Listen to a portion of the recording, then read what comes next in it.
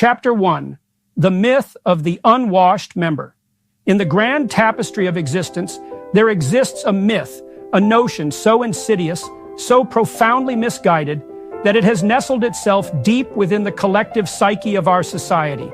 This, my dear readers, is the myth of the unwashed member.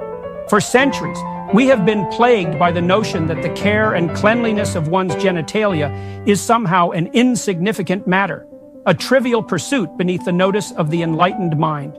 But I implore you to reconsider this assumption, to embark on a journey with me through the labyrinthine corridors of human consciousness, where we shall explore the profound implications of the hygiene of one's most intimate appendage, the ancient wisdom of genital hygiene.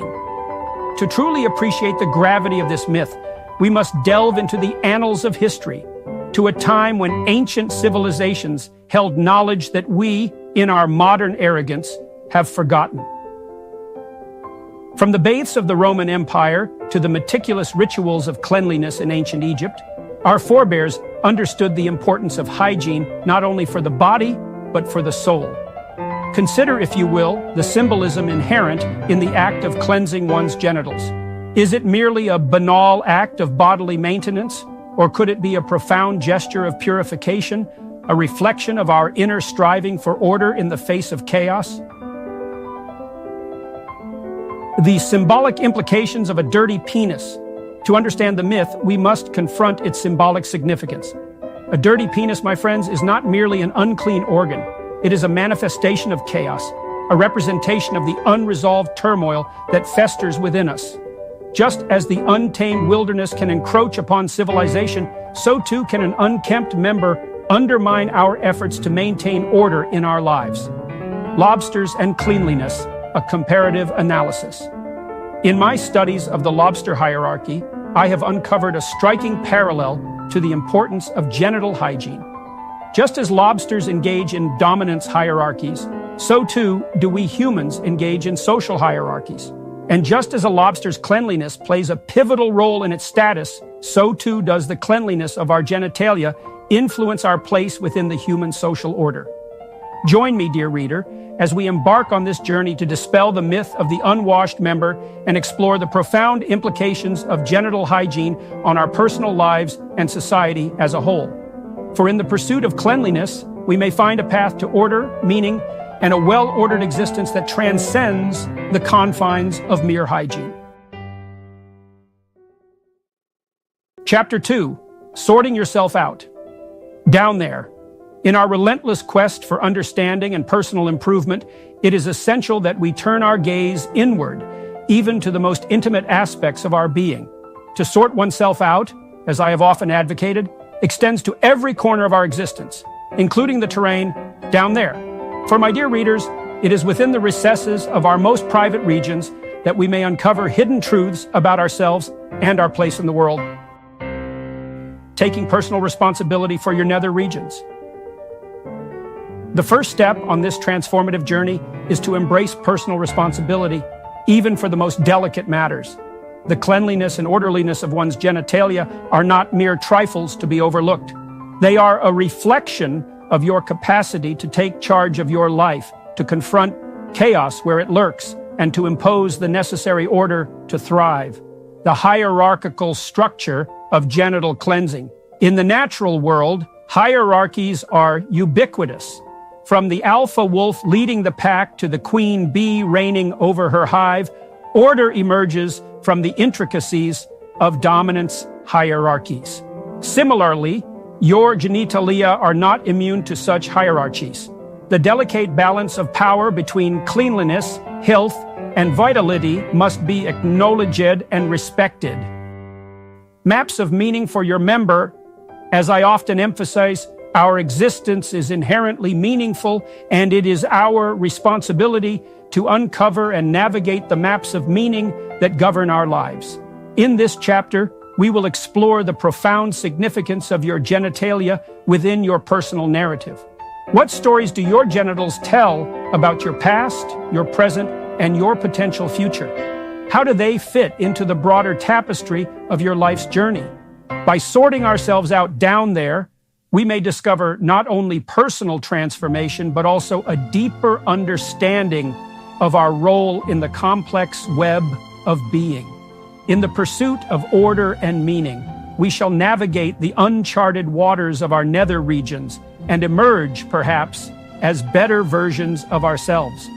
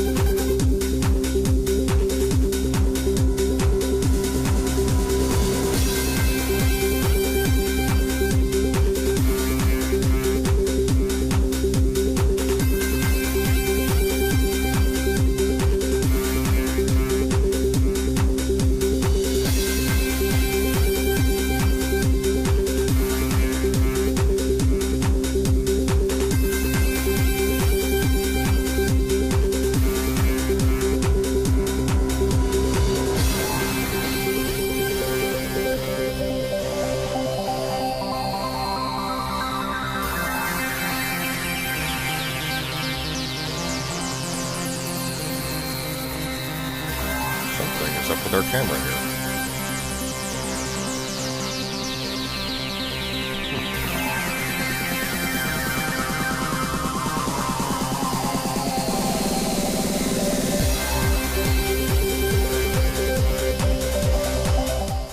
It looks like it's light correcting, but that seems to be off. Odd. Okay. Hang on, so if I go into properties, configure video. No? Looks like it's normal.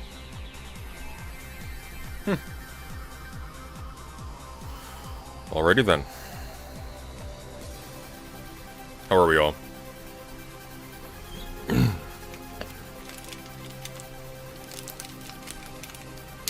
International theory, well, that's the trick. You have to vote, your vote has to win, and the theory meter has to fill. If the theory meter doesn't fill, we have 3 hours of woo. Believe me, this is going to hurt me more than it's going to hurt you. Hey, No Justice, how you doing? We have friends. You said this was a hot tub stream unsubbed? I'm in a hot tub right now. You can't see my lower half. Remember, the 18 plus part of the stream is only from the mirror, the meter fills up.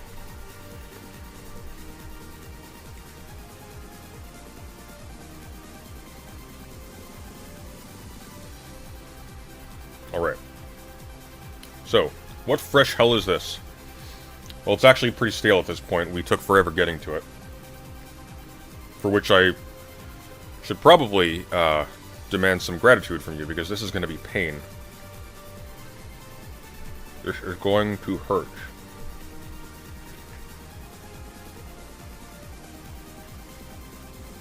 Alright.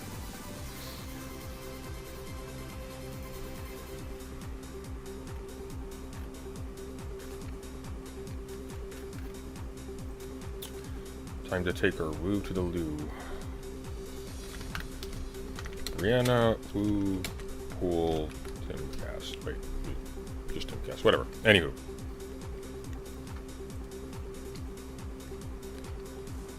We'll have to make ourselves smaller, won't we? Okay. Gonna move us there. Like so. Yeah. Yes. Actually, no, we're gonna go up here because we need room for the theory meter. And we're gonna make the theory meter a tiny bit smaller. Tiny bit smaller. Remember, if this fills, we jump immediately into theory. Okay. Now let's pull up the thing we're actually here to suffer through. Oh god, it's about Gamergate? Again? Oh, I don't... God damn it. Alright, well, anyhow. This is... From Gamergate to Civil War with Brianna Wu and Alex Baldwin. Why does that name sound familiar? Alex Baldwin. Who is that? No, not Alec Baldwin. Okay, what if I look up Alex Baldwin Gamergate? Oh, Baldwin has sometimes been credited with originating the hashtag Gamergate. I see. Alright, well. This is gonna suck.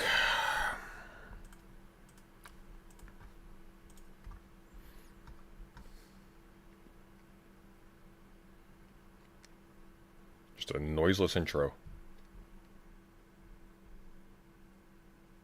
Nothing. Like a little... So, how did all of this start? The culture war, where we are today in politics. Some say, for those that pay attention heavily to electoral politics, that, you know, Donald Trump's emergence, that phenomenon resulted in this. But there was a lot of stuff that was going on well before this. And there are many people who believe Gamergate was the beginning of the culture war. I think that's a fair assessment. There were certain things going on. Gamergate was the beginning of the culture war?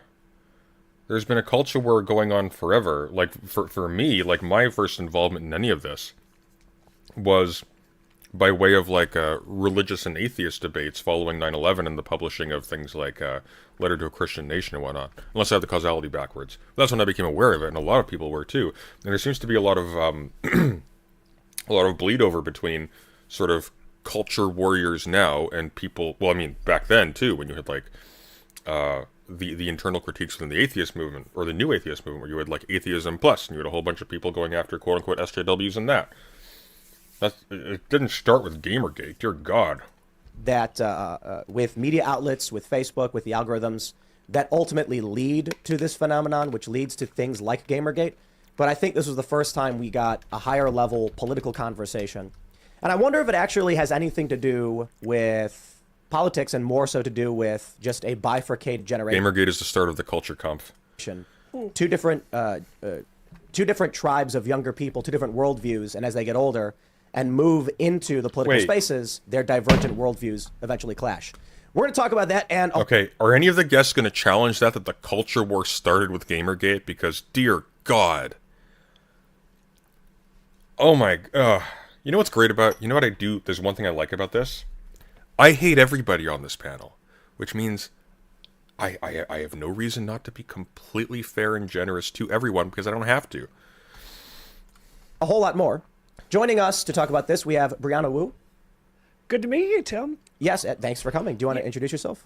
Yes, my name is Brianna Wu. I think I'm a retired 4-star general in the culture war. Today I run a pack with Cenk Uygur over at TYT. Very proud to do that. And, Tim, I know I've said some snarky things about you online, so I appreciate you inviting me to your home everybody's nonetheless. invited. Yes. Oh, no, right on, absolutely. And then we have Alex Baldwin. Do you want to grab that mic? That's me. I hope this works. I'm Alex. I'm also known as the Hat Man. This hat right here is what I'm known for.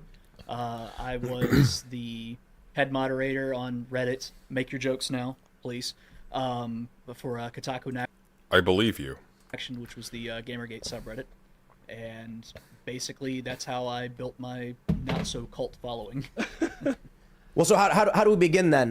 Do one of you want to explain Gamergate or where we're at? Well, I could certainly explain Gamergate, but I think the reason Alex and I are both here today is we've had 10 years to reflect on this. Alex, I consider us friends at this point. He literally ran the Gamergate subreddit, Tim, and something the two of us feel very strongly about is a lot of people made money and got what they wanted from Gamergate. Neither of us got anything we were fighting for. But you weren't fighting for anything. Other people were fighting for stuff. You inserted yourself and faked a harassment campaign against yourself to try and get famous. You weren't fighting for jack. Look at women's rights 10 years later. It's not in a better place. In fact, like if you look at the articles surrounding the release of her game, Revolution 60, she talks about how she was gearing it towards the female brain or something. Like, she came at this with an intrinsically sexist attitude. She was just on the flip side of it. Place from before Gamergate, the things you were fighting for as far as wanting journalism and more openness in how game journalists were reporting things, I don't think that's in a better state today. I think what I really came here to talk to you about, Tim, is I think the entire premise of your show, Culture War, I think it's flawed. I think you have two veterans here on different sides who have really come to the conclusion that this is not a way forward for our country. It's a war that cannot be won. Brianna, someone needs to take you aside and explain to you that you are not the main character in anything at all. You don't do anything. Nothing. The most noteworthy part of your political experience, which you vaunt endlessly, is that you used to campaign for a segregationist. Which, by the way, as a former right-winger, I didn't do. That's weird even for me. Well, what's the premise that's flawed? That we need to have a culture war and we need to be fanning these issues that are on the side. Why does Tim have a sword on his wall? Why does he have a pirate gun on his wall? That's what I want to know. Having very hyperbolic, approaches to talking to each other. The thing I've learned, but we don't do that. I think I have a different assessment, respectfully. But what I wanted to say is, Hang on, what was that? I was talking over them. I couldn't hear. Well, what's the premise that's flawed? that we need to have a culture war and we need to be fanning these issues that are on the side, having very hyperbolic, approaches to talking to each other. The thing I've learned, But we don't do that. I think I have a different assessment. That's a mistake unless you specify the medium, because right now she's a guest and she's being allowed to speak more or less without interruption in a pretty calm setting where everybody's just introduced themselves as essentially friends. If she wanted to bring up like specific instances of Tim Pool saying outrageous things on Twitter, examples abound. That would be a good move, but you can't just say stuff like this. You need to bring up examples because now she looks crazy. Respectfully. But what I wanted to say is the conclusion I've come to is I think if you're really serious about making women's lives better in this country, talking and screaming at each other on Twitter, I don't think it's an effective way forward. I think we need to be far more focused on policies that improve women's lives. And I think that's one of the main things that feminists miss during Gamergate. So, But you're on Twitter constantly. in what way, I guess, would you say that this show engages in that kind of behavior? Tim, so one of my goals today is I don't want to be contentious with you. I did watch a lot of your show preparing for this. I think that I have a feeling this is going to age very well. I've watched a lot of your show preparing for this. Okay. respectfully, you tend to really inflame these culture war points. Tim wanted her on to look crazy. I mean, obviously, he's not bringing her on for the intellectual content. Dear God. I watched your segment with Jackson Hinkle. I've seen how you talk about the left and Joe Biden and Democrats in general. I think it's very hyperbolic. I don't think it's good for the country or the conversation. So, anything in specific that we could use as a launching point to discuss? Do you want this whole time to be talking about you? She has nothing. She has no examples. It's Tim Pool, Brianna. This is the easiest. She has nothing. 4 minutes in, this thing's 3.5 hours long. Do you have any examples? Do you really want to make this whole time about... You brought it up.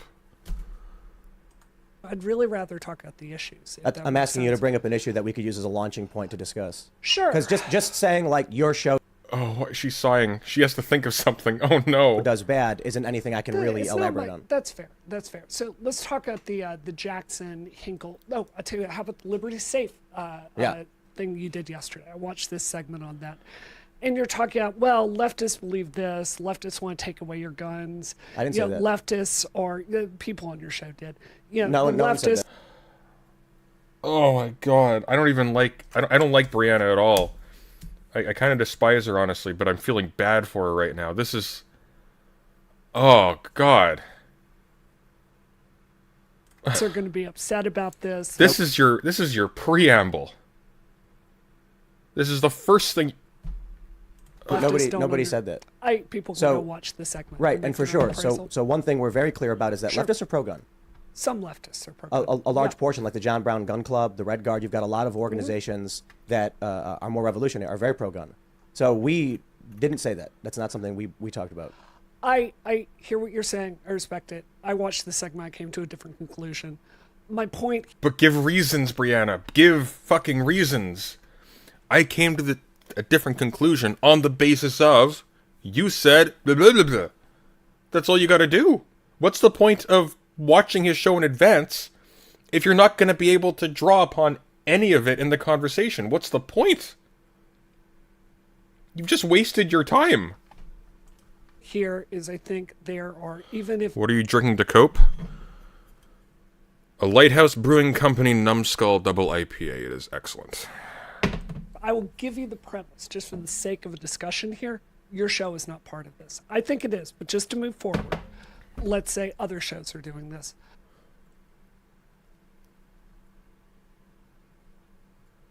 Oh my God. Oh my God. She's demolished in the first 5 minutes. It just started. It's over. She has no credibility anymore. You can't just make shit up, Brianna.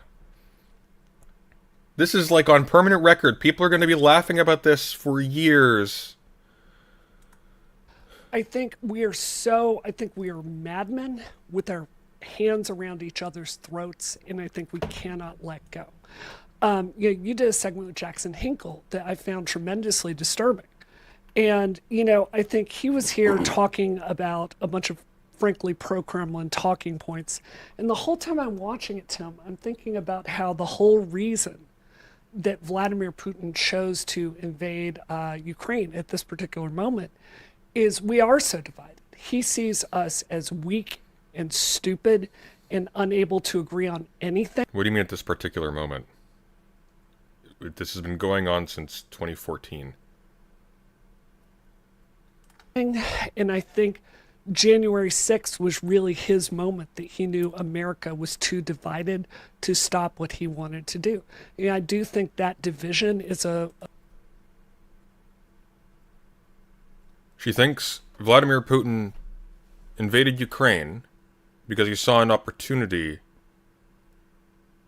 in Tim Pool not being able to see eye to eye with Hassan Piker.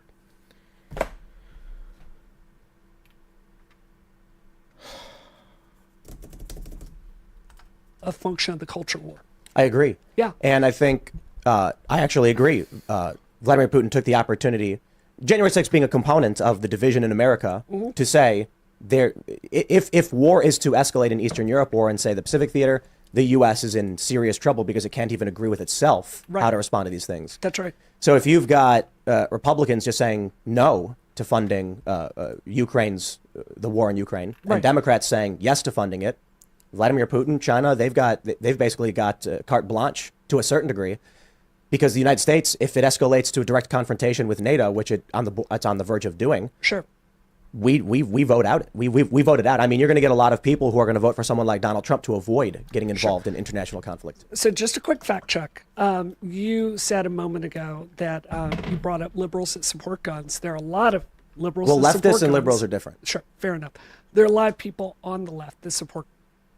That's true. Leftists and liberals. Thank you. Well done, Tim. First sane statement of the night. We're only 7 minutes in. You realize this makes Tim smarter than like 90% of the people in DGG. Just it's terrifying. Guns. When I watched the Republican primary debates a couple of days ago, This is 4 days ago. That's how old this is. Seemed like the only person there that was not for funding Ukraine was Vivek. So I do think there's a lot of people with national security experience in the Republican Party that support what we're doing in Ukraine.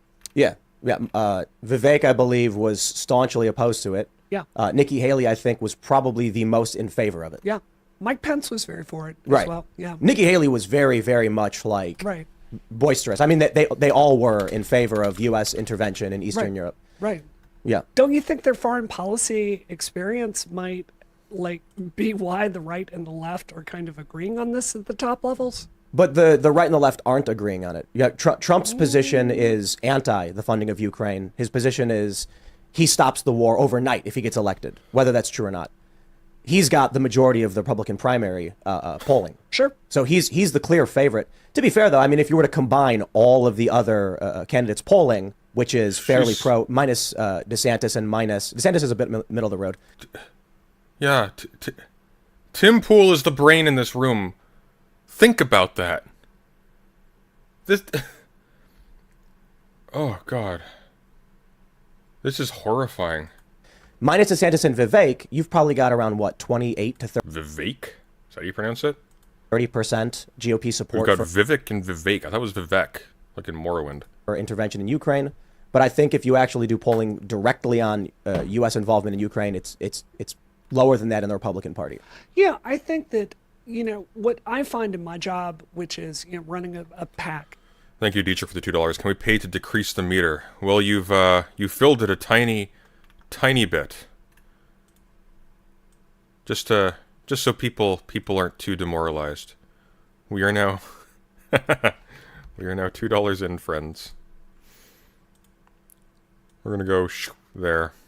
We make it to 100. We skip all of this, all 3.5 hours of it. We go straight into theory. And it looks like right now what is winning... Oh, hit the theory bar. Looks like right now what is winning... Oh, did I... Where's the poll? Hang on. Hang on a sec. Did the poll disappear? Where'd the poll go? Okay, well, it looks like as of me just looking now, Marx's critique of Hegel was winning. So I'm going to add this here. Theory, stream, options.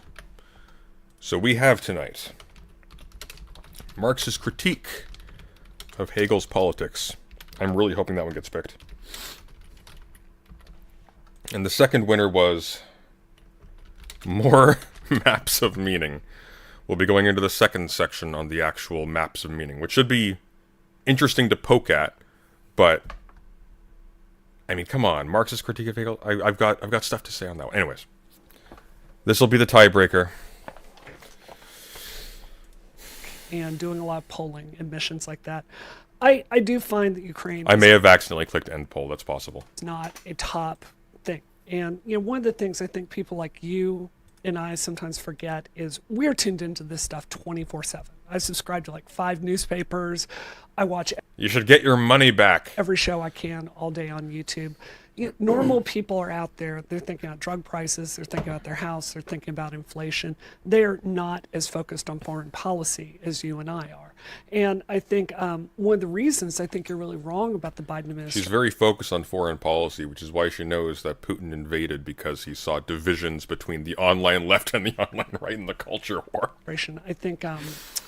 I think sometimes when I've watched your show, and you can tell me if I'm wrong here, it's felt like you've characterized the Biden administration. By the way, because nobody actually critiqued the idea that the culture war started with Gamergate, this means, ipso facto, vis-a-vis concordantly, that Putin invaded Ukraine because of Gamergate. Is eager or very happy to be supporting Ukraine.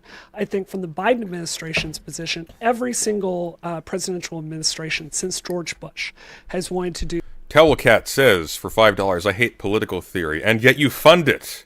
Fool that you are. a pivot to Asia Thank as you very far much. as our foreign policy. There's a whole world out there besides, the Middle East and Russia, and they've wanted to look at China, which I think both you and I would agree is an increasing threat to the national security of the United States. And I think when Putin invaded the Ukraine, I think there were a lot of people in the Biden administration that were thinking about the domestic agenda that they had really focused on, that they would be unable to really push forward as much as they believed because Vladimir Putin was going to be such a mission priority. Yeah, if you go back to right before the transition, 2016 into 17 with Donald Trump, the Obama administration's position was that China is not the threat. Right. Now, Should be another meter to decrease it. If we fill the meter and somebody else gives me $100 to unfill the meter, I won't honor that because I want to do theory. That's what I want to do. The reason for the theory meter is so that we can make the educational and interesting stuff financially viable. And I'm holding you hostage and forcing you to endure this to motivate you. that was the conversation with Michael right. Flynn that That's Vladimir right. Putin was. Yeah. So I don't think the past administrations have. I mean, maybe they say they want to pivot to Asia, but if you take a look at the policies regarding the Middle East, Syria, Turkey, into Ukraine Right. and Europe, Right. with She's a grifter. Brianna Wu is not a grifter. Brianna Wu comes from a level of wealth that you can't imagine. Brianna Wu wants to be a famous, important person. To that end, she's effectively a grifter. She's doing the exact same thing a grifter does, but the currency she is trying to accrue is not money. She wants to be important. Be at peace. Let not your heart be troubled. She will not succeed. Russia and their gas monopoly and things. I think. This Thank is you, exactly where they Valhalla wanna be. Video, for the 5 pounds. I think the United Swell. States feels forced into it. I mean, I think you and I would probably agree that our long stay in Afghanistan was a serious foreign policy mistake that frankly got friends of mine killed. There have been a lot of missteps in trying to withdraw from that region. My main point here is I feel like you've mischaracterized what the Biden administration wants to be focused on. I think this is something they feel forced to focus on. And that's fine, but that's an opinion based on the assessment of facts. Sure. So if we're looking at a Biden administration that's put a $250 billion Shai Hulud, may his passing cleanse the world for the cup. I don't know what that means, but the cup filleth. into $250 billion, right? Into Ukraine, to that conflict specifically. And if you take a look at the history going back to the 2000s with policy on Syria, the Qatar-Turkey pipeline, Gazprom, etc., they're doing exactly what they've been doing for the past several decades. Yep. So I think this is where I've watched your show. We're closer to I closer know to here. We're at 30 sometimes, right like, now. when Emma was on, you criticized her for not watching your show. I actually watched a lot of your show preparing for this. She watched a lot of his show. So I think one of the ways that I would differ with you is, I think, generally speaking, directionally, when I've watched your show, I feel like you feel the United States is I feel like she's aged fairly well. I think she looks a lot better on camera now than she did 7 years ago. strongest when we withdraw from the world, and we are not an She has one of those faces you have to age into. active participant I was not so blessed. in geopolitics. Well, I mean, hold on. Saying If I'm mischaracterizing you, please let me know. Yeah, saying putting $250 billion into the Eastern European war front when we're not prioritizing, say, like lead pipe. Altfax, thank you for the $20. I have a dream, as do I, and the dream is filling. Okay, I need to think of something better to follow that up with, but yeah. In Flint, Michigan, is 100%. right. So how about before we decide that we're going to fund Ukrainians in their war with Russia, not even a NATO nation or an EU nation? I mean, why don't we help the people in Newark, Pittsburgh, Flint, etc., who have Because Republicans don't want to help them. They think they're disgusting, and we have the money to allocate to them anyways. It's not that there's like a tiny little pot of cash and we've decided to allocate it all to Ukraine. It's that that's a thing that could get pushed through, and we have contempt for the people at home. That contempt doesn't go away just because we don't fund Ukraine. And sometimes why I'm saying we, I'm in Canada. lead in their pipes and their kids are dying. Why don't we? Sure. How about we get universal health care before we go to war? Look, I'm 100% with you. There's no excuse for us having failed on that. Just as a fact check, it is factual that many of the weapons that we have sent to Ukraine were sitting here in the United States in warehouses. There was a huge cost to us keeping that and maintaining it, and many of them were scheduled for decommission anyway. And there's an under-discussed fact that in many... It's like Hitler. Why are you invading France when you could deploy all these resources to help the mentally ill? That's the argument Tim's effectively making, taken to a new extreme, but it's the same essence. ways we're getting rid of these things that we were going to have to take apart anyway, and there's a cost savings there. That said, I fully agree that we should be focused more on domestic policy in this country. I think if you look at the accomplishments of the Biden administration, the Inflation Reduction Act is clearly his biggest accomplishment, right? It's not enough domestic. What? See, this is what kills me. Brianna Wu has been the world's biggest optics cuck in recent history.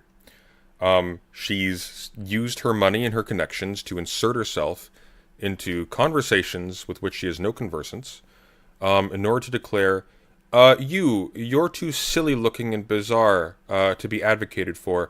You will have your rights accounted for once we, the serious people, succeed. She then proceeds to put herself into the public eye in the most... Well, she proceeds to put herself in like very, very visibly in the public eye, situating herself as a main character in these events, like this Tim Pool conversation. She comes on with zero preparation, making absurd statements, confused and blathering and just kind of doddering her way through the conversation, embarrassing herself, and providing a propaganda smorgasbord for the opposition to use against her and against everybody she represents or is trying to represent. It's like stupid. It's because she doesn't actually care about anything. She's here to become famous. That's all she cares about. She wants to be famous. She's a brain dead Nepo baby who just really wants to be taken seriously. She just doesn't want to do anything that would merit being taken seriously. Specifically in the Inflation Reduction Act, would you point to? Oh gosh. Well, I think the fact that gas prices are, what is it, $1.80 less than their peak in 2022. I think a national unemployment rate of 3.5%. The United States is not the only country in the world that has dealt with inflation, but I think we have gotten it under control faster than other developed countries. I think it's been a good success. I wonder, though, it's hard for me to give an assessment on that, considering COVID overlapped between the Trump administration and the Biden administration. So setting a metric on how much we've improved is difficult, considering COVID lockdowns. I agree. And then, and just to add on to that, I think if the Biden administration continues to say the economy's good, more Americans are working than ever before. Can we swear on this show? We try not to, but if you do, it's whatever. We're effed if we continue down this path. People don't feel that way.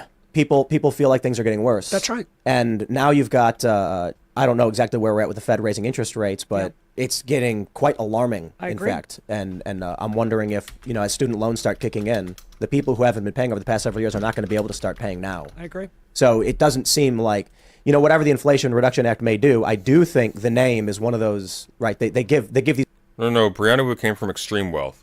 So one of the, I don't want to dig into this because it gets very easy to accidentally come across like dead naming stuff and whatnot. It complicates things. But early in her career, such as it is, Brianna Wu used to talk about her background during Gamergate, and one of the things that happened was, if memory serves, she was given a, what was it, $200,000? Was it $20,000 or $200,000? Hang on, let's see.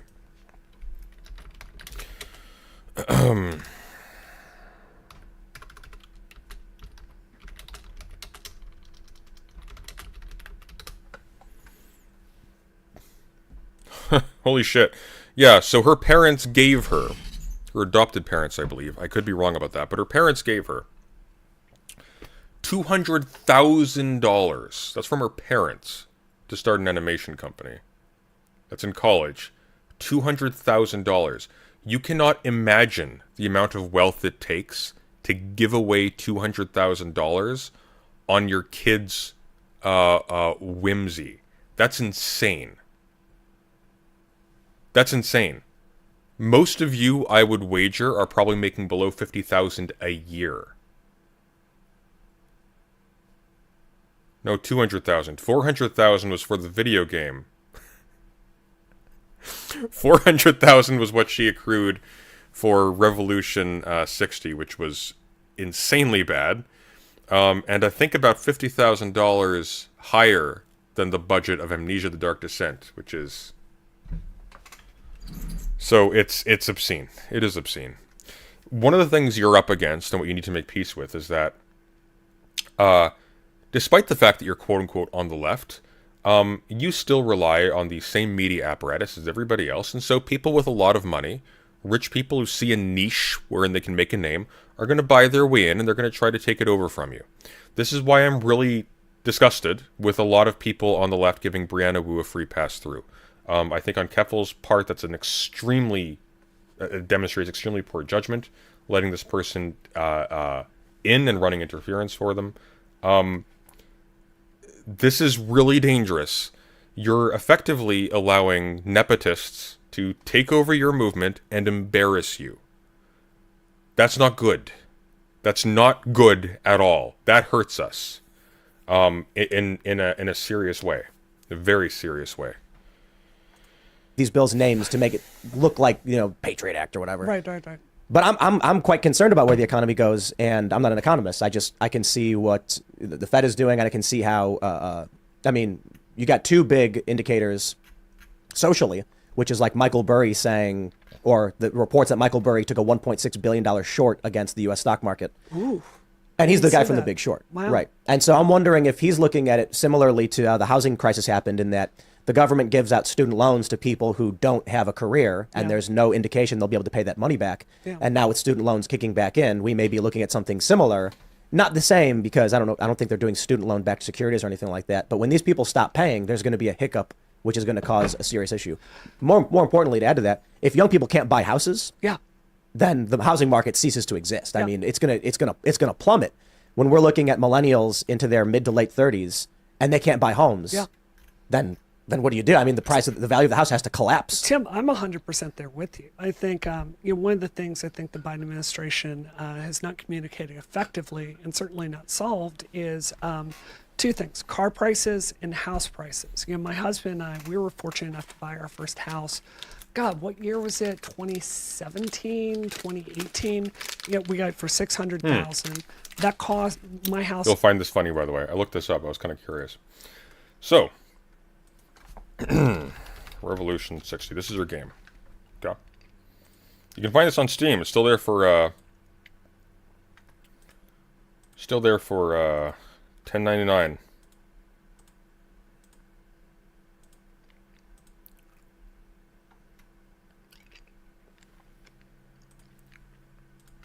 So here we go. Let me just save this. Woo game.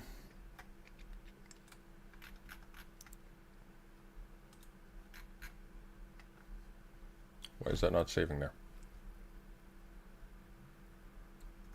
No. Whoa.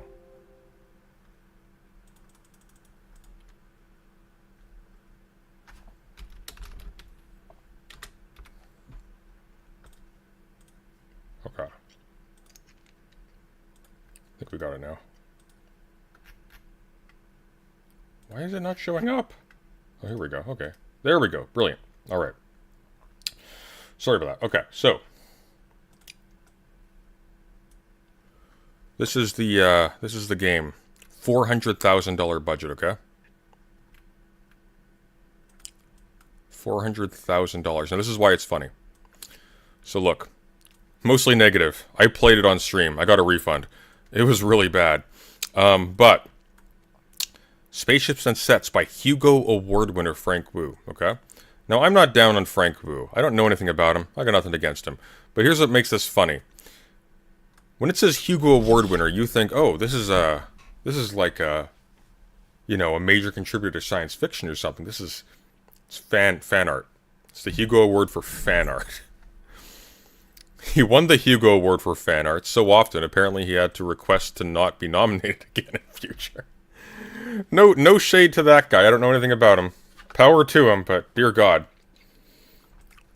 They did not specify Hugo Award for fan art in this advertisement.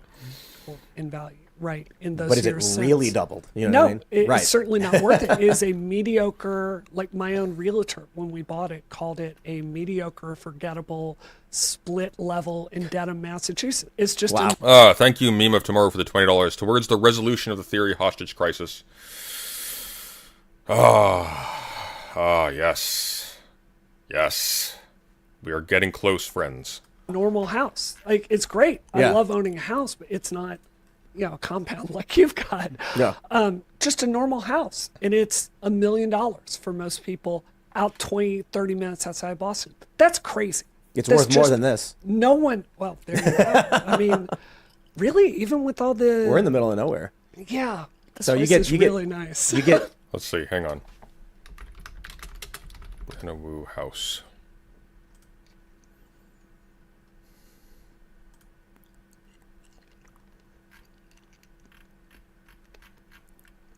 I'm not going to show it on stream, I'm just curious.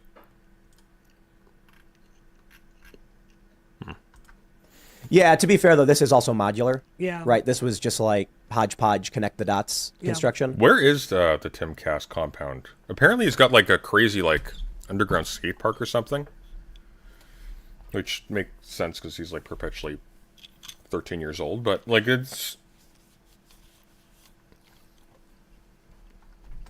Yeah. So the building that we're in, for those that are wondering, it's I think it's like 10,000 square feet. Right. To come back to the point, though, rent, I really do believe that large data aggregation is one of the major factors. Rent in the United States has skyrocketed because you've got landlords using large data. There was a really good report that came out recently on this, talking about how they will figure out how to push the rent higher to the point people will actually pay it. And it's caused this West Virginia? Okay. huge skyrocket in rent all across the United States. Additionally, I don't know if you follow the account Car Dealership Guy on Twitter. really, really interesting person. He does a lot of data research into used car prices. I collect and restore old Porsches, so I love this account. And he's talking about how you've got used car dealerships just absolutely folding in Florida right now. The prices have gone through the roof. The inventory is down, and you've got even wholesale businesses that cannot make any money from this. The United States you have to have a car to get around, and just normal people are priced out of it. This is not tenable. It's a house of cards. Yeah. I mean, maybe that's why Michael Burry's betting against it, because the value of something is what someone's willing to pay for it. Right. And what we have now is people are looking at houses and cars and they're saying, well, if they're selling it for this price, I'm going to sell it for this price. Yeah. And then people don't buy it. Right. And, so interestingly, at the same time, inventory is low. Yeah. We went to go look at used car because we have guest transportation. And we go to these dealerships and they're like, we have 2 vehicles available. I'm like, Yeah. what? Yeah. We had to go to like 5 different dealerships until we could find something. We ended up buying one. And You know what's crazy? Alec Gunter got more coverage than this conversation did. That's nuts to me. Alec Gunter on Jubilee got more coverage, got more exposure, and had a better showing. Than Brianna Wu on Timcast here. That's nuts. I'll spare the auto manufacturer, but it was a piece of garbage we lost a ton of money on because it kept breaking, and we're struggling to find a vehicle. Prices are through the roof. It's crazy, and we're a company that can afford to do this. I don't understand how whatever the system is persists as it is. You look at things like Uber, with how many people, you're not making a living doing Uber. That's right. The cost of wear and tear on your vehicle, you're probably making a couple bucks. I think New York Times said it was like a couple bucks an hour. After you pay for your gas, you pay for your brakes, your tires, and all the damage to your car. And then the intrinsic value of the car is There's a lesson here. Wu thinks they are bonding, that she is building capital with Tim. He will throw this notion in her face. She's really dumb. She thinks that winning over the opposition means getting them to smile at you on screen. That's not how that works. He looks magnanimous right now. He looks magnanimous to me. Poole is not stupid. Poole is a cynical son of a bitch. And he's wrong about everything, but he's not stupid. Philosophically, he's stupid. Intellectually, like at the level, at the kind of intelligence that you care about at a university level, not a brilliant guy. But he's shrewd here. Wu is not. We're 18 minutes in. She is going to be butchered here. Like I'm seeing it set up as we go.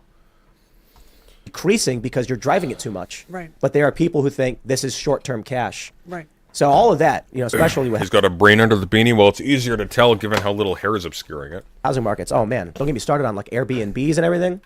I hope this is not doxing anything, so you can edit this out if it is. Well, it's live, so. If you come to Tim's house, he has a beautiful 1980s Pontiac Fiero in the driveway. So That's my please, brother's. You gotta fix that thing up, man.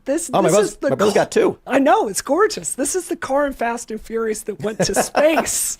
So please, if I ever come back here, I will go help your brother in the driveway. We will get that thing running. You can pick me. Oh, they up run. on that next I time. think one is he's got two. One's green, one's red, and It's one's so gorgeous. God, is she just miserable? Like, is she just a miserable, lonely person who needs friends? Is that what this is?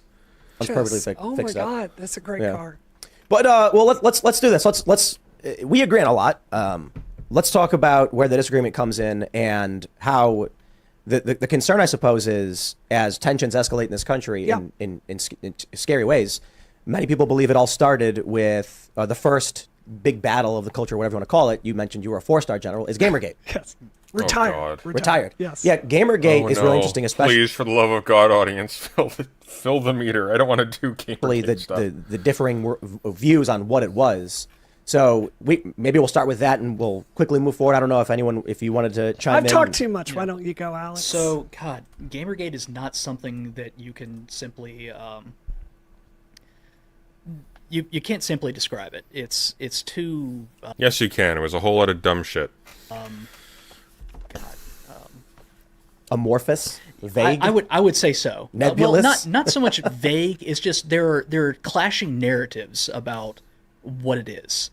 On one side, you've got people that were fighting a fight for better transparency. No, so it's really very simple. So there were some larger figures who made a name for themselves criticizing anti-consumer activities on behalf of game companies and et cetera, et cetera. This drifted to games journalists and so on and so forth, largely on the basis of suspicion, and eventually it ended up targeting people like what's her name, Zoe Quinn and whatnot, because they were perceived to have relations with like specific games journalists, and therefore, people care about women representation in gaming, and women being characters and things like that, because they're sleeping with women game developers. And so you had a lot of fairly large figures who were, they were known for fielding like fairly valid critiques of the industry, but at the same time, they were providing a respectable cover for a lot of people who were doing stuff that was a lot grosser. And then in response to it, a bunch of people pop up to build media careers opposing it. And that's basically it. It's incredibly uninteresting. It really is. It's powerfully uninteresting. It's not important. No culture war started there. It's actually the embarrassing side story of anti-SJW losers from like 5 years ago.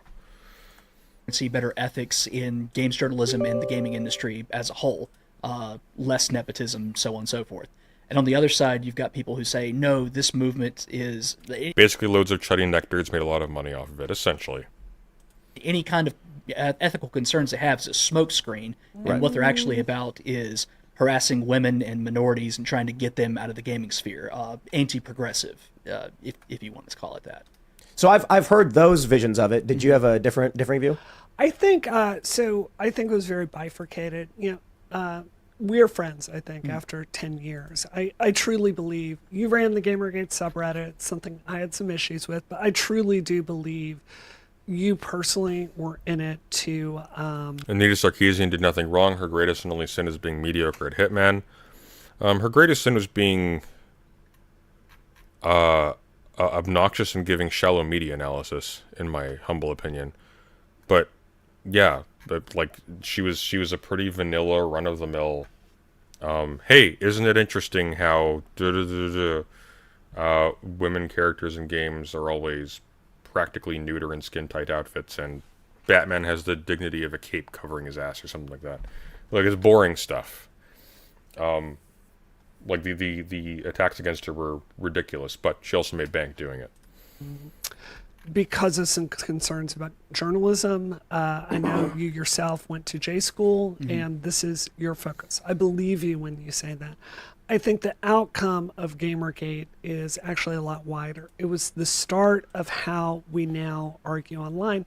And Tim, I want to bring this back to you and ask you really. No, it wasn't. No, the start of how we argue online, unfortunately... Oh, what just happened? Am I still live? My monitor just turned off. Nope, we're good. Okay. What the... Alright. Hey, stop that. What on earth just happened? Okay, I think we're back. It almost gave me a heart attack. Okay, where's OBS? There it is. Everything switched screens. What? Why? Oh, that's so weird. No, Gamergate did not frame how we argue online. I think Destiny kind of did, unfortunately. Like, the whole style of how most online debates and panels go, it kind of apes that particular highly confrontational, unmoderated mode. I think that was pretty paradigmatic, that whole approach. Because until then, debates were still kind of debates. Like, Sargon versus Richard Spencer, it was just two blokes arguing. There wasn't a style to it, but now there's like a debate, sort of, like it's almost like a language. Like the wait, like that kind of thing. You know what I'm talking about?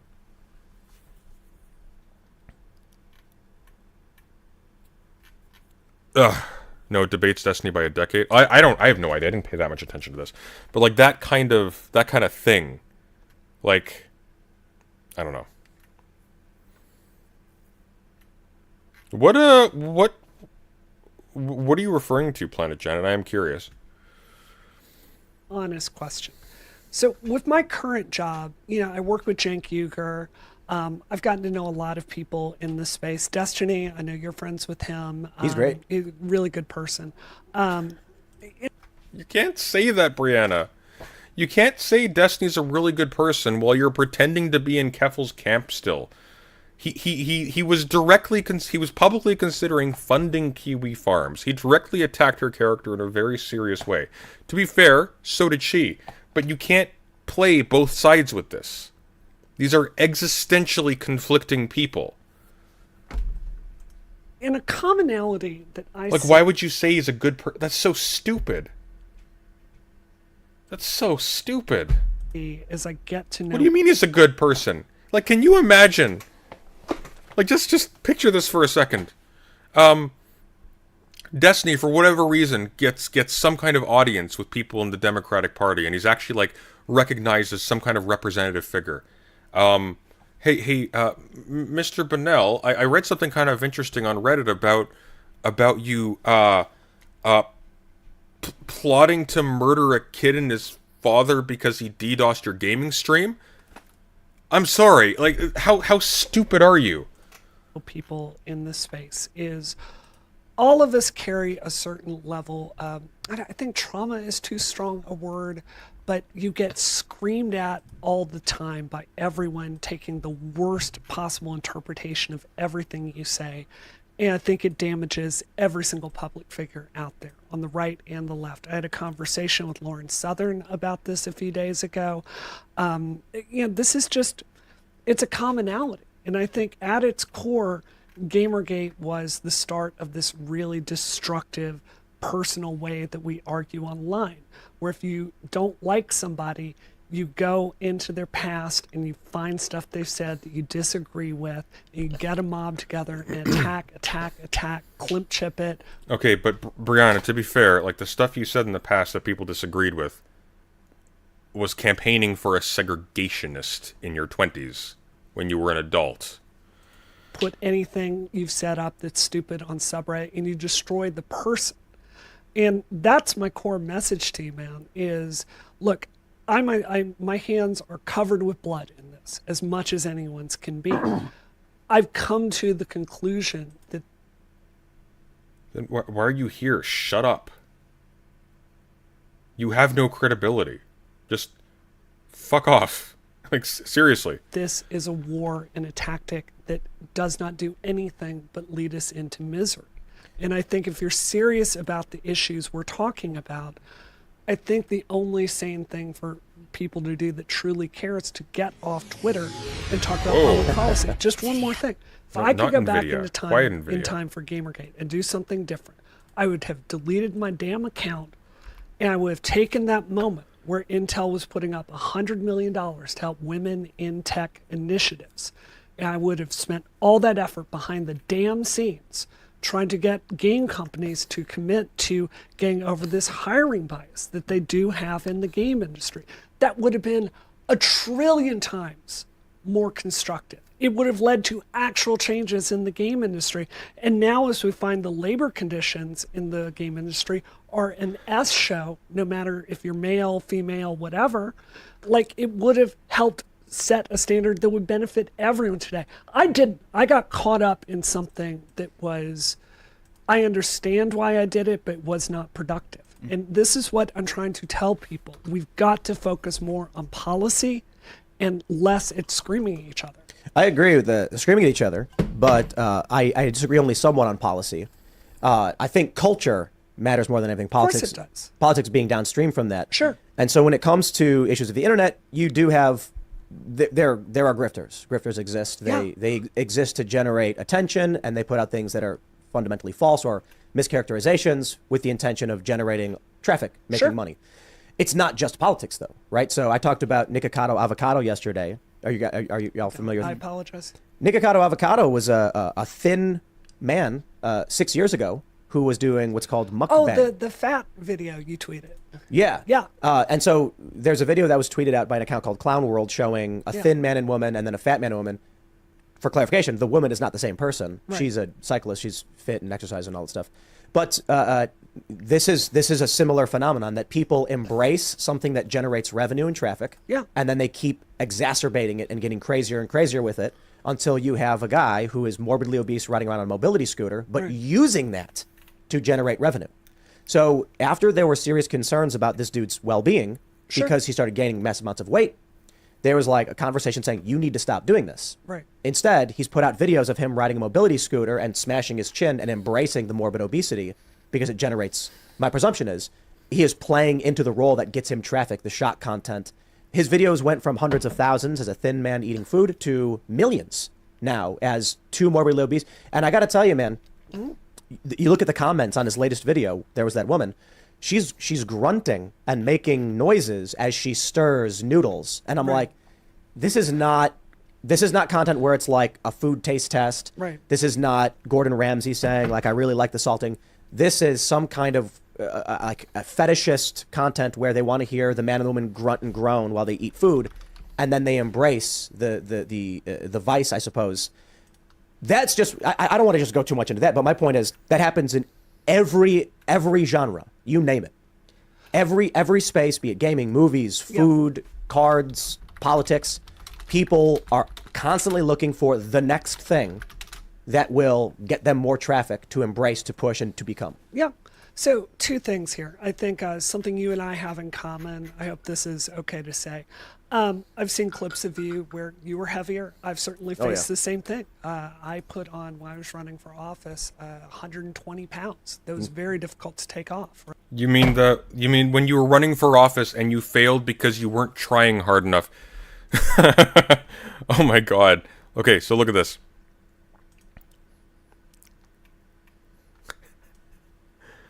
Look at this. Okay. Game developer Brianna Wu loses bid for Congress. Said she didn't fundraise hard enough.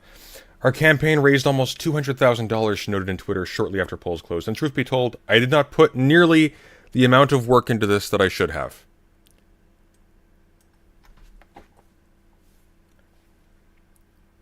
You can't admit this. This is not a thing you can say, because what you have just told everyone by admitting this is that you were doing this for ulterior motives. You didn't give a shit about the people's lives who would be affected, God forbid you won, or for people who directed their votes and their resources towards your campaign. You didn't care about them. You weren't willing to put in the effort. So, I'm sorry, like when you say you can't say I didn't put nearly the amount of work I should have into this, and then attribute like the physical toll of this period to that. No, you took a physical toll of this because you were probably in your house like freaking out because you realized you had embarrassed yourself over and over and over and over again publicly, and no amount of money could save you from this. Right. So I think it's fair. I think there's a way to talk about issues like weight gain with love and compassion. Thank you, Altfax, for the $10. It's true, we must unite for freedom from the pool house. We aren't there yet, friends, but we are close. We are so close. So close. Passion, because I do think it's the best way to live your best life. You want to be healthy. That said, if someone's destroying themselves, that is, I'm just libertarian enough to believe that is a choice they can make. What I am far more worried about is I think there's a huge cottage industry that has exploded since Gamergate on all sides. I think it's primarily on the right, but we certainly have actors on the left that do this. They essentially produce political pornography. Let's hear that one more time. I'm just libertarian enough to believe that is a choice they can make. What I am far more worried about is I think there's a huge cottage industry that has exploded since Gamergate on all sides. I think it's primarily on the right, but we certainly have actors on the left that do this. They essentially produce political pornography. And what I mean by this is they aim directly at their readers' basis. How long is this video? 3.5 hours. Oh, bless instincts. you. Bless you, Shai Hulud. We are now... Oh, not quite. Not quite, unfortunately. We are still in the 90s, but we are ever, ever so close. We are so close. What actually is the number we're at right now? So we are at 94. I should have set the bar higher. We are at $94. We need to get to 100. 100 to get to theory. We're so close, friends. No, not a little bit closer. We've just overshot the mark. We are there. We've done it. We've survived. Those are US dollars? I'm not counting that. I'm counting this in US dollars. My business is not dictated by the economic state of Canada. Thank you, Lily Ten Shoes, very much for the $12 Canadian. It's greatly appreciated. So where did we end off at? We are at $104. Well done. We did it. I didn't even have to finish my beer. So we're going to do an hour and a half of theory. Hour and a half of theory, and it's going to be good. Gonna get some water, we're gonna go through it. And it looks like landslide victory. Marxist critique of Hegel's politics wins. So, I'm gonna grab some water and coffee. We are going to jump into Hegel and Marx, and then after that we will return to this. And the theory resets if for whatever reason you want to. God help me if you do. I'll be right back, and then we are going into the theory. We made it 27 minutes into this video. An hour and 16 minutes into the stream. So, I mean, we would have been here for a long time. And we still might be. We'll see. But I'll be right back. Theory time.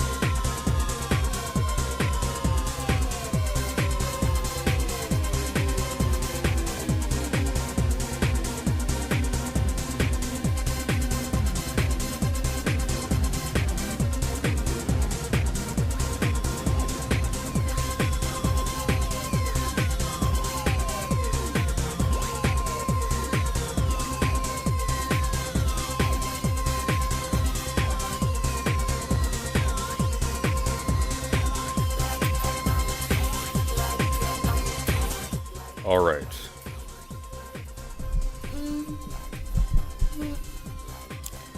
It is time.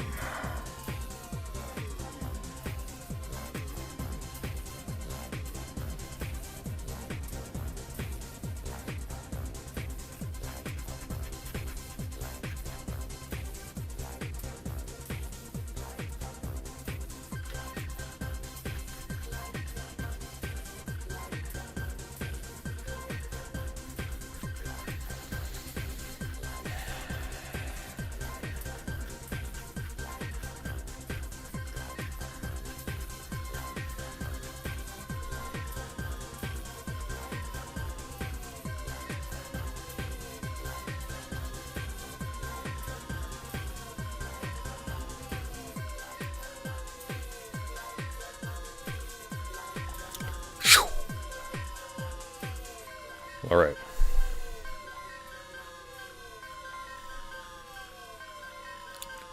So, this is actually a whole ass book that Marx wrote, but this is what is called the contribution to the critique of Hegel's philosophy of right. So this is not the whole book. This is, however, a critical section that's concerned with his politics in particular. This will be the third time I've read this. There will be points of intersection, rather, with the thought of Machiavelli of all people. Karl Marx, as a political thinker, is brilliant. He was ahead of his time. He was ahead of virtually everybody. You will find within his political writings identical but more sophisticated accounts of the state and bureaucracy as you will find in Max Weber. Brilliant. His reputation as a strictly economic thinker completely misses what Marx is about. Marx is fundamentally a theorist of politics who transcends the state and transcends a state-centric mode of approach. So we're going to go through this. We're going to take a couple of detours along the way. It will take us a bit of time, but this is a fantastic piece of writing. You will not regret us going through this. And I actually have...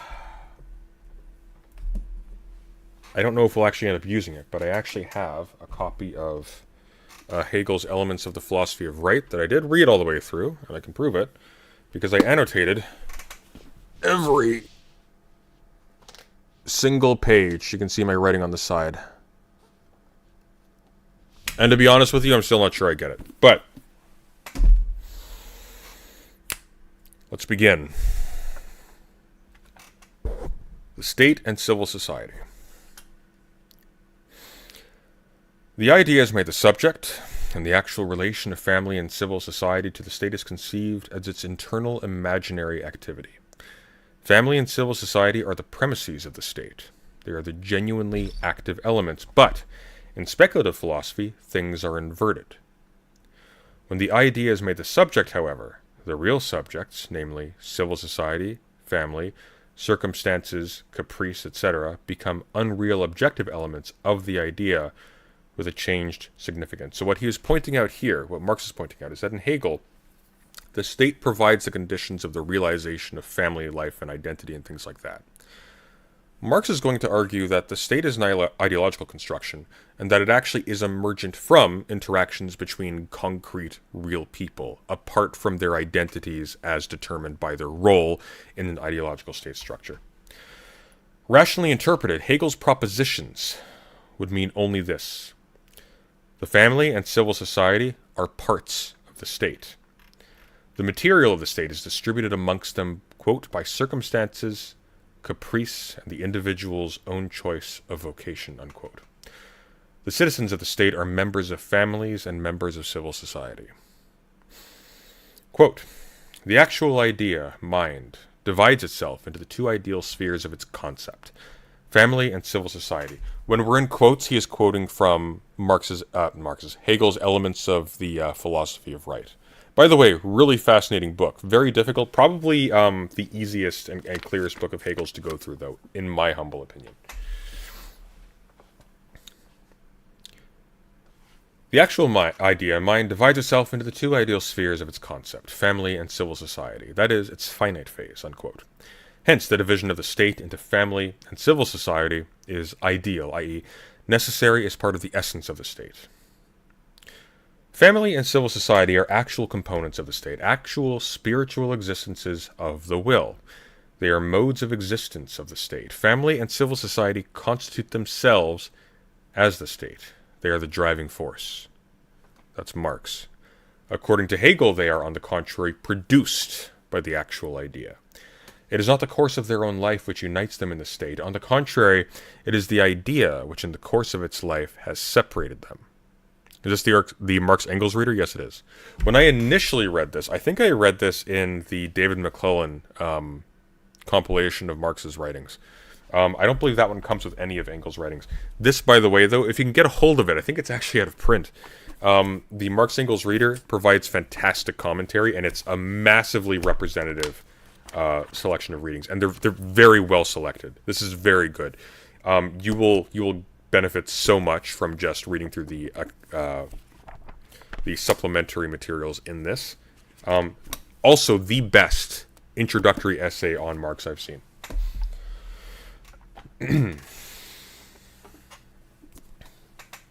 And you can actually get a complete copy of the Critique of Hegel's Philosophy of Right by Marx from Cambridge. I think it's like $30 on Amazon. I have to get that myself. I actually haven't read the whole thing yet, but it's solid. You'll see what I mean. I think this was written in his 20s. Let's actually double check, because Marx was actually brilliant beyond. Like, you have no idea how smart Marx was. Marx was incredible as a theorist.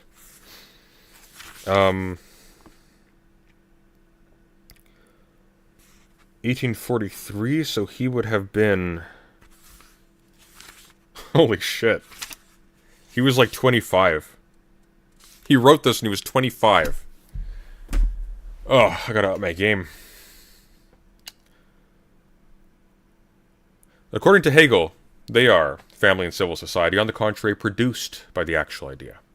It is not the course of their own life which unites them in the state. On the contrary, it is the idea which in the course of its life has separated them off from itself. Indeed, they are the finiteness of this idea. They owe their presence to another mind than their own, i.e., they owe their identity and their existence to the facilitation of a state which gives them their identity and their rationality within a closed whole. With a W. Don't get too excited, Haas. They are entities determined by a third party, not self-determined entities. Accordingly, they are also identified as finiteness, as the actual idea's own finiteness. That is, they are a particularization of the whole. They are a part of the state. The state is ultimately what gives them their essence. They are a concentration of a particular element of the state. The purpose of their being is not this being itself. That's Hegel, not Marx.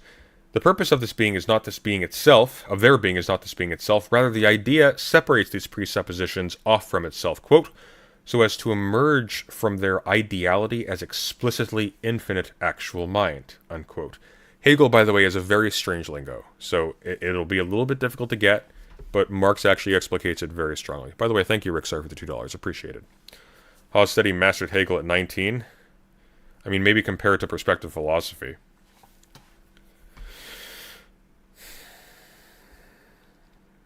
That is to say, there can be no political state without the natural basis of the family and the artificial basis of civil society.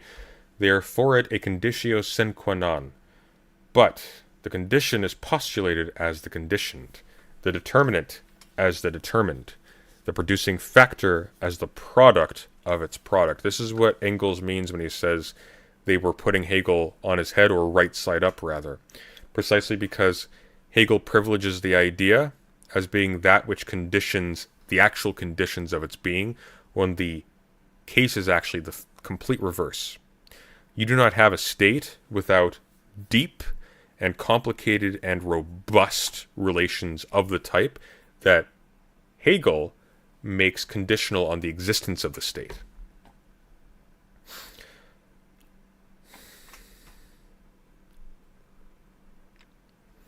The actual idea only degrades itself into the finiteness of the family and civil society, so as by transcending them to enjoy and bring forth its infinity. Accordingly, quote-unquote, in order to achieve its purpose, it, quote, assigns to these spheres the material of this, its finite actuality, rather. these spheres are indeed its finite actuality, its material. Individuals is a multitude. Here, I'm going to read this as a sentence, and I'm going to read the notes, or the brackets. Accordingly, it assigns to these spheres the material of this, its finite actuality. Individuals as a multitude.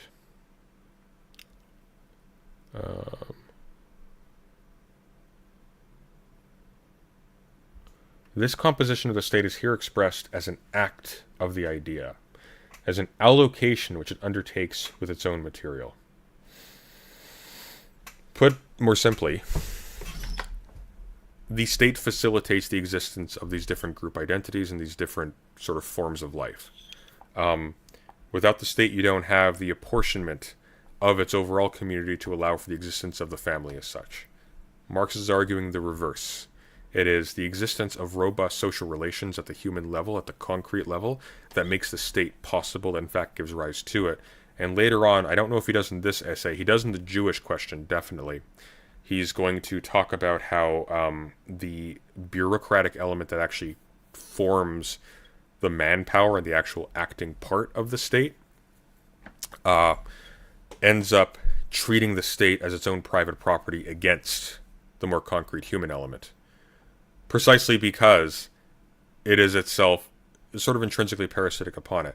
The community pre-exists the state. The state is a particular arrangement of the community for a particular end. It is not the universal condition of community categorically. Does that make sense?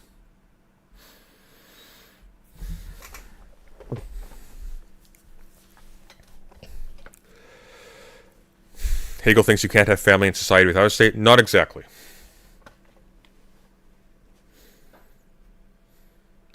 Hegel's not stupid. He's read a tremendous amount of history, and even Aristotle, whom Hegel absolutely has read and does cite, recognizes that there are pre-state societies.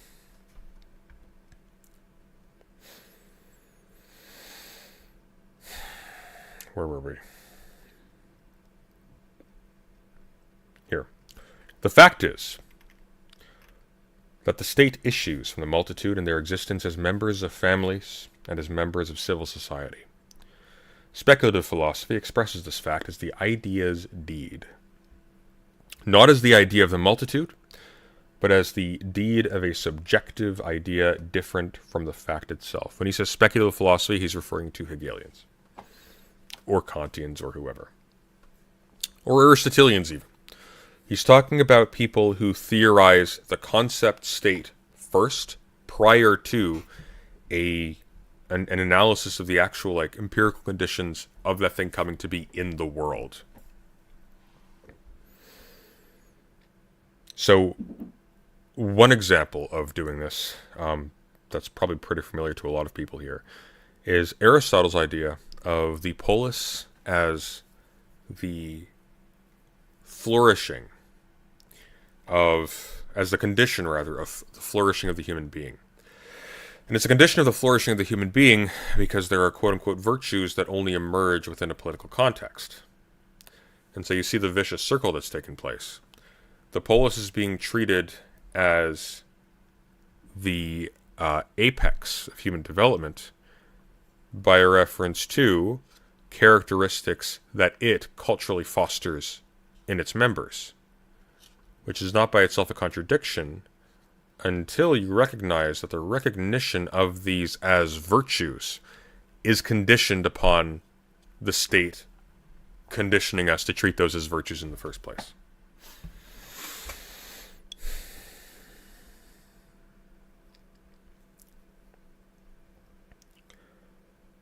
The fact is that the state issues from the multitude in their existence as members of families and as members of civil society. Speculative philosophy expresses this fact as the idea's deed. Not as the idea of the multitude, but as the deed of a subjective idea different from the fact itself. The telos, the flourishing, the completion of the state, as opposed to the actual things that are developing into the thing that we label state. In such a way that with regard to the individual, this assignment, previously the discussion was only about the assignment of individuals to the spheres of family and civil society, quote, appears mediated by circumstances, caprice, etc., unquote. Empirical actuality is thus accepted as it is. It is also expressed as rational, but it is not rational on account of its own reason, but because the empirical fact in its empirical existence has a different significance from it itself. Let me say it again. It is also expressed as rational, but it is not rational on account of its own reason, but because the empirical fact in its empirical existence has a different significance from it itself. The fact, which is taken as a point of departure, is not conceived as such, but as a mystical result. The actual becomes a phenomenon, but the idea has no other content than this phenomenon. Nor has the idea any other purpose than the logical one of being, quote, explicitly infinite actual mind, unquote. The entire mystery of the philosophy of law and of Hegel's philosophy as a whole is set out in this paragraph.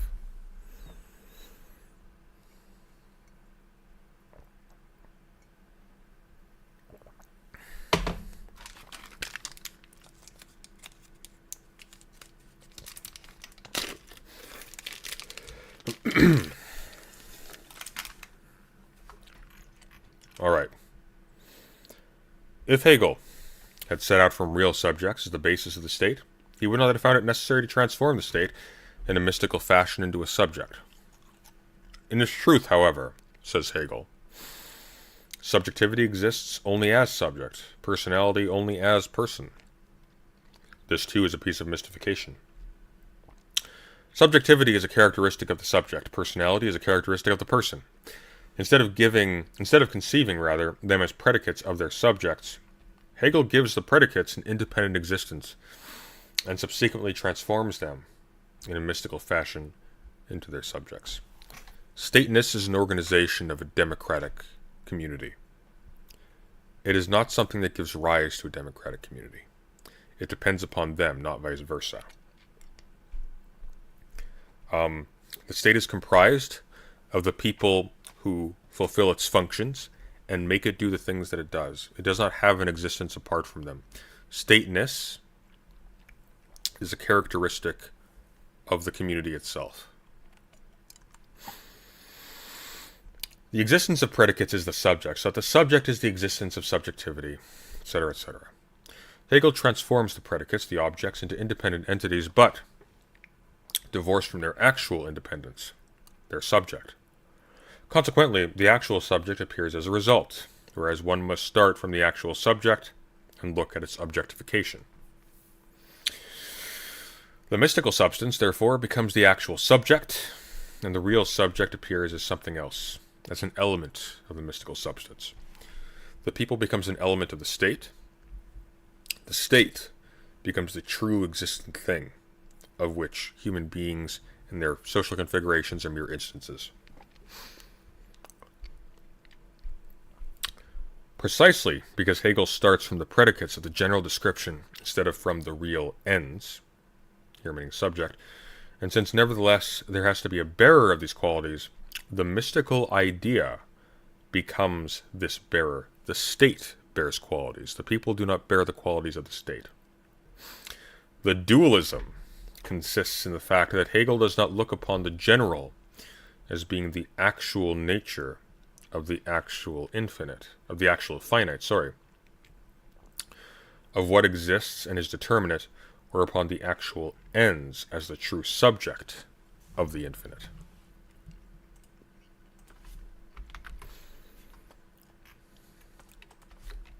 Let me find a definition of this so I'm not bullshitting you when I explain this. So ends.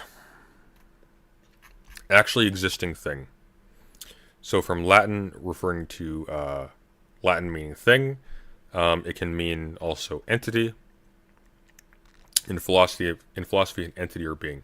So what he's saying here, the dualism consists in the fact that Hegel does not look upon the general as being the actual nature of the actual finite, i.e. of what exists and is determinate, so as in the particular human beings and their configurations that actually exist within the territory of the state and comprise the state in fact, i.e. of what exists and is determined, or upon the actual ends, the actual entity as the true subject of the infinite. So now we get into Marx's account of sovereignty as opposed to Hegel. This section, by the way, This is so good. This is one of the best critiques of the concept of sovereignty I've read. You will get it through osmosis through a lot of modern writers, but this is a very elegantly put version of it. So in this case, sovereignty, the essential feature of the state, is treated to begin with as an independent entity, is objectified. Then, of course, this objective entity has to become a subject again. This subject then appears, however, as a self-incarnation of sovereignty, whereas sovereignty is nothing but the objectified mind of the subjects of the state. Put more simply, let's talk in Weberian terms.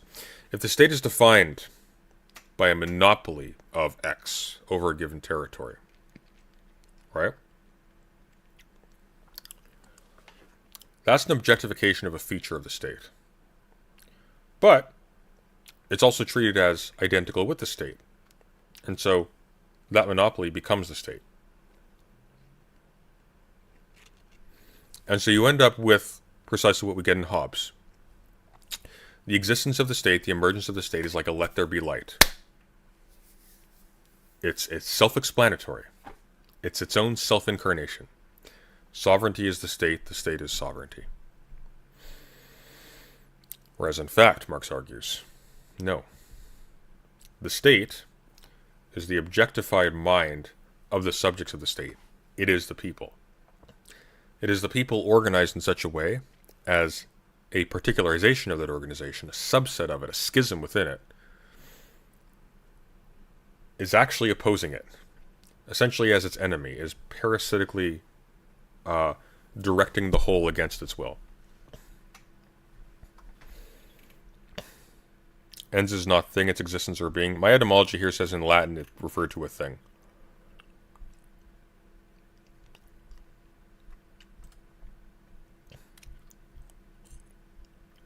Thank you, Win. I sold some labor power recently and enjoy some of the spoils, although I thought the state was a construct and not an organization of the people. An organization of the people is a construct. Thank you very much for the $5. Appreciate that. Res is thing? It says here ends is thing. Res isn't thing, hang on. Res is, no, res is also thing. Matter or object. Hang on, wait. Oh, that's weird. No, you're right. Okay, look at that. Oh. But it also refers in metaphysics to a real thing. So it's the Wikipedia etymology is not good. Don't use the Wiktionary etymology. It's garbage.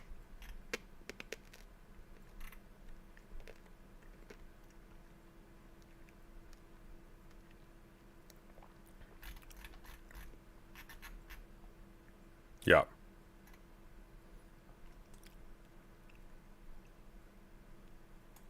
Right, so from Latin, ends is thing, although res is also thing.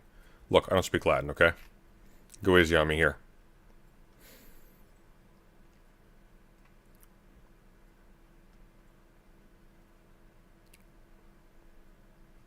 Pressing on.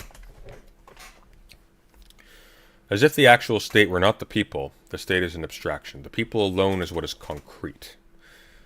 And it is remarkable that Hegel, who without hesitation attributes a living quality, such as sovereignty, to the abstraction, attributes it only with hesitation and reservations to something concrete. Quote, the usual sense, however, in which men have begun to speak of the sovereignty of the people is in opposition to the sovereignty existing in the monarch. In this antithesis, the sovereignty of the people is one of those confused notions which are rooted in the wild idea of the people, unquote.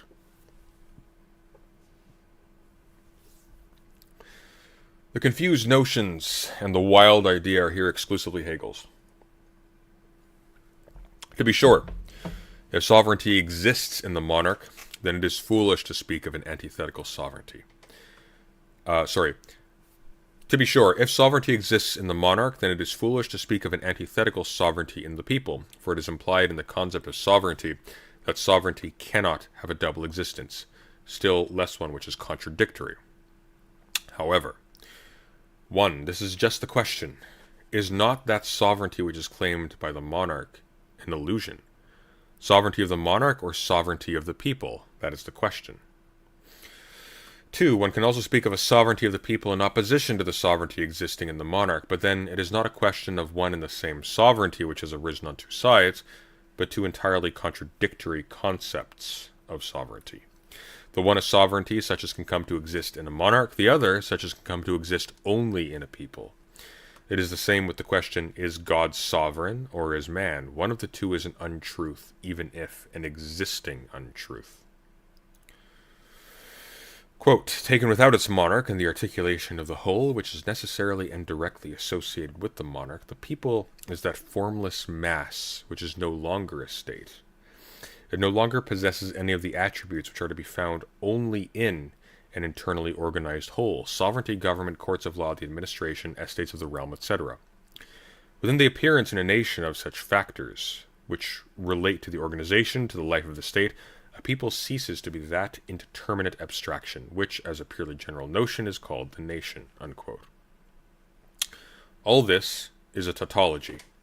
If a people has a monarch and the structure that necessarily and directly goes with a monarch, i.e. if it is structured as a monarchy, then indeed, taken out of this structure, it is a formless mass and a purely general notion.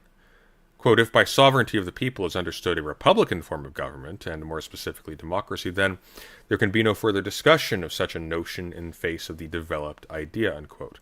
That is indeed right, if one has only such a notion and not a developed idea of democracy. And here the point he's going to make is that even in a monarchy, the power of the monarch is downstream from the actions and the acquiescence, and this is going to be Weber's point too, of everybody underneath the monarch.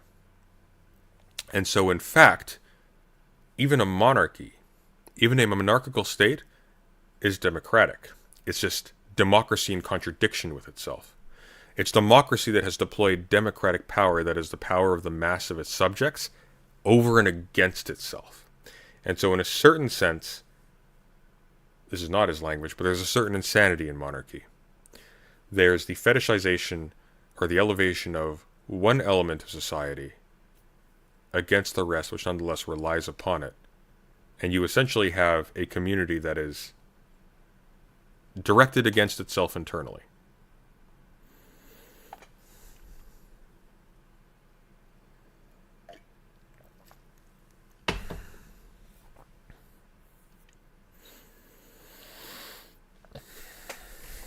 Democracy.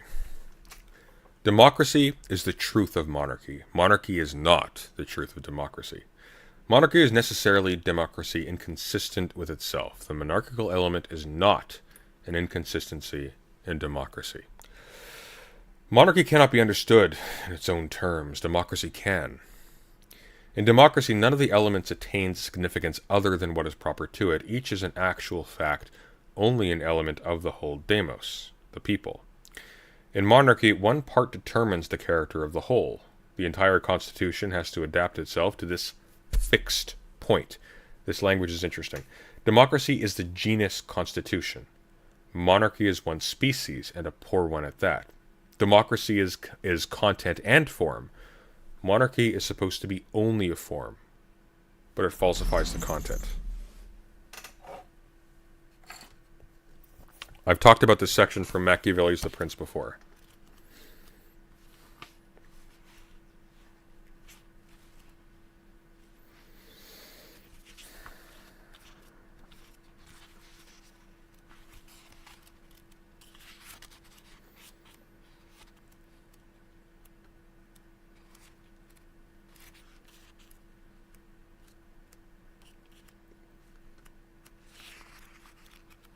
Bear with me. Here we are. This is from chapter 20. Of whether fortresses and many things that princes employ every day are useful or harmful.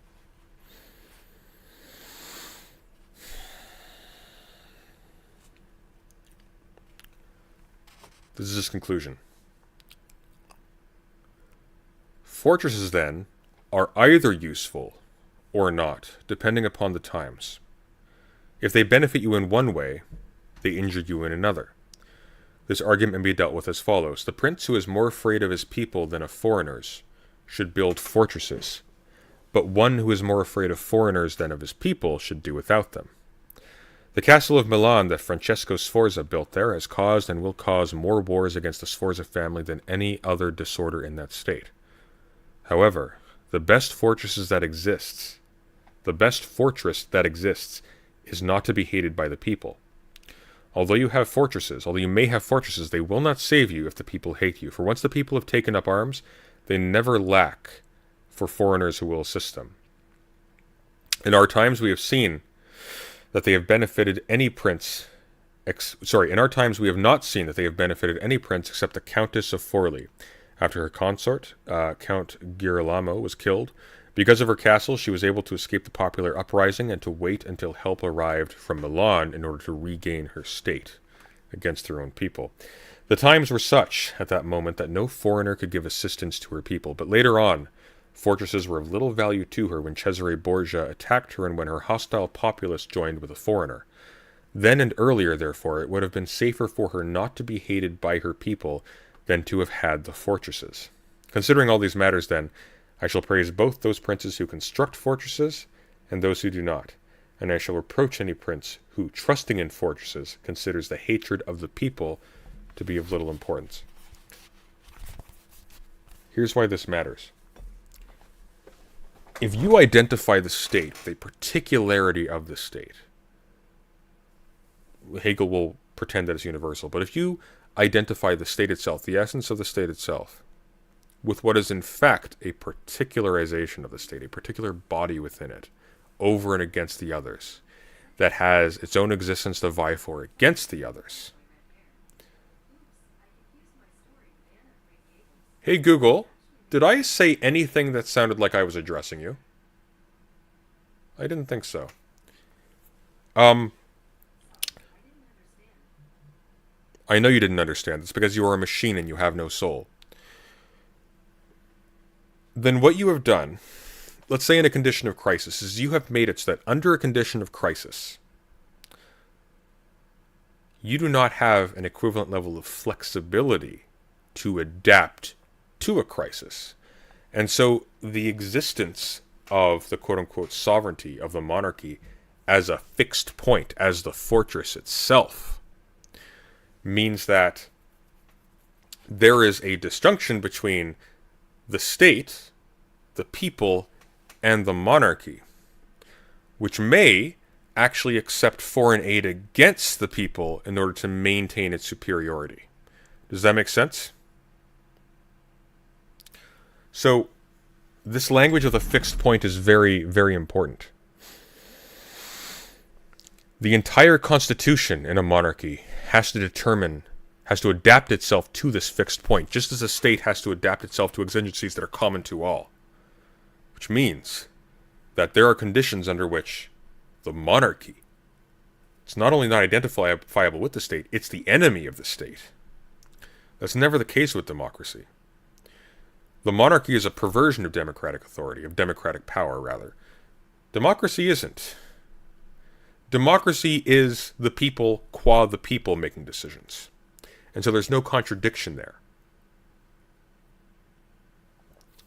And this is interesting. This is actually a direct echo of Aristotle's Politics, Book 3. Democracy is the genus constitution. What Aristotle says is there is the politeia that is the politeia called politeia. That's the form of politics. It happens to be a democratic polis, which, by the way, is the initial association of polis with political community, with the constitution of the people. Democracy is the genus constitution. Monarchy is one species, and a poor one at that. Democracy is content and form.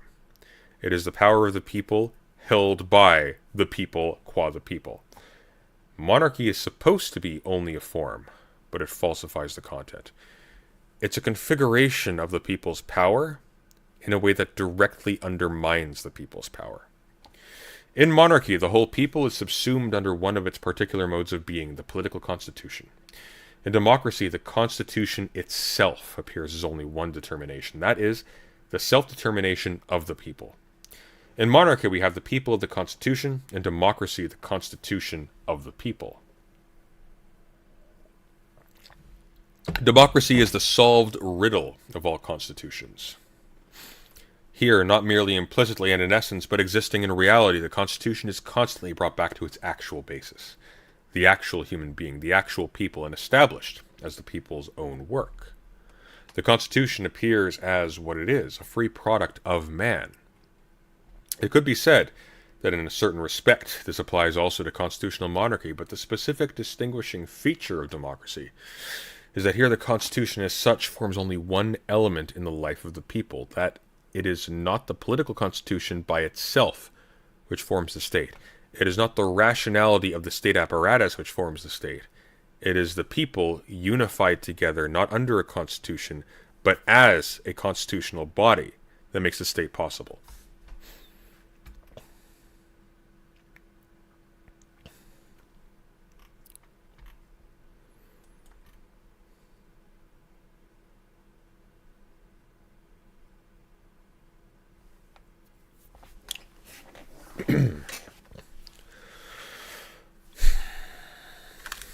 Grab another fisherman's friend. Post-COVID sucks. Hegel starts from the state and makes man the subjectified state. Democracy starts from man and makes the state objectified man. Just as it is not religion which creates man, but man who creates religion, so it is not the Constitution which creates the people, but the people which creates the Constitution. In a certain respect, the relation of democracy to all other forms of state is like the relation of Christianity to all other religions. Christianity is the religion par excellence, the essence of religion. This is a reference to Feuerbach. Deified man as a particular religion. Similarly, democracy is the essence of all state constitutions. The politeia called politeia. Plato's Republic, the Greek name is politeia. Means constitution. That's how we translate it. We tend to think in present day of constitution as a document that forms the rules of a society, but historically, constitution was literally, this is the way in which the people are so constituted as a people. This is their arrangement. A document, like a constitution, constitution as a document, constitution, that's supposedly the rules for how it is. So it's an abstract representation of how the people are arranged, or the limits, maybe, that define what they can do as a people, but it's not actually the Constitution.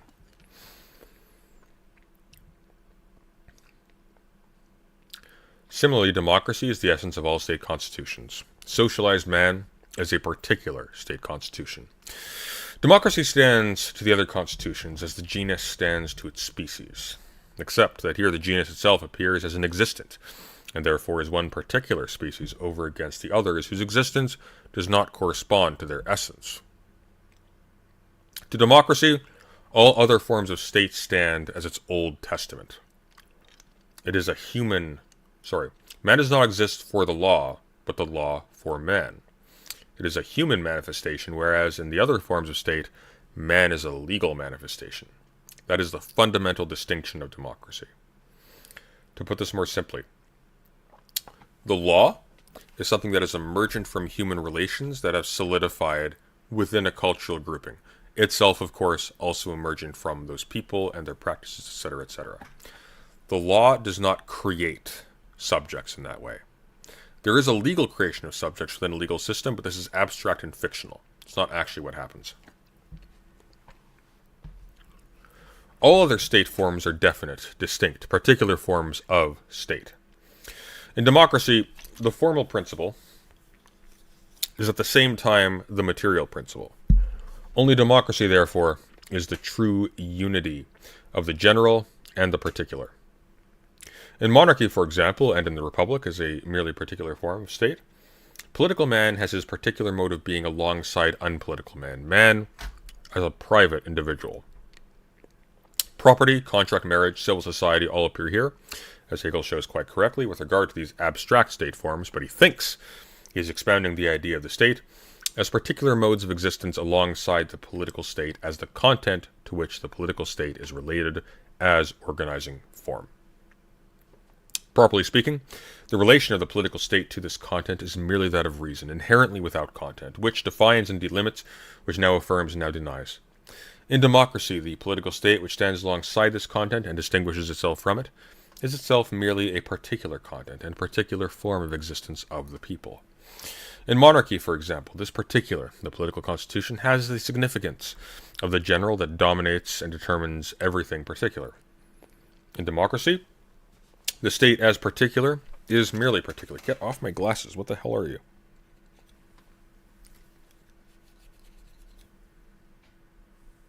It's not a scratch, I hope. Nope. It's just a thing. That's okay. But I digress. Where was I?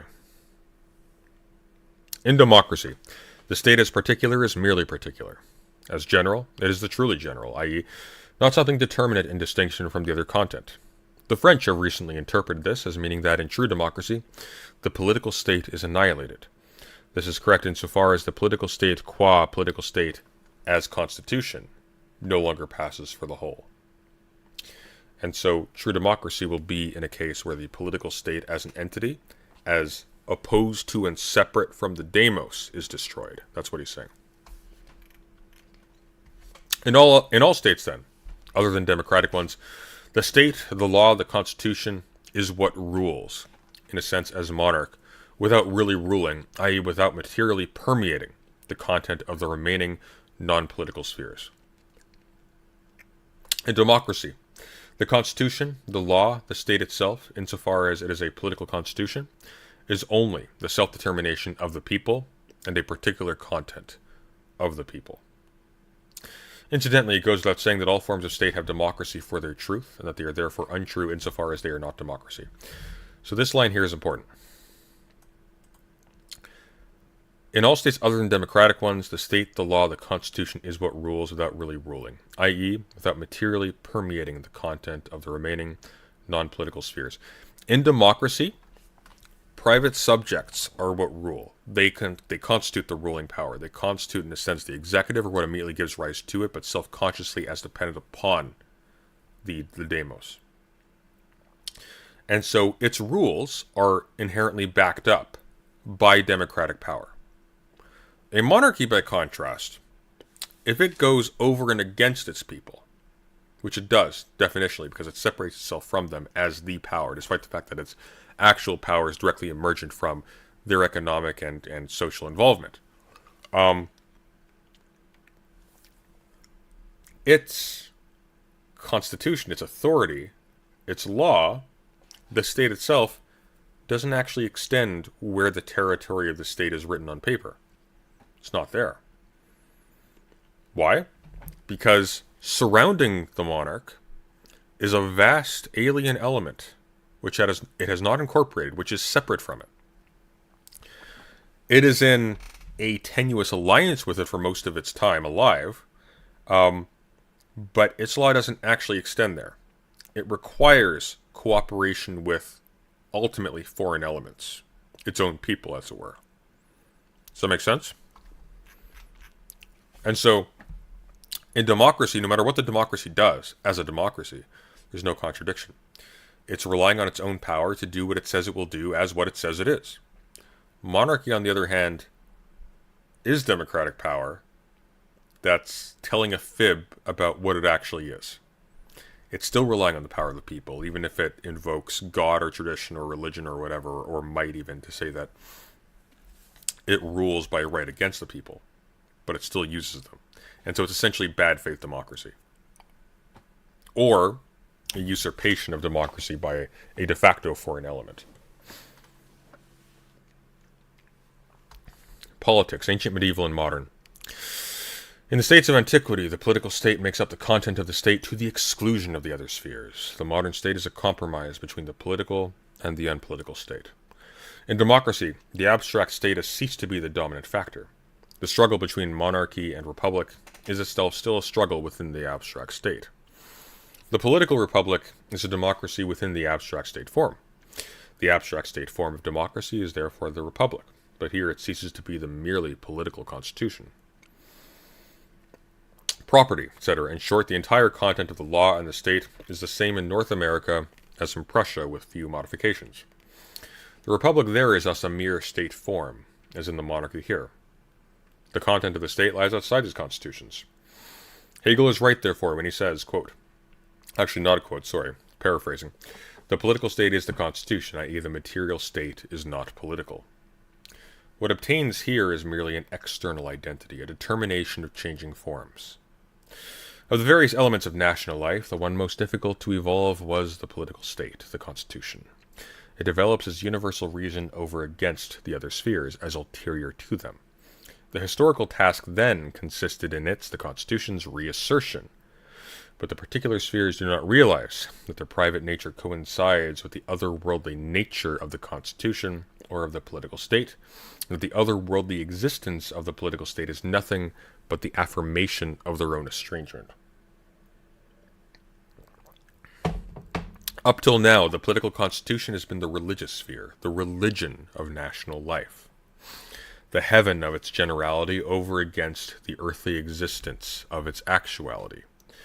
The political sphere has been the only state sphere in the state, the only sphere in which the content as well as the form has been species content, the truly general. But in such a way that at the same time, that's also from Feuerbach, I may get into that later. This is where the notion of species being comes from. Basically the idea that you recognize in other human beings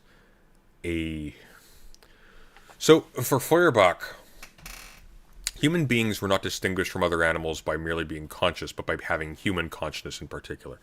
And so we recognize in other human beings, even human beings we hate, a common, being of a common psychological cloth, so to speak.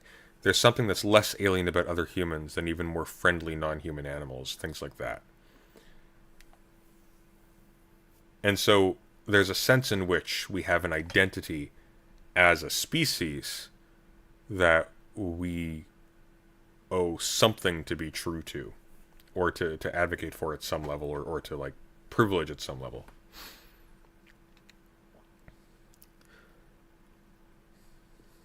Of the various elements of national life, the one most difficult to evolve was the political state, the constitution. Where were we? Where did we leave off here? Up till now, the political constitution has been the religious sphere, the religion of national life, the heaven of its generality over against the earthly existence of its actuality.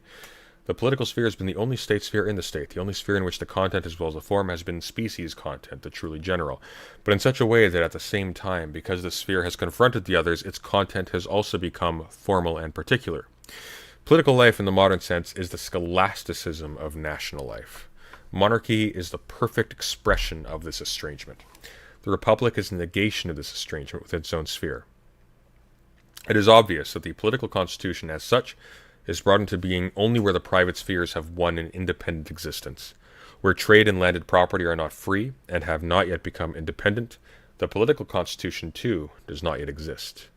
The Middle Ages were the democracy of unfreedom.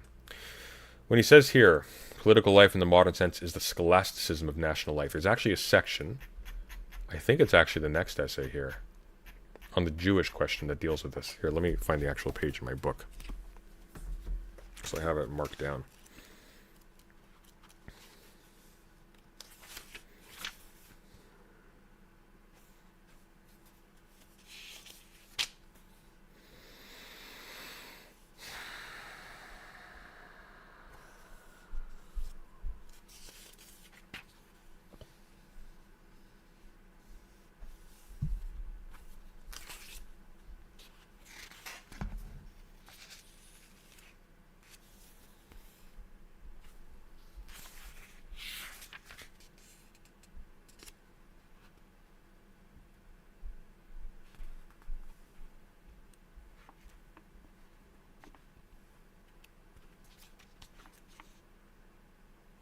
Unless I'm mistaken and it wasn't the previous essay.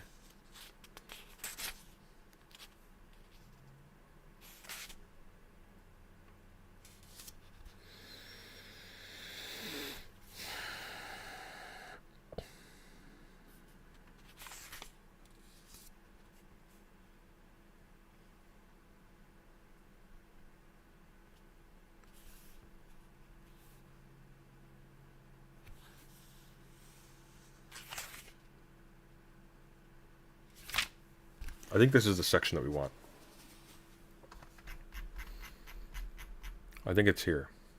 This is from On the Jewish Question by Karl Marx.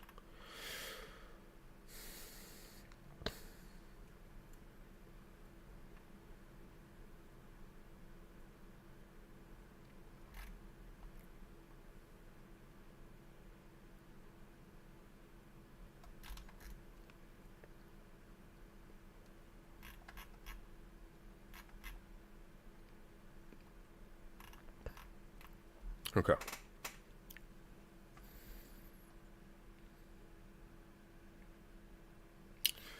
The political emancipation of the Jew or the Christian, of the religious man in general, is the emancipation of the state from Judaism, Christianity, and religion in general. The state emancipates itself from religion in its own particular way in the mode which corresponds to its nature by emancipating itself from the state religion, that is to say, by giving recognition to no religion and affirming itself purely and simply as a state. To be politically emancipated from religion is not to be finally and completely emancipated from religion, because political emancipation is not the final and absolute form of human emancipation. The limits of political emancipation appear at once in the fact that the state can liberate itself from a constraint without man himself being really liberated. That a state may be a free state without man himself being a free man. Bauer himself, he's responding to Bruno Bauer, who wrote a essay about the Jewish question, which is not what people mean by the Jewish question. Today, when people talk about this, it's a very unfortunate title in present day. Bauer himself tacitly admits this when he makes political emancipation depend upon the following condition. It would be necessary, moreover, to abolish all religious privileges, including the monopoly of a privileged church, if some people, or even the immense majority, still felt obliged to fulfill their religious duties. This practice should be left to them as a completely private matter, unquote. Thus the state may have emancipated itself from religion, even though the immense majority continue to be religious, and the immense majority do not cease to be religious by virtue of being religious in private. The attitude of the state, especially the free state, towards religion, is only the attitude towards religion of the individuals who compose the state. It follows that man frees himself from a constraint in a political way through the state, when he transcends his limitations in contradiction with himself, and in an abstract, narrow, and partial way. Furthermore, by emancipating himself politically, man emancipates himself in a devious way through an intermediary, however necessary this intermediary may be. Finally, even when he proclaims himself an atheist through the intermediary of the state, that is, when he declares the state to be an atheist, he is still engrossed in religion, because he only recognizes himself as an atheist in a roundabout way, through the intermediary. Religion is simply the recognition of man in a roundabout fashion, that is, through the intermediary. The state is the intermediary between man and human liberty. Just as Christ is the intermediary to whom man attributes all his own divinity and all his religious bonds, so the state is the intermediary to which man confides all his non-divinity and all his human freedom. Why am I highlighting this? Because in the section that we're about to get into, on bureaucracy, right here, this is precisely what takes place. So, if human freedom is conditioned upon the state, as per Hegel, the self-conscious, essentially democratic but unified state, dispensing it, more or less. It dispenses it through particular organs. There's a mediation between you and your own freedom. Your freedom as a political being, which is taken to be your freedom as a human being fully actualized, is now actually going to be filtered through human beings in their careers as bureaucratic functionaries, who are going to take it upon themselves to do things on behalf of the state that you do not have direct input on. Which means as the state becomes free, you do not necessarily follow in turn, even if the state's freedom is conditional on your freedom. Or even if, so on and so forth. We'll press on. You'll get the idea very shortly. Thank you, Alice Payne, for the renewed membership. Appreciate that.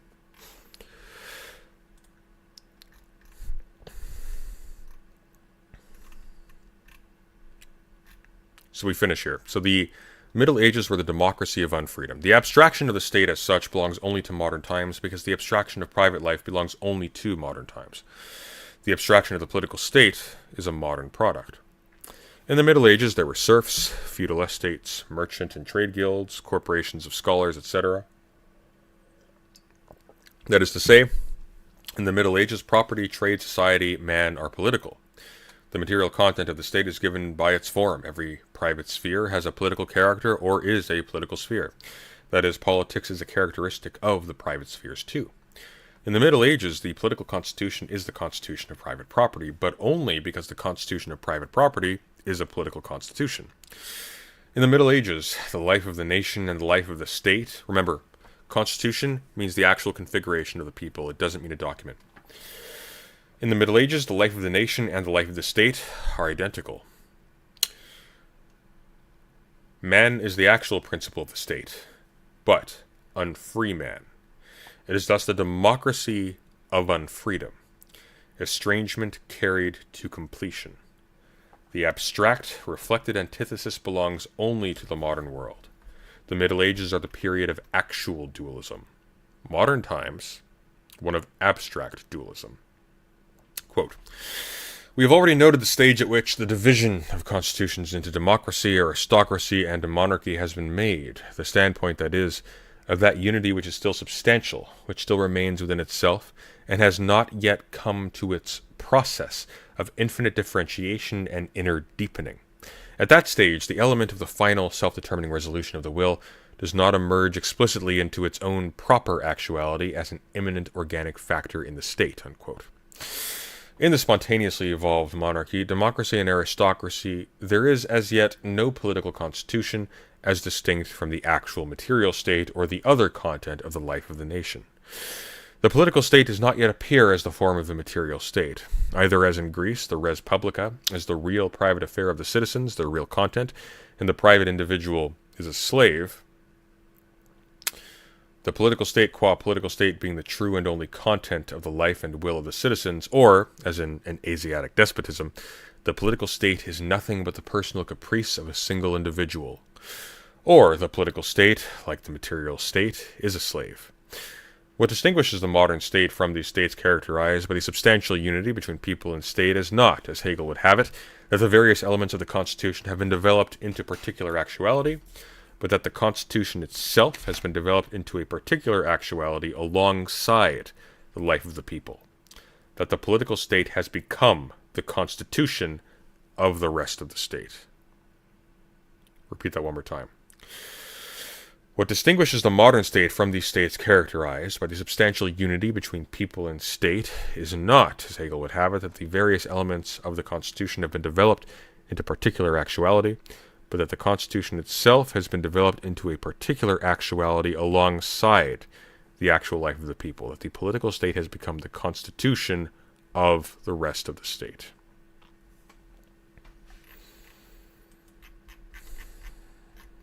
Oh, there's not much left.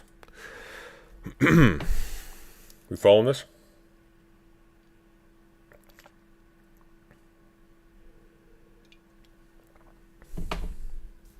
Makes sense democracy only requires a majority? Not necessarily. There is a difference between democracy and strict majoritarian rule. It's subtle, but there's a difference. Case in point. Modern state, monarchical, under a monarchy, still democratic.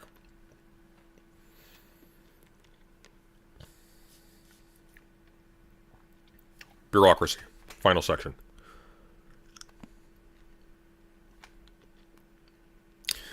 The state formalism, quote-unquote, which bureaucracy is the state as formalism. Bureaucracy, remember, for Weber, is essentially the rule of knowledge. And it is as a formalism of this kind, and therefore, by the way, also the domain of the secret that characterizes sovereignty. The state formalism, which bureaucracy is the state as formalism.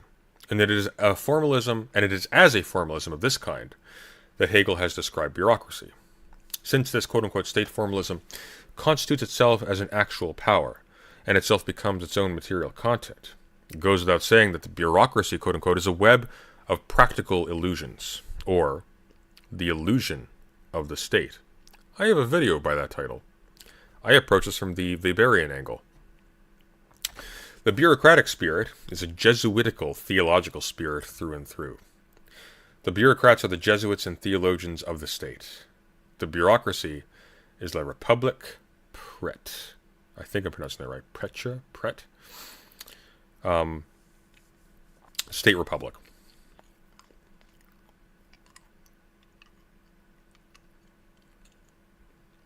Public affairs. Okay. So the bureaucracy, this note's not very helpful. I'll have to look into this one for later. Although, let's get a translation of this.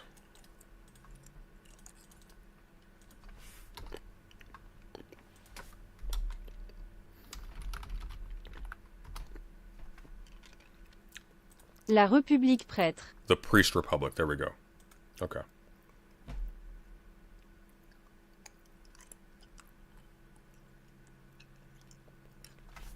You wouldn't know I came from Quebec with how bad my French is. Since by its very nature, the bureaucracy... Oh, it is prête. I did get it right. La République prêtre. La République prête. I got it right. I should know what it meant. Since by its very nature, the bureaucracy is the status formalism, it is this also as regards to its purpose. The actual purpose of the state, therefore, appears to the bureaucracy as an objective hostile to the state. The spirit of the bureaucracy is the formal state spirit. The bureaucracy therefore turns the formal state spirit, or the actual spiritlessness of the state, into a categorical imperative. The bureaucracy takes itself to be the ultimate purpose of the state. By the way, there's a damning criticism of Lenin embedded in this. The bureaucracy takes itself to the ultimate purpose of the state. Because the bureaucracy turns its formal objectives into its content, it comes into conflict everywhere with real objectives. It is therefore obliged to pass off the form for the content and the content for the form. State objectives are transformed into objectives of the department, and department objectives into objectives of the state. The bureaucracy is a circle from which no one can escape. Its hierarchy is a hierarchy of knowledge. The top entrusts the understanding of detail to the lower levels, whilst the lower levels credit the top with understanding of the general, and so all are mutually deceived. Marx is actually here prefigured both Max Weber, Carl Schmitt, and Friedrich Hayek all at once. The bureaucracy is the imaginary state alongside the real state, the spiritualism of the state. Each thing is therefore a double meaning, a real and a bureaucratic meaning, just as knowledge and also the will is both real and bureaucratic. The really existing, however, is treated in the light of its bureaucratic nature, its otherworldly spiritual essence. The bureaucracy has the state, the spiritual essence of society, in its possession as its private property. The general spirit of bureaucracy is the secret, the mystery, preserved within itself by the hierarchy and against the outside world by being a closed corporation. The bureaucracy being that which mans and helms the state, keeping to itself secrets at multiple levels, both from the executive and especially from the generality. From the executive, by being too particular and too specialized for it to interpret. From the generality, by keeping it out through a combination of complexity and willful obscurantism. And from itself, because it doesn't have access to the understanding of the general, but that gets determined by the particular, by the departments, by the specialists, who are interpreting the judgment of the general, who doesn't understand the particulars of their role, and they don't understand the general themselves. And so you have a multi-headed schizophrenic entity that has no idea what it's actually doing for whom or for why, with every single head thinking that it's the protagonist.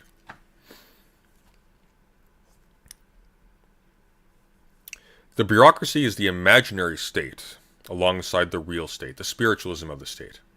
Each thing is therefore a double meaning, a real and a bureaucratic meaning, just as knowledge and also the will is both real and bureaucratic. The really existing, however, is treated in the light of its bureaucratic nature, its otherworldly spiritual essence. The bureaucracy has the state, the spiritual essence of society, in its possession as its private property. The general spirit of the bureaucracy is the secret, the mystery, preserved within itself by the hierarchy and against the outside world by being a closed corporation. Avowed political spirit, as also political mindedness, therefore appear to the bureaucracy as treason against its mystery. Hence, authority is the basis of its knowledge, and the deification of authority is its conviction. Within the bureaucracy itself, however, spiritualism becomes crass materialism, the materialism of passive obedience, of faith in authority, of the mechanism of fixed and formalistic behavior. Something's excited the dog upstairs. Yes! Yes! Down with Hegel! Okay. In the case of the individual bureaucrat, and here we have an additional particularization, the state objective turns into his private objective, into a chasing after higher posts, the making of a career. In the first place, he looks on actual life as something material, for the spirit of this life has its distinctly separate existence in the bureaucracy. The bureaucracy must therefore proceed to make life as material as possible. What immediately comes to mind here is military contracts with the Umbrella Corporation and William Birkin creating a destructive monster in order to propel himself within the corporation and more generally. And so you have so many different selfish elements stacked upon each other like a stacking doll, ultimately undermining each other in the process. Hundreds to die, millions to die.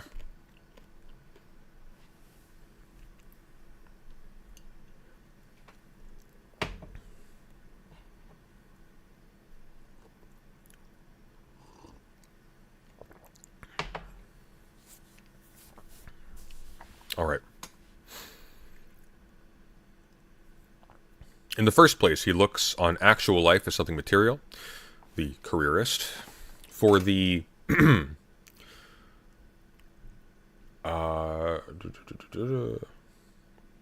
here we go.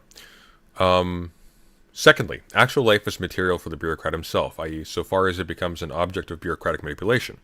For his spirit is prescribed for him, his aim lies beyond him, and his existence is the existence of the department. The state only continues to exist as various fixed bureaucratic minds, bound together in subordination and passive obedience. Actual knowledge seems devoid of content, just as actual life seems dead. For this imaginary knowledge and this imaginary life are taken for the real thing. The bureaucrat must therefore deal with the actual state Jesuitically, whether this Jesuitry is conscious or unconscious. This is where it gets creepy.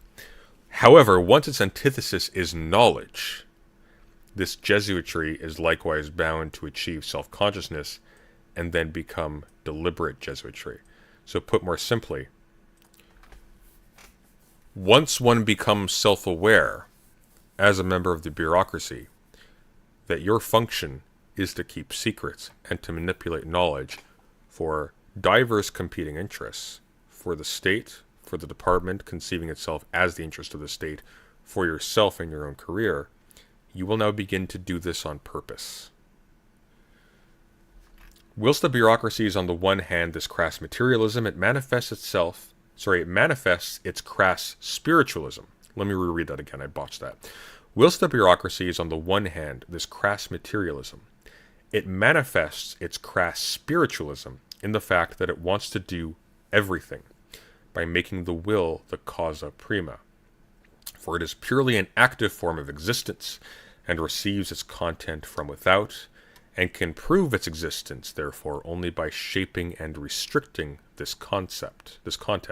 For the bureaucrat, the world is a mere object to be manipulated by him. Put another way, the way in which bureaucracy works is by extending itself to the intellectual control, the intellectual taking stock of and control and encompassing of everything. It is the knowledge of the state. It becomes self-identical with the state's sovereignty and so on and so forth, over and against its people, which is why now one of the great menaces to democracy is surveillance. When Hegel calls the executive the objective aspect of the sovereignty dwelling in the monarch, that is right in the same sense in which the Catholic Church was the real presence of the sovereignty, substance, and spirit of the Holy Trinity. In the bureaucracy, the identity of state interest and particular private aim is established in such a way that the state interest becomes a particular private aim over against other private aims. The abolition of the bureaucracy is only possible by the general interest, actually, and not, as with Hegel, merely in thought, in abstraction, becoming the particular interest, which in turn is only possible as a result of the particular becoming the general interest. I'll read that again. The abolition of the bureaucracy is only possible by the general interest actually becoming the particular interest, which in turn is only possible as a result of the particular actually becoming the general interest. This takes place in democracy. Hegel starts from an unreal antithesis, and therefore achieves only an imaginary identity, which is in truth, again, a contradictory identity. The bureaucracy is just such an identity.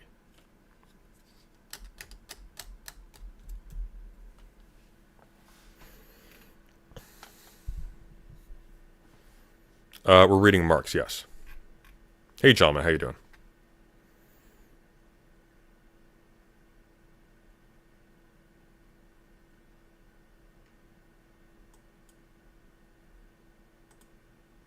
Let's see, where are we at now?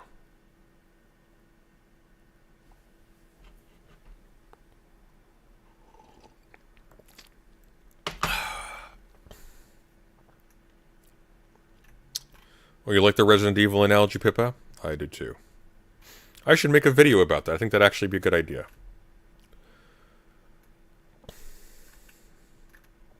Just scrolling up and seeing the comments. Seeing if anybody had any questions. Well, we've done it, friends. How's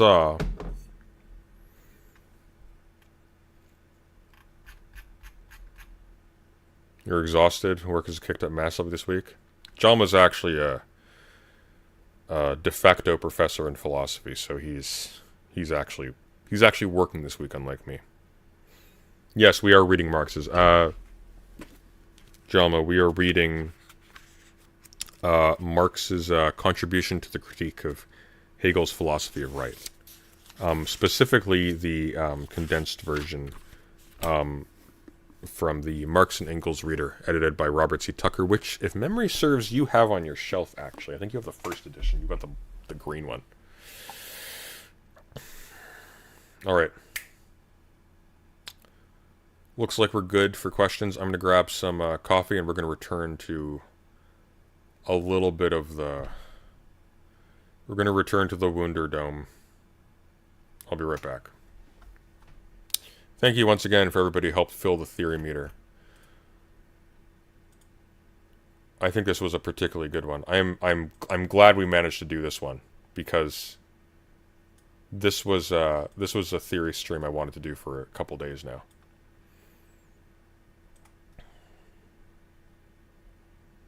Return to Wu. Yeah, we finished the section. By the way, let's just dissuade anybody. Hegel's philosophy of right is fantastic, and it's very useful to understanding Marx. It's not essential, but it's very useful, and he himself is very interesting in his own right. And Marx doesn't always get him right. Marx does him dirty sometimes. Another one is Feuerbach, Essence of Christianity. Arguably, I'll talk about him probably in a future theory stream. But Feuerbach's influence on Marx is critical. Feuerbach doesn't get as much credit as he deserves, but no Feuerbach, no Marx. All right, I'm going to be right back, and then we're going to get back into the nomos of Wu.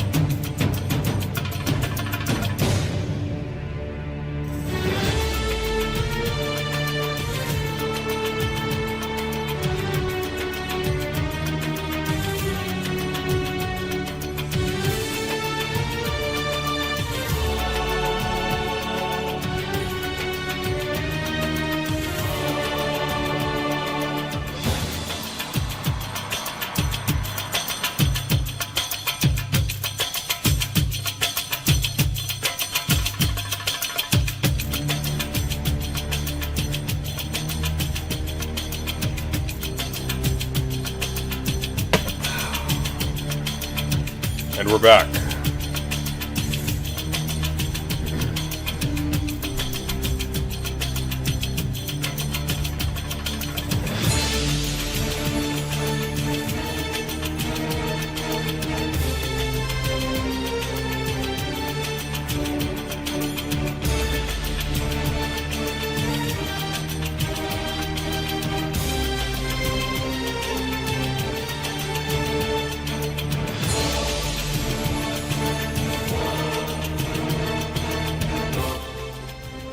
Oh boy, I did a number on my airways. We'll be okay though.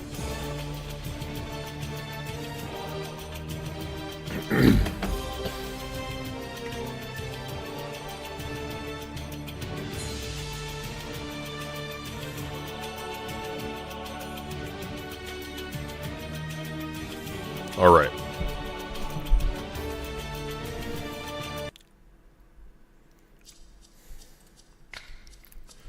President Sunday, did you see my thoughts on the chronological progression leading up to the German ideology part 1? I'd be interested in hearing your thoughts on stream.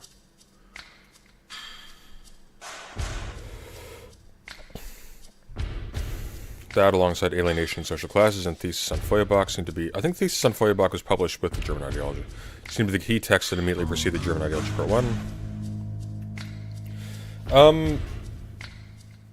They're continuous. What principally changes in Marx between his earlier and his later writings is his language. He starts changing his terminology quite a bit.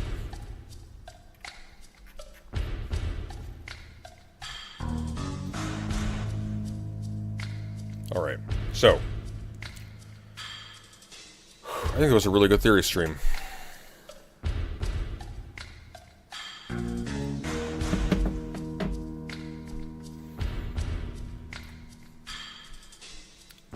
Alas, we must descend back into the cave. If I ever make a joke, if I ever make a comment like that, just... Oh, I can't break TOS, but I merit something unfortunate happening to me for that.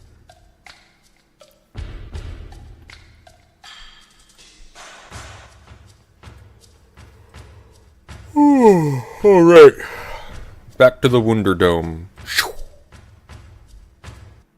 They tell them exactly what they want to hear, and Just talking about political pornography, apparently. it's very often couched in the politics of just destroying people, treating your enemy as inhuman. And I think this really deeply harms our country.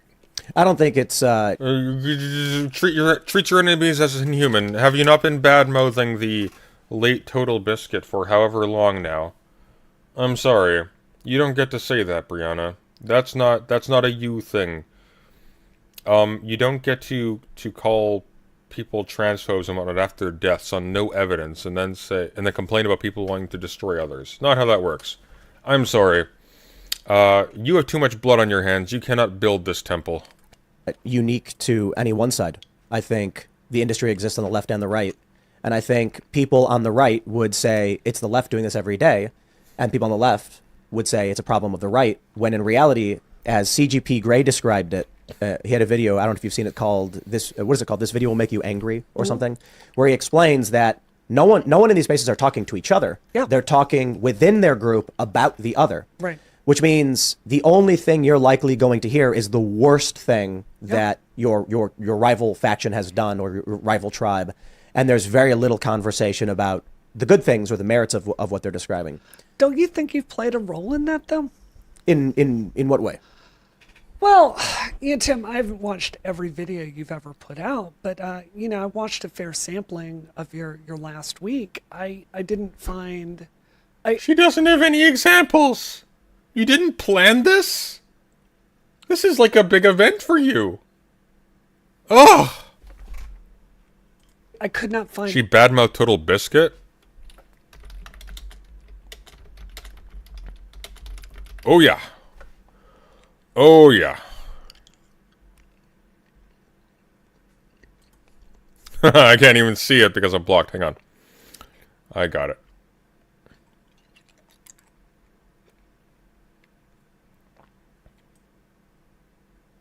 Yeah. Here, I'll just...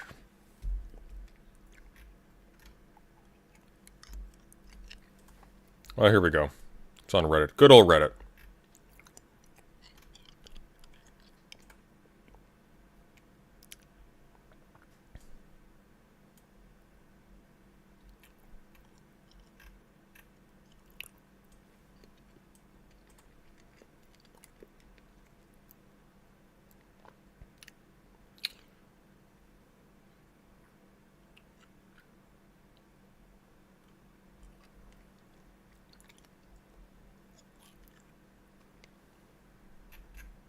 Oh, that's not the one. Hang on. Hang on one sec. Let me find it.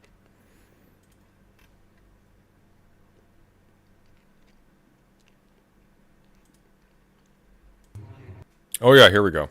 Okay. This is it. Look at this. Good morning, Chris Hopper.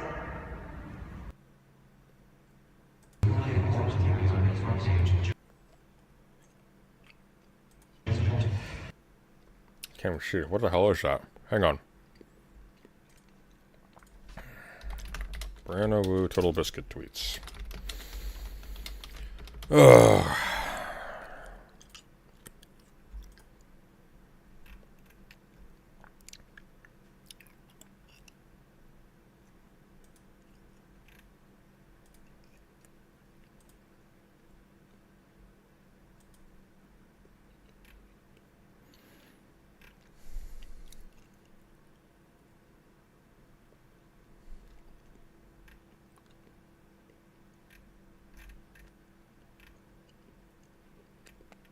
Here we go. Yep. This is it.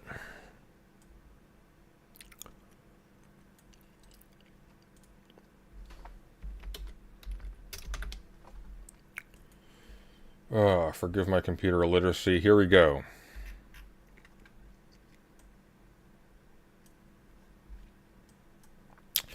So Total Biscuit, for those who aren't familiar, was a basically a games industry commentator. And he got cancer and died a few years ago. I watched every video of his because he journaled his cancer battle on YouTube. And when my father was dying of cancer, I ended up watching like every single one just to because it was very enlightening and disturbing. Seemed like a very sincere guy. One of the things that he actually did, which I didn't know about, I only learned about recently, was when somebody made an XR gay joke at a convention, he personally insisted on having the person removed. This was not a transphobic individual. Certainly not in terms of their effects, but this is what Brianna Wu had to say in, what year is this? Do we have the year for this? This was recent. The most impactful legacy of John Bain, that's Total Biscuit's actual name, I see is an army of toxic gamers who harass women they don't like in his name. You're cementing his association with Gamergate in the public mind. If you liked him, this is a disservice to him and his family. So your opinion of Total Biscuit has changed over time. He's learned more about who he really was. That's awesome. He abhorred harassment, especially after he realized the error of his ways when he dogpiled his followers on people. Brianna Wu said, I'm not expressing any public opinion about the man here. Please don't interpret it as an endorsement. Here's what's really disturbing. She then went on to go do run interference for people who actively do this now. People who actively do this right now. She's gone out of her way to help whitewash actual transphobes who are actively transphobic, not even people who are attempting to be whitewashed. She'll just go out of her way to do it. Because she's a meat shield for hire. Because the only thing Brianna Wu cares about is being famous. That's it. She's stupid, which is why she wants to be famous. If she had half a brain, she would not want to be seen in the public eye because she's an embarrassing know-nothing. But there it is. The theory meter is covering this tweet. That's good. That's good. It's okay. One credible example of you saying something nice about the left. I think your guests, generally speaking, tilt far to the right. You have you're doing an event soon with Donald Trump Jr. Yeah. You know, that's fine. That's your right. But I think my message respectfully to you is I think you've played a role in this culture war. And Oh, I think it's no bad question. I think it's very bad for our country. So how do we get Cenk Uygur to come on the show? Just call him. He doesn't. He said no. Did he really? Yeah, and not only that, but he lied about me, insulted me, and so did Anna. And so we're talking with Anna because she's welcome here. Sure. Kyle Kalinske is a cool dude, and he's actually, I've talked to him for quite a bit about this stuff. I'm actually a big fan, and he said, yeah, we'll figure it out. I'm not going to drag anybody for having a show and not canceling their show to come on my show. That's ridiculous. Sure. So for Jen, Kyle, Hassan Piker agreed to come on at one point. DM'd me. This was during COVID, and said, I just don't think I can travel because there's concerns of COVID. I said, totally fair. And later went on to Oh, say yeah, that, here we go. Here we go.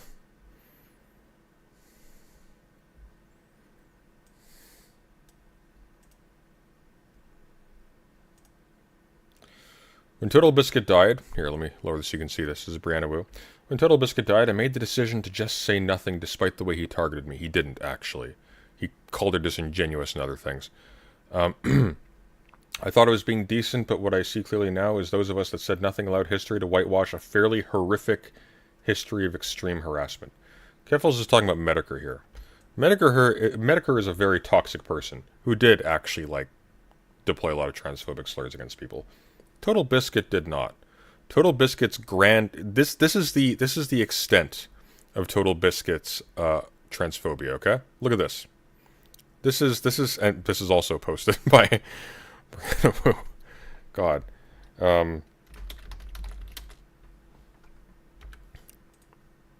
Look at this.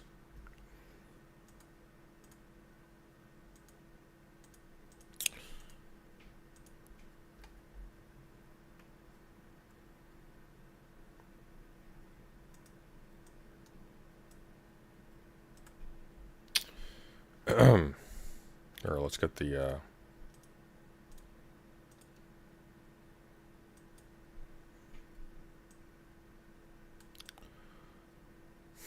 I identify as a toaster. My pronouns are toast, toast, and tossed. Respect my choices or I will fucking murder your family. So he's making a joke about what we would come to talk about as neopronouns, right? Kind of gross. Here's the catch. Here's the problem. Brianna Wu can't critique Total Biscuit for this. I'm going to show you why.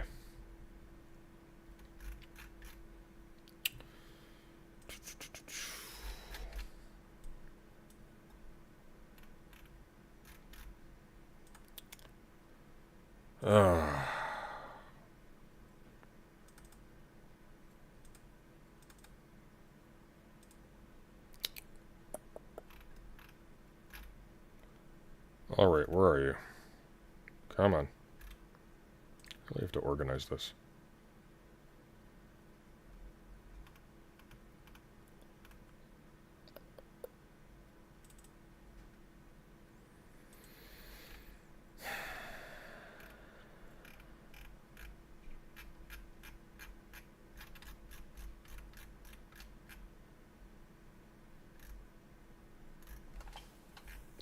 You know what? I'll find it on my server. One sec.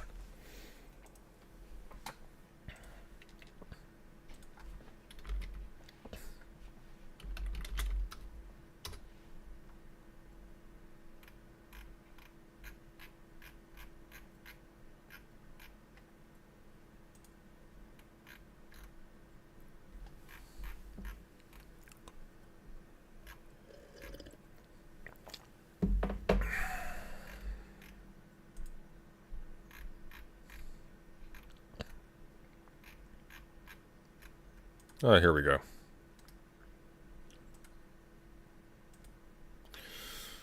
So this is Brianna Wu talking about Doe's identity, okay? She's talking about neopronouns, xenogenders, etc. Insomniar says, actually recognizing them as valid people, including recognizing their identity, is important. Brianna Wu says, I don't know a single trans person that feels this discourse, which is overwhelmingly led by cis people, is actually helping the community. This is consistent with this.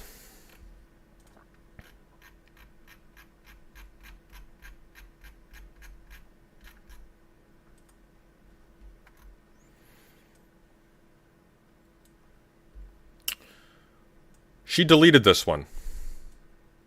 Probably because Keffels tweeted something to the effect of, "What harm does this actually cause?"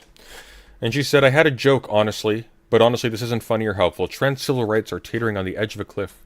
It's entirely possible adults could lose access to HRT in the next decade. Stop LARPing and start getting serious." That's a remarkably rich sentence for Brianna Wu. This is it. It's a chick with a fox face. This is the, like, yeah, it's a little cringe. It's a little cringe. But this is her serious activism.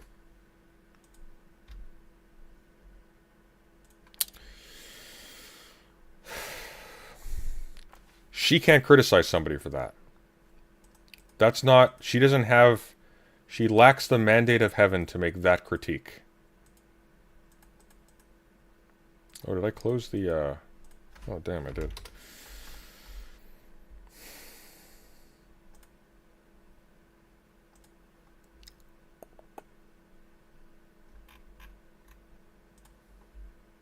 That he won't do my show. Yeah. Then Sam Cedar, of course, is the best example of duplicitousness, and I think Majority Report is the epitome of what you've described.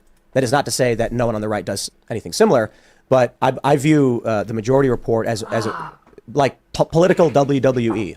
There we go. My favorite show, Majority Report. Yeah, I think their whole game, their mission is exactly as you described, to take things out of context, manipulate them, to satiate their viewers' basest instincts or whatever. So, a couple examples is, I was critical of David Pakman and then apologized for this. You say with that? That's weird. Didn't they support Brianna Wu during Gamergate? I thought they did. She appeared on their show.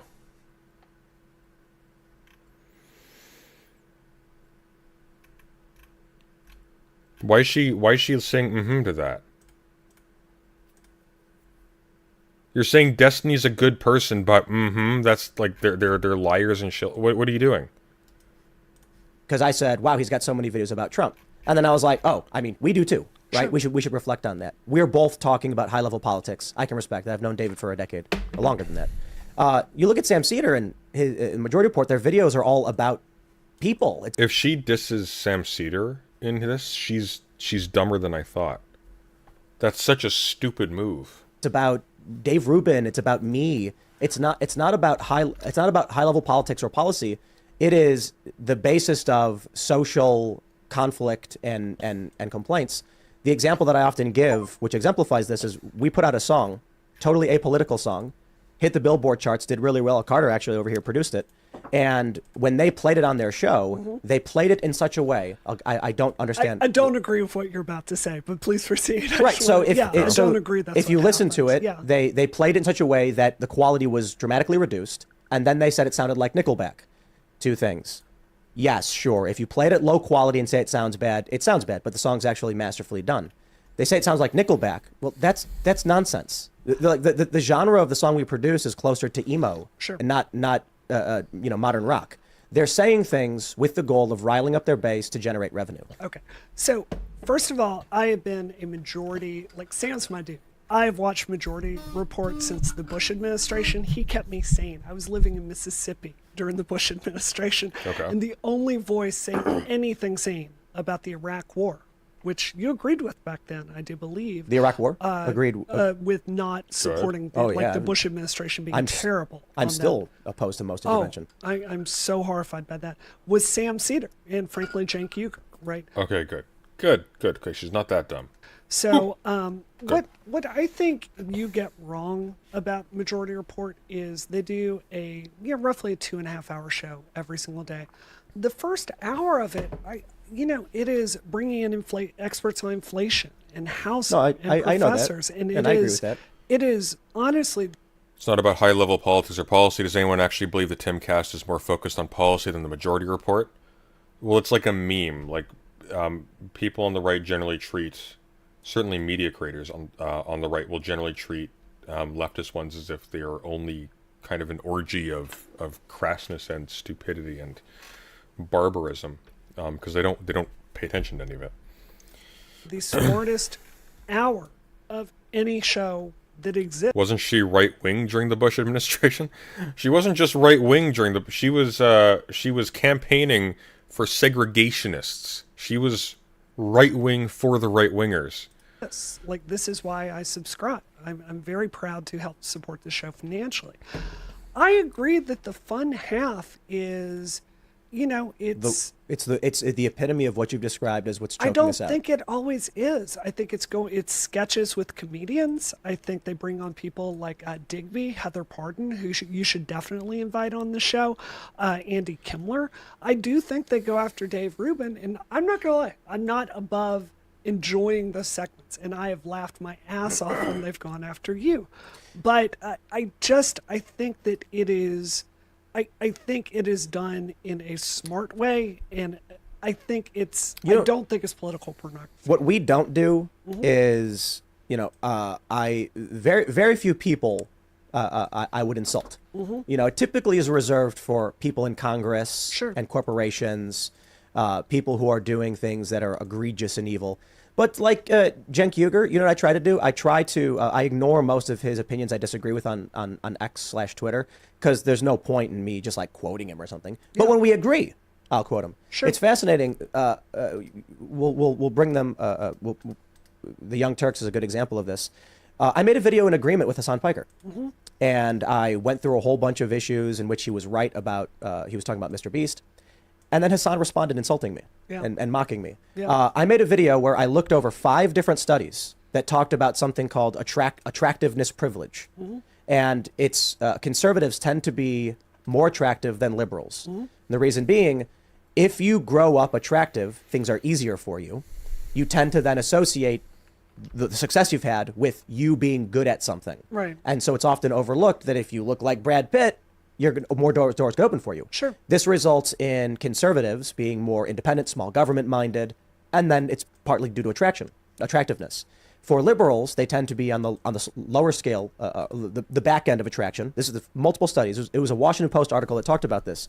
And because they faced barriers due to appearance and things like that, they tend to favor more collectivist policies. The response from the Young Turks was to call me ugly, post pictures of me, and insult me, even though I was right. And then in the conclusion of their segment, they said, he is right. The studies do say this, but he's ugly anyway. What was the point of that? I didn't see the segment, so I can't I don't speak do to that. the veracity. I'm not going to insult Anna's looks or anything like that. It's not a way I would behave in public life. I do want to, so 2 things, and I want to come back to Sam and the Yeah, you just badmouth a dead person. What I find really frustrating about Cenk's public reputation is I've worked with Cenk for 5 years now.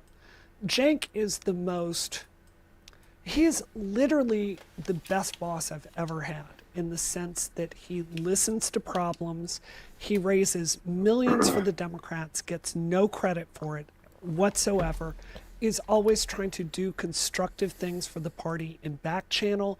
There's no person I've ever worked with ever in any industry that hires as many strong women to surround himself with and truly listens to them and respects them, and just is, even as a friend, is always there if you've had a bad day to listen to them. And it's just mind-boggling to me, because the reputation of Cenk is this, like, jackass, frankly. It's just not the guy I work with at all. And, so I think that you're wrong about Cenk. And I think if you look directionally at the totality of his work, I think you would see he's someone that is truly trying to build What am I things. wrong about that? What does that I think mean? you think he's just someone who's trying to go after you individually. Right? No, I think If you look directionally at the totality of his work, what does that even mean? What does that mean? Oh, hey, Merrick. Okay, I'm not gonna lie, I didn't know she went on Tim Pool, and I thought this was you watching Brianna Wu doing a bikini stream.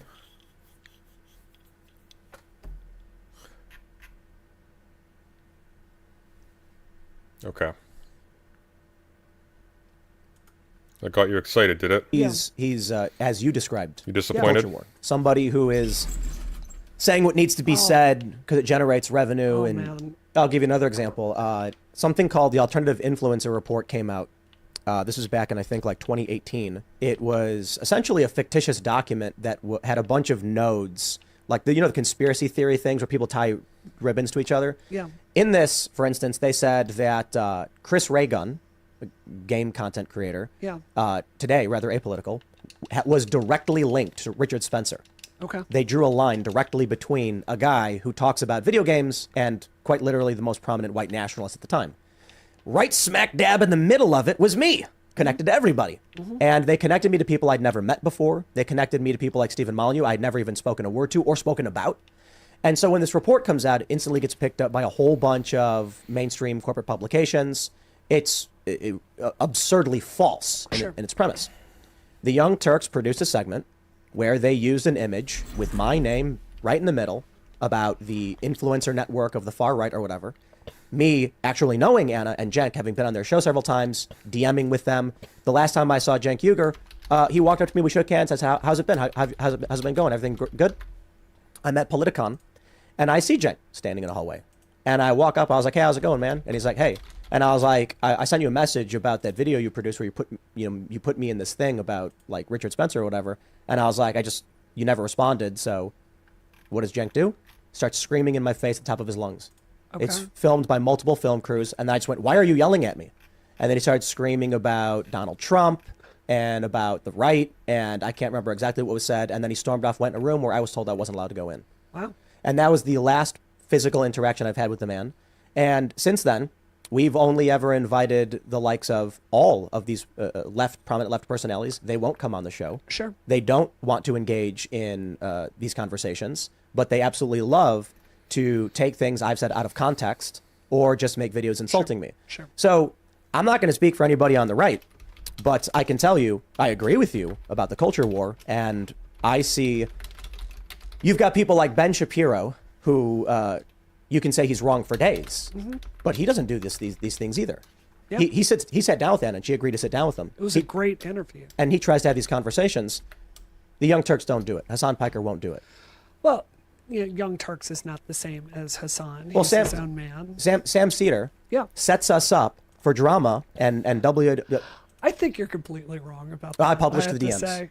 I read it. Oh, And- I'm and he- embarrassed to and- say how many times I've read it. And he agreed to come on the show. Yeah. He agreed to us covering travel and accommodations. Y'all He gave us a had a date. breakdown in communication, Tim. Sure, I sure. swear to So- God. Hold on. So then he made a bunch of videos about it. Yeah. Lying. Yeah. And then we just carried on and said nothing. Tim, is there a Bible around here? I will put my hand on the Bible and Don't. It'll burn you. swear to Christ Almighty that I have read those DMs at least 10 times. And it is my honest interpretation. Y'all, he's not lying at all.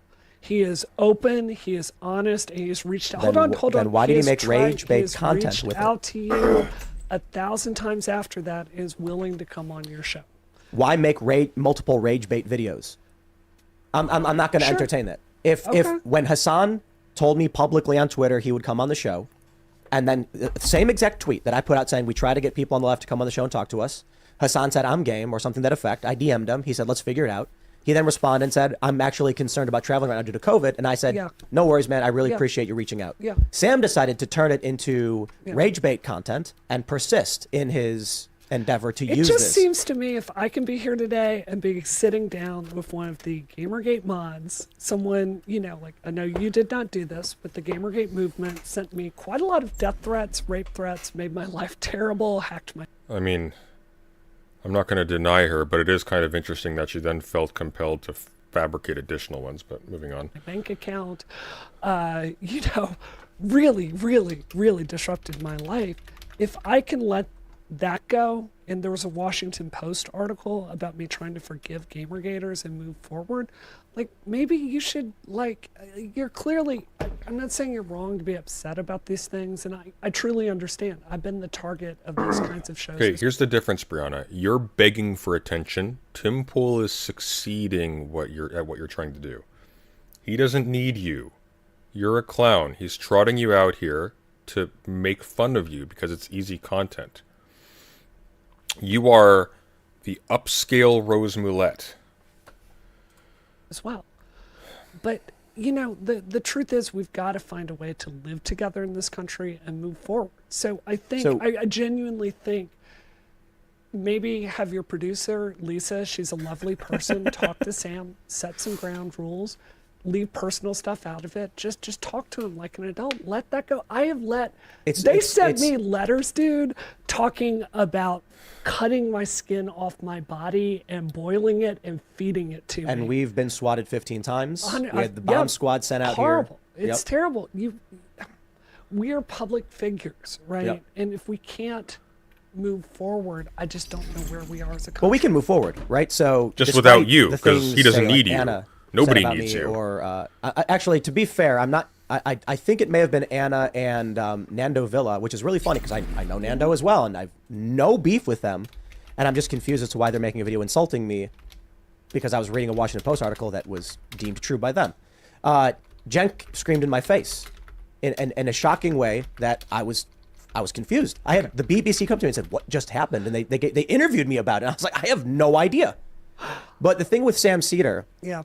if you look at like the Ethan Klein, Steven Crowder bit, Yeah. it's a clown show. It's not. And I understand that they talk policy and they talk about these things, but you can't come in here and be like, the fact that people are doing these things and making a spectacle and having each other at their throats, we can't do things like that. It's like, well, Sam Cedar is the epitome of that. You can criticize a lot of people on the right who do similar things, but Sam is it masquerades as fact content, which it has a decent amount of. That's fine, but it is WWE. It is, when they come in here, they intend. Oh, say it ain't so. Say it ain't so, Tim. God, you had it so difficult. Angela, look at Emma, right? What did she say when she came in here? Why do you think your show influences neo-Nazis to commit mass murders or something like that? Which is an outright fabrication and a manipulation. And then she you was called told her a pedophile after the show. Well, that's in response to her saying that there should be books explaining scat and sexual activities to minors. When we discussed a teacher who was actually had the police called on her because she was talking to 10-year-olds about how to use Grindr, and Emma said that she supports that. I said, the only assumption we can make if someone wants children to learn how to use Grindr is that they have proclivities towards children. Okay. I hear you, man. I genuinely hear you. What I think I would like to propose is, I can't speak for Cenk, but I bet, I think there's a good chance if you talk to him, he would consider coming on the show today. Look, if he's busy and he hosts his own show, I'm not gonna. That's why I don't go on Twitter. I'm like, Cenk's avoiding. No, it's ridiculous. Like, the dude's probably busier than I am. So who are you willing to put past grievances aside? Like, oh, you quite agree. literally. Yeah. I don't think he said he's not willing to. I think he said he's not going to grovel and beg for Cenk to come on. I have no. Sam, not Cenk. Cenk's welcome on the show anytime. Okay. We invite him incessantly. I DM him. I'm like, bro, we want you on the show. So it's just the majority report. And it's not personal. It's more like, if I'm engaging, if I'm going to play basketball, and someone asks me to come and play basketball, I am not going to go play on the Washington Generals or the Harlem Globetrotters. That's not actually playing the game. Now, if you want to put on a show where the Generals slip, fumble, and then there's it's entertaining for people as the guy spins the ball on his finger. That's what people are into. They're allowed to be into. The majority report is more like WWE. The Young Turks is more. Not. It is the smartest hour in the leftist universe. Sam has, look, it's not even my personal opinion. Everyone in the industry, including Sam, knows he's blacklisted for this. Who has blacklisted him? Sam Cedar is blacklisted. No, who in the right-wing ecosphere has... Right-wing? No, I'm talking about mainstream. I'm talking about corporate platforms. Specifically? Because you've made this allegation multiple times. I would like to know who. So I'm not going to bring up Sam's personal beefs with other shows, but Sam has talked about it on his own show. He knows. And it is not my place to come say, hey, this person has explicitly said these things for a variety of reasons. Why? I am not going to get involved in the WWE. Okay, now there's some quid pro quo at least. He's not able to bring up examples for his accusations either.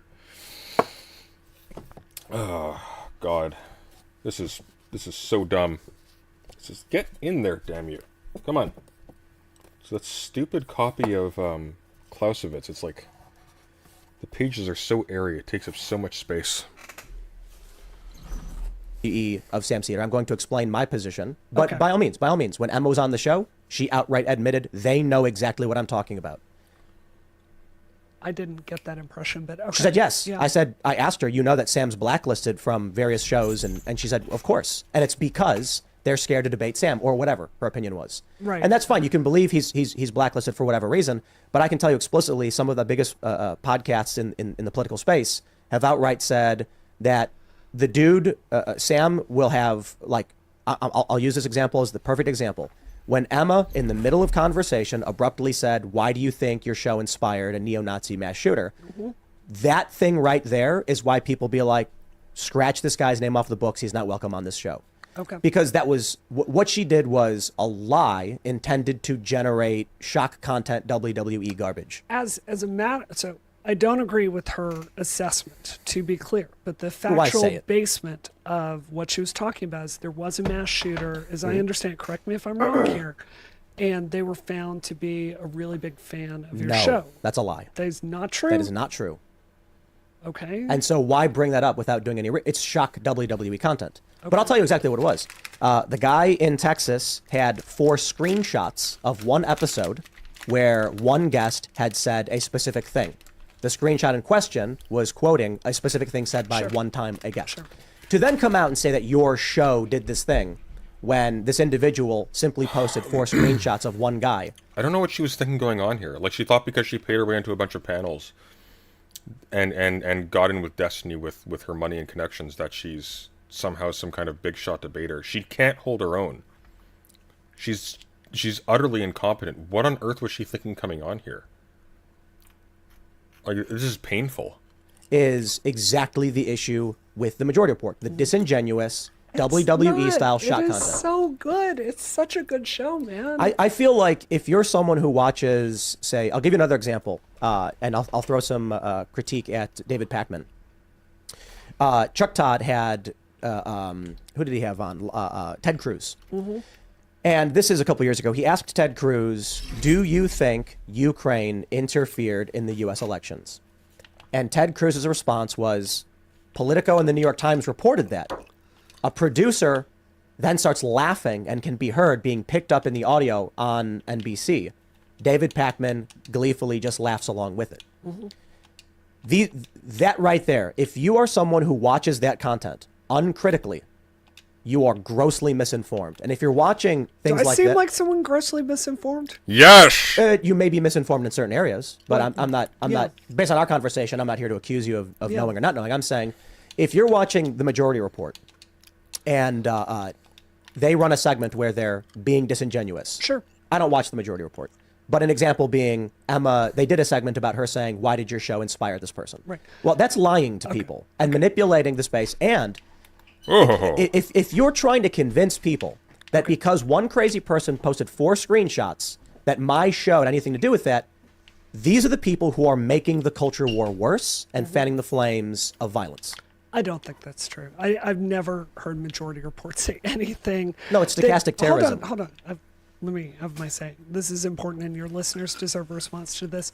I've never heard the Majority Report say anything that I thought would be like supporting violence. No, it's stochastic terrorism. I have seen your show like promote some things, like you yourself have said civil war. There's a civil war coming. We're in the middle of a civil war. Bless you. So I think if there's anyone in this situation that is advocating violence and stochastic terrorism, I think respectfully, you would be the party I think would have done that much more than majority. That's true. So That's true. me, for instance, quoting Credit where a it's news due. article is inciting violence. You're saying. I think that this is my issue with, and this is, I didn't come here today to adjudicate the beef between you and Sam. This is what I wanted to say to you, Tim. I understand that you are going to vote for Donald Trump in 2024. But you're right. I wholly support that. I respect you for it. Right? You thought you were What? into the position. That's Why? democracy. We've got to work our butts off and beat you at the ballot box. I don't worry about losing an election to your audience as much as I worry about you convincing your audience that the Justice Department is crooked and the FBI is crooked and the local police department is crooked and the elections are crooked and that there's no point to believing in American democracy or When have I fighting ever said for any of it. those things? I think So you gotta slow down there. I You think made- you- directionally speaking, this So is let's- the message of your show. So let's Correct. go back to say sure. like election. What does that mean? Uh, Directionally That's probably a speaking, what is that technicality. adding to the sentence?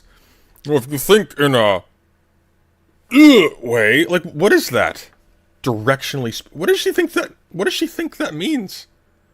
which I've said, elections. It's a technicality. Yeah, sure. Let's Okay. explain. Elections have never been this: two guys stand up, say, "I have position A, I have position B," and then everyone smiles and shakes hands. Sure. Elections have always been dirty politics, ads that take quotes out of context.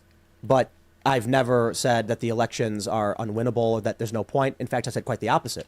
Since Donald Trump lost to Joe Biden, I have even argued to Steve Bannon's face he is wrong about how Donald Trump lost. Donald Trump lost because people voted against him. And there are people who think Joe Biden could not have gotten those votes. And I'm like, he didn't get those votes. They were anti-Donald Trump votes. This is what everything the media had said up until the 2020 election, is that the famous article, I think it was Atlantic, "Stay alive, Joe Biden, we just need your corporeal form." Okay, It so was- just let's do this one at a time. Your Yeah. audience deserves this. So it's your statement today. You believe Joe Biden won 2020 fair, like it was a free and fair election. You were on record saying that? There's a lot to break down in what you mean by free and fair, but I believe that Joe Biden got more votes than Donald Trump. Direction. Joe Directionally? Biden got more votes than Donald Trump, and then there's the nuance of policy. Why does she procedure. keep saying directionally? That doesn't mean anything. Why is Tim not even asking about that? I don't know why I'm like upset that Tim's being stupid. Like that's a surprise. But what does that mean? Directionally. Like she's clarifying directionally. And what people would argue is free and fair is what's that question. What's not a question is, I do not believe China mass printed votes or that Dominion was flipping things Right. or any of that stuff. What matters is that through a overwhelmingly legal strategy and process, Right. Democrats ran an election strategy which resulted in Joe Biden beating Donald Trump. Okay. Can you delineate that a little bit more? What specifically? Directionally. So an article was published in Time magazine called "The Shadow Campaign to Save the Election." Are you familiar with it? No. Let's pull this one up. This one breaks down exactly what the more moderate Trump supporters believe is cheating, or what they would say is rigged.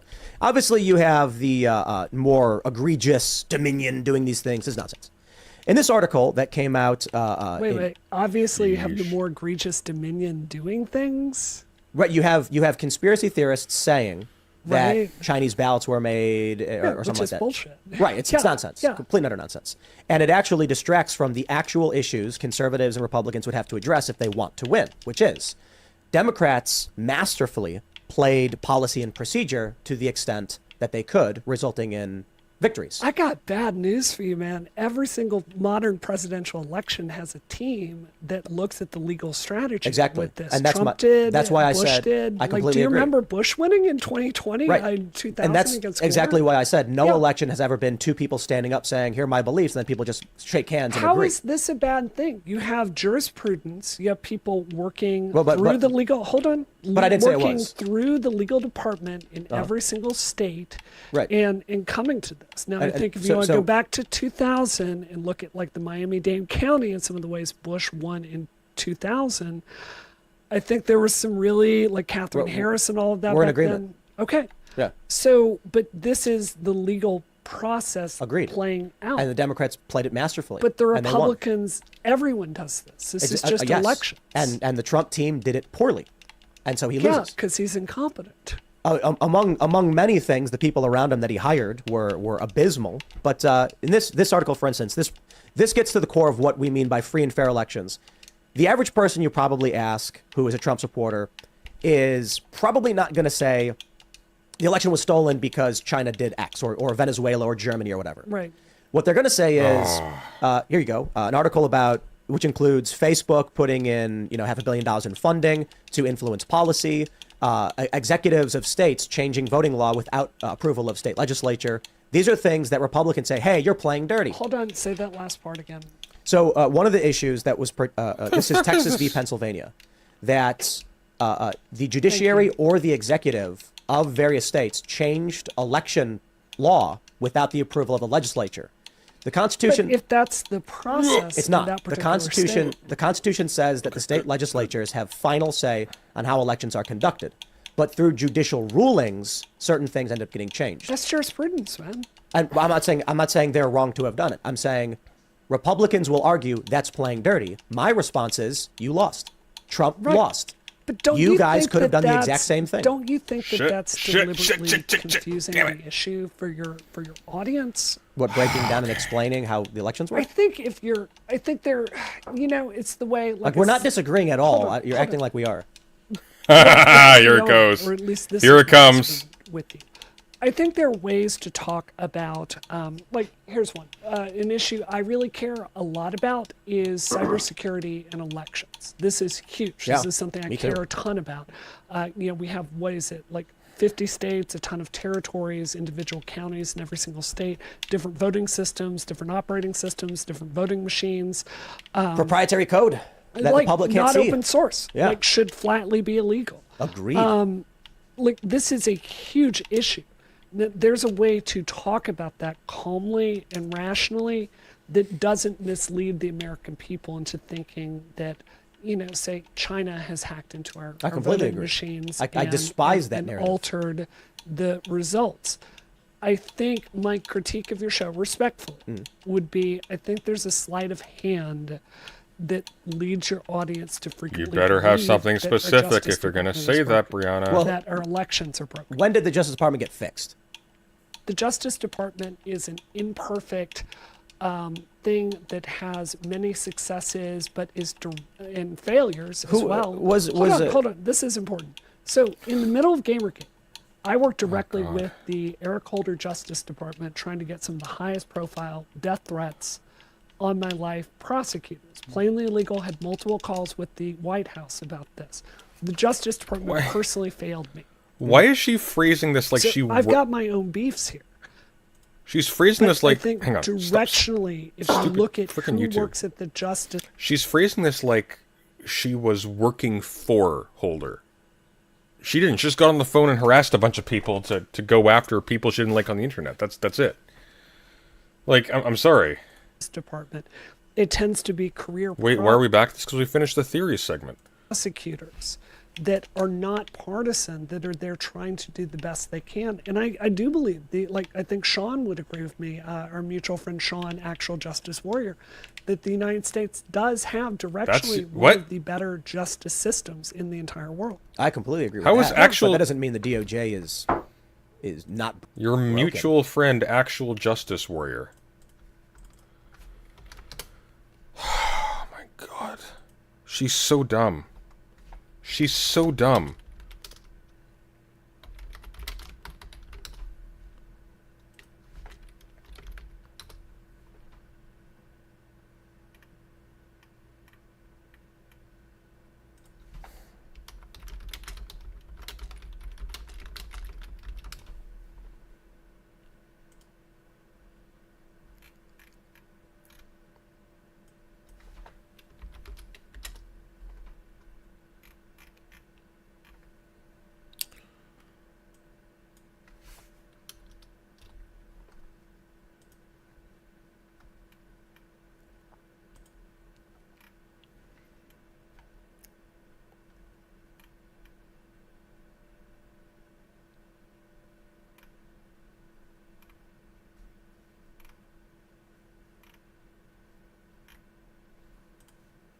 I mean, What is broken in your Well, mind? let's talk about, I don't know, like Martin Luther King Jr. or Malcolm X. Let's go back in time and talk about, you Sure. got that really great meme about the CIA, which I also think very much applies to the FBI, that we know they've done crooked things in the 50s, 60s, 70s, 80s, 90s, 2000s. Yeah. There's been no serious reforms, but don't worry, everything's okay Yeah, now. we've Nonsense. Nicaragua, Chile, the list goes on. Absolutely. Yeah, the whole, it's very much busted. There's no one in this room, I think, today that would not strongly argue that the United States has not made immense foreign policy missteps. Right. But I think directionally, if you look at the work What do you mean by directionally? Stop saying directionally. That doesn't mean anything. of the Justice Department, I do think these are honest professionals trying to do the best. And just one more thing on this. This is a complaint I have about the left, too. Because something I deal with so often is people that just believe automatically like every police officer is corrupt or crooked and we just need to be like they're all evil. And I think about my conservative friend Connor, Counterpoints on Twitter. Y'all should follow him. Yeah, he was telling me the other. I'm sorry. What are you doing, Brianna? What are you doing?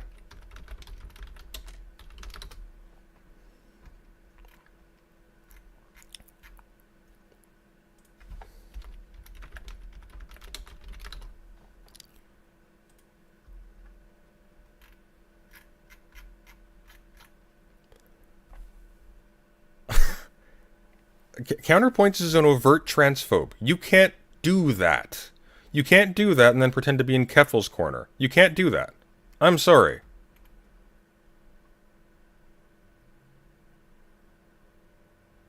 She's so dumb. She's so fucking dumb. All she is accomplishing, this is why, like, it's actually important to be willing to make enemies, by the way. Because when you are, like, bridge building with people who are actively trying to hurt your friends, avowedly, what you are telling your friends is you're not their friend. You are for hire. She's so stupid. Like, congratulations. You just broadcast to the entire trans community that you're a mercenary and you're not on their side. That's so dumb. Does Keffels know? Of course she knows. Other day about how when he was a cop, he got paid $40,000 a year to wrestle crackheads to the ground. Why do you think Keffels had Keemstar on for 2 hours? It's a famous person. These people don't give a shit. Right. Every other day. It's Not a terrible job. So I think that I wish that we could reframe the ways that we talk about these issues as constructive instead of destructive. I think destructive is talking about the Justice Department as if it's crooked, it's in the bag against Trump. I think constructive is to look at the situations like Martin Luther King.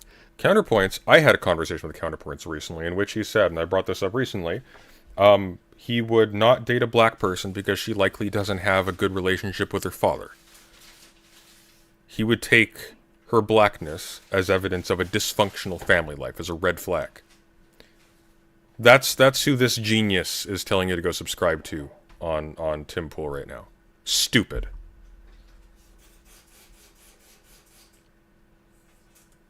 To talk about reforming it within the system and make sure those excesses do not happen again. Keffels didn't just irresponsibly platform Keemstar. Keffels brought Keemstar on because Keemstar was trolling her, and she was too excited by the prospect of having a famous person on stream to do any research and prepare, or to say no. To say, no, I'm not ready for this, this is clearly a trap.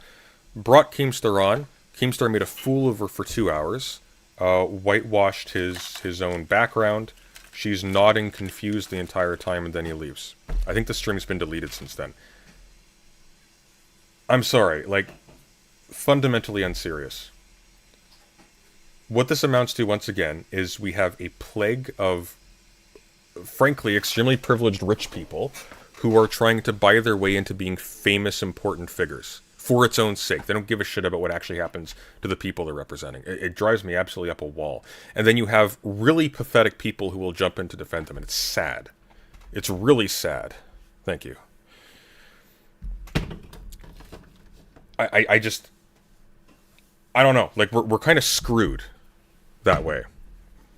Because we have cliques of rich punks who are calling all of the shots and ostracizing people who don't play ball. That's a problem. That's a problem because now buried into all of this, there's an actual, like, serious class divide where you actually have wealthy streamers who are networking with each other behind the scenes, putting down people they don't like, not for political reasons, for personal reasons. That's a problem. Keffels is going through a lot back then, cut her some slack. Why? She knows she made a mistake, we need to grill her better now. She was actually publicly defending Brianna Wu against me. You want to see something? So, I had an interaction with Vosh on his, not even an interaction with Vosh. I went onto Vosh's stream one night after streaming. because I had raided into him on YouTube. I sent my audience there. He was ranting, he was arguing with his Reddit community or his chat about his media takes. And he was complaining about how there's like a saturation of unfair criticism or something like that on his Reddit. And I said, like, hey, you could probably stand to like pay some attention to the moderation on Reddit and like, buff it up a little bit, because it's pretty frequently the case that when some political thing happens or something goes on, it gets inundated with takes from hostile communities. There's a lot of Destiny people, for example, who are on both sides, who will come in and will take a particular side that's typically hostile to a lot of the people in Vosh's audience. His mod Annie gets really uppity about this, really angry. And so we end up having a interaction privately. I eventually just tell him to basically fuck off. Look, I don't care if you're a million times more than a Reddit mod. It's a direct quote, by the way. I don't care. I was talking to Vosh. Screw off, okay? You're not Vosh, not the channel owner. I don't care about you. I was talking to somebody else. You know your place, kind of thing. And this happened immediately afterwards.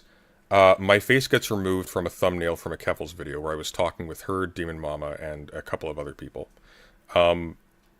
And in addition to this, I can no longer mysteriously raid into Vosh's channel. I had a conversation with Vosh afterwards. We're good, apparently. But following this, I send a message to Keffels, like, hey, can we chat for a second? Just want to see, like, what's going on here. Eventually she just comes on to defend Brianna Wu on Twitter, and she says this: oh, your attacks on Brianna Wu are making me uncomfortable, which is why I didn't respond to you. She's a slime ball. I'm sorry. I went really far out of my way, to give her the benefit of the doubt and to overlook a lot. And the conditions of my changing my tune on her have still not been met. At this point, like, it's pretty damn clear. It's pretty damn clear where we're at. She wants to be rich and famous. That's what Keffels is about at the end of the day. That's it. Brianna Wu, she wants to be famous. That's what she's about at the end of the day. I've been informed by someone I don't trust, but I wouldn't be surprised about this, that through Brianna Wu, Keffels is actually going to be... Here's something else, too. People were ostracized from that community for engaging with Destiny when the manifesto came out. You remember Rose Wrist? How White Forest cut off his streaming channel and redirected it to Keffels' website without warning? I wasn't opposed to that at the time. I thought, okay, if it's a free service and he's involving himself in this, fine. That's you bit the hand that fed you. That's how it goes. If you wanted the guarantee of service, you should have paid somebody else to do it for you, so you owned it. That's on him.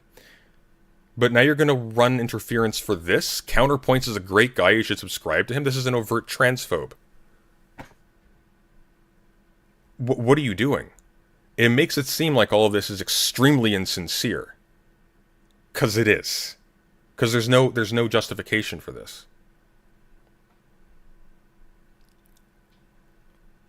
So, at this point, was this before... It doesn't matter if it was before rehab or not. When you're a public figure, you don't get carte blanche to just do irresponsible shit just because you're human. If you need to do that, back off. Leave. You think a politician would get this kind of slack? That's the domain Keffels is operating in. Like, I'm sorry. Like, this is actually pretty serious. She directs a massive audience in various directions, okay? She networks with very high-profile people. She interacts with politicians. She takes in huge amounts of funds, things of that sort. This is not somebody who can just, like, oh, I was just playing around, I'm sorry. Like, there are stakes here. This is not light. I'm not even going against her for that. But like at this point, like if this is what you're involving yourself with, I don't know what to say. Like, you can't... This is a person who so far has directly targeted and dismissed Doe's identity. Basically, anybody who is non-binary. She thinks you're embarrassing freaks that can't be advocated for. She's defended Anna Kasparian, the birthing people discourse thing, if you recall that. By the way, to say that birthing people only means women by necessity excludes the existence of trans men as a possibility. She's distributing PAC money to people like Wick. I'm sorry. You're acting at this point. If you're running interference for this person, or if you're getting like deeply involved with this person and giving them a publicity boost through your platform, you're acting against your cause and your community at that juncture. I'm sorry. I'm sorry. I don't know what to say to any of this. Like, at this point, it seems like you can't work with anybody here.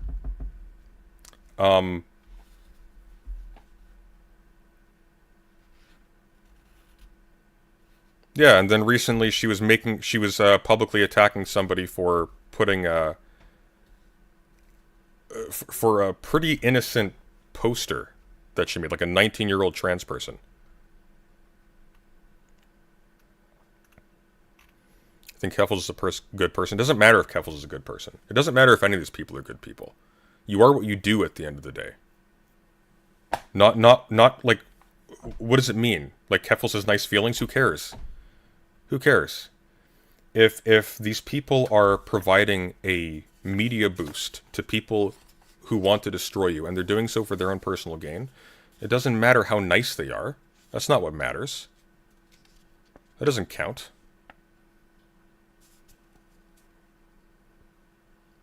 Oh, Evan, I'm gonna upload the theory section as a separate segment.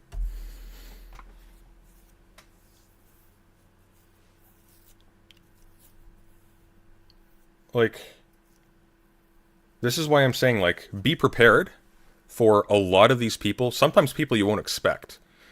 Be prepared for a lot of these people to fall off in the next couple of years, maybe sooner. Be prepared for a lot of them to start being buddy-buddy with people who really want you gone. Because there is money and fame to be made. And unfortunately, you're just not worth all that much to them. I'm sorry. That's what it is. It's what it is. Okay, if Anna Kasparian can be seduced, anybody can.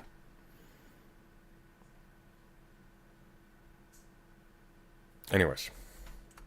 We'll wrap up the election point. And there has never been a point in which I have advocated for or even defended in any way. In fact, I've become triggered in the people trying to maintain these absurd narratives to the point of anger when they would say things like the real inauguration date is March 11th, right, and then it doesn't happen. And then the most annoying thing about the whole fraud narrative is that Trump comes out right after the election saying it was stolen from me, convincing his voters not to vote in Georgia. And then you end up with Warnock. Okay, here's something. You want to say Keffels is a good person? Why did I change my tune on her? Does anybody remember? Anybody know? Anyone? Open question. Why did I change my opinion of Keffels? Why did I start being positively disposed towards her? What triggered that? Anybody remember? Anyone at all? Does anyone remember the initial reason why I had an issue with her?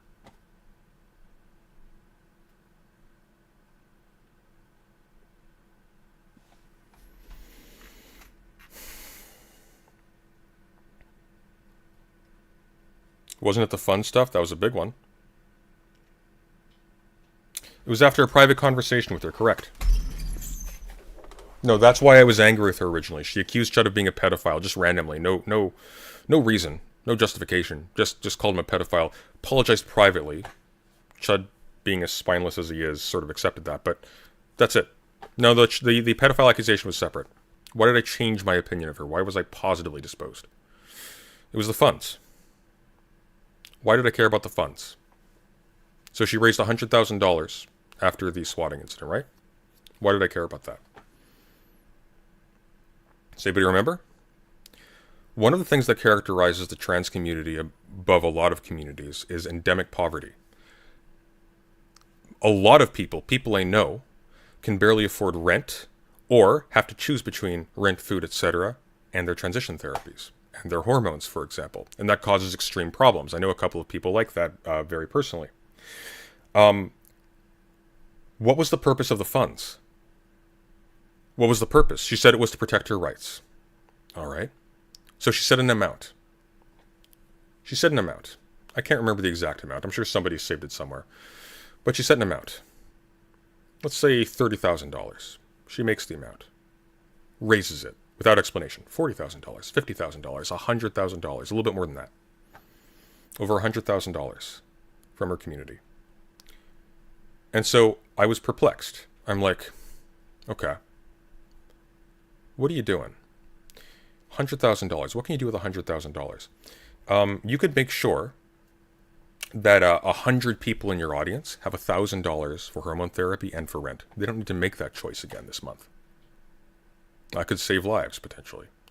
You could make a more definitive interference with a whole lot of other people, with fewer people, and so on and so forth. And so I commented like, hey, why doesn't she use this money to improve a lot of people in her audience? There's endemic poverty in this community. It's actually really bad, really bad.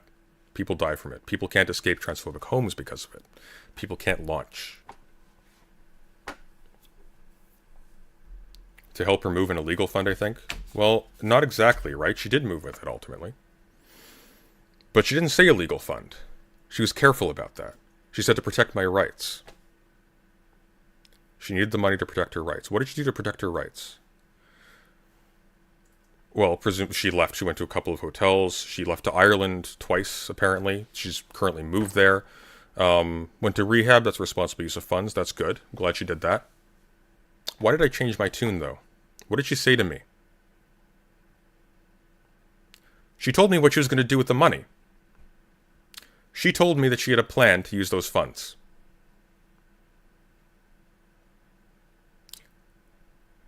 She told me that she had a very particular plan to use those funds, and that she had confirmed that she has a case.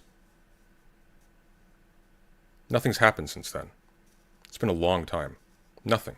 Nothing at all. Nothing has happened. How long ago is this? Let's see.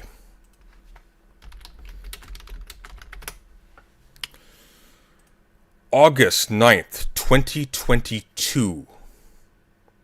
It has now been over a year. She raised $101,333. 2.5 thousand donations. One of them is mine. Let's read this. This may have been edited since then, I don't know. I need your help because I can't do this alone. I started a GoFundMe after being victimized by the London Police Services for being the victim of a hate crime.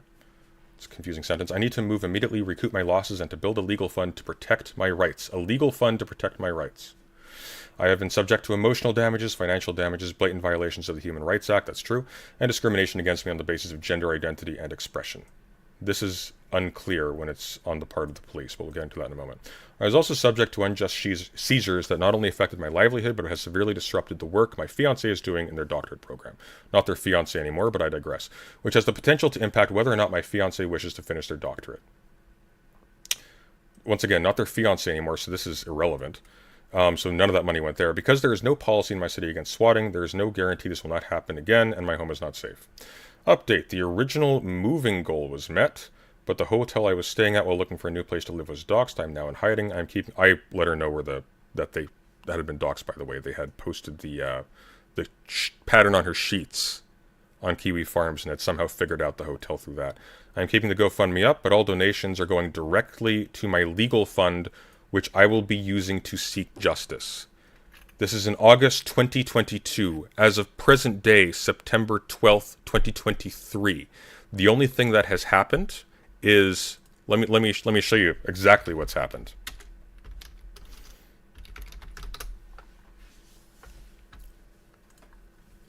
This. It's funny how this is posted, actually. So this hot pay person said, everyone that said Kefil wasn't going to file the lawsuit owes her an apology if nothing else. This is a human rights complaint. Does anybody know what a human rights complaint is? I'll give you a hint. It's not a lawsuit. A human rights what's this? Oh, nice. A human rights complaint can precipitate a lawsuit. It's not a lawsuit. It's it's literally, yeah, no. This is, when is this from? This is back 6 months ago. This is 6 months old.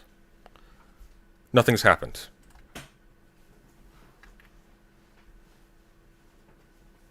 It's a sternly worded letter, essentially, yeah.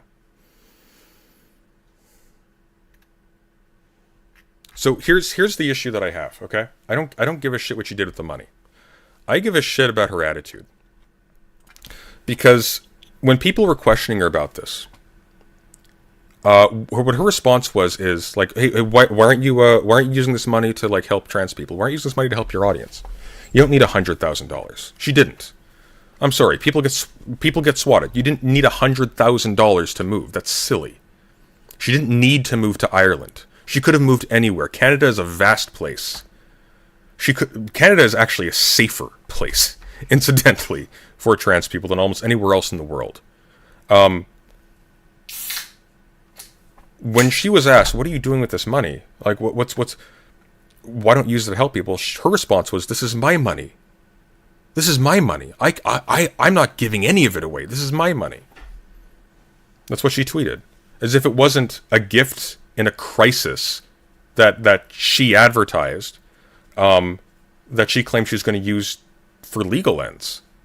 There was no lawsuit against the Ontario police. There was no lawsuit against anybody else. It never happened. And incidentally, I believe, if I'm not mistaken, that had she actually had a case and that she actually pursued a lawsuit, and she won, they would have actually had to pay for her legal fees anyways. So what is this? I'll tell you what it is. She made a lot of money. She got her computer back. She got all of her equipment back. She had no case against the police because everything was anecdotal. She had. Maybe she never even actually got advice about the case. I have no idea. And she liked having that money more than actually doing anything with it. But then it went really fast. It turns out that you can't just live on $100,000 for very long when you're traveling and eating expensive food and going to expensive hotels, etc., etc. You have to keep on working. You have to keep the revenue flowing. And so she comes back, and she's really hungry for attention. So she gets on Keemstar, is humiliated for 2 hours. Her audience is humiliated for 2 hours, and that's that.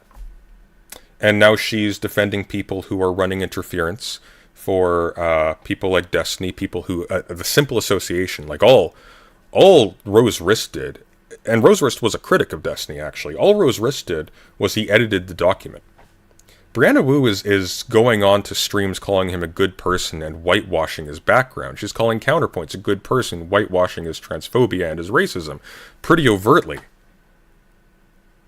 And now suddenly this is fine. It looks to me like none of you are actually sincere. None of these people are sincere at all. It looks like we're all kind of being taken for a ride.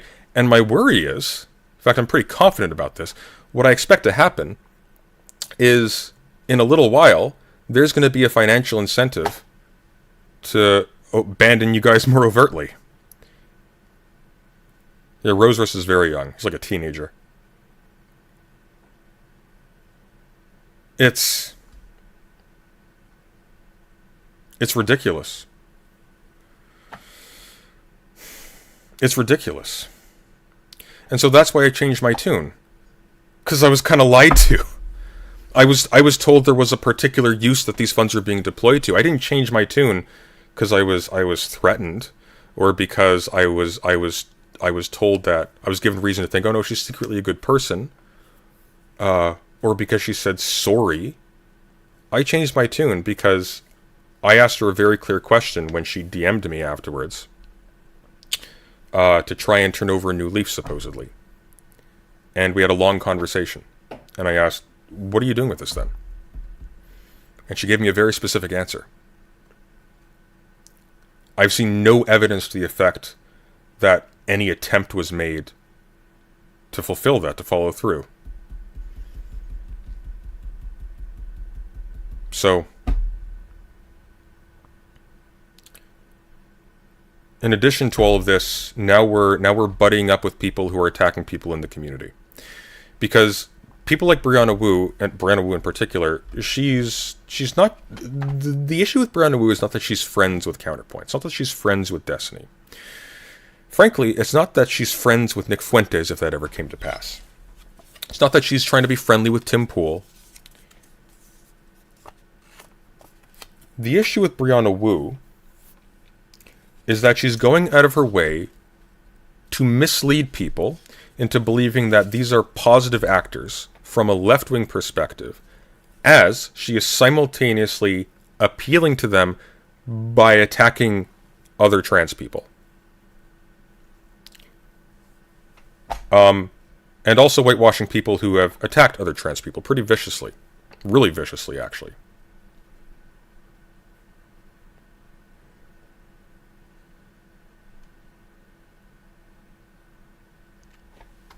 So, I don't know. I tried really hard to be extraordinarily generous with Keffels. And I was, for a long time.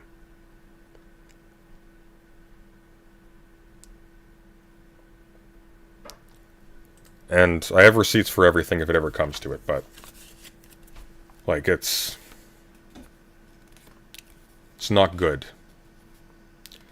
We're up against a clique that is ultimately their interest is contra yours. The success of a lot of these people directly corresponds to your failure. Why? Because in order to appeal to a broader audience in precisely the same way Destiny has, where he's altered his message subtly to support increasingly like moderate, let's say, transphobic actors, so that right-wingers and people who are hostile to these communities, they see an opening for the narrow end of the wedge. They see a place they can get in. And that's the appeal of Destiny right now. That's precisely what Wu is doing.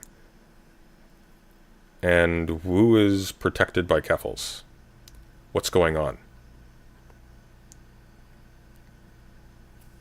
So,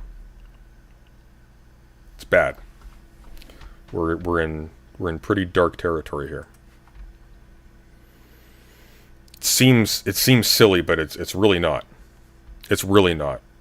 What we're up against right now is the potential for a fairly widespread, fairly general exodus on the part of a good number of your largest advocates right now.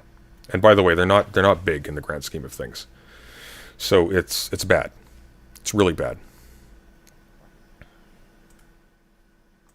Winning. I'm so because glad of to voter. hear you say this. Thank But this you, has Tim. always been my Yes. position. And so this is the frustrating thing about political commentary on the left, nonprofit organizations that profit off of lying about what my position is.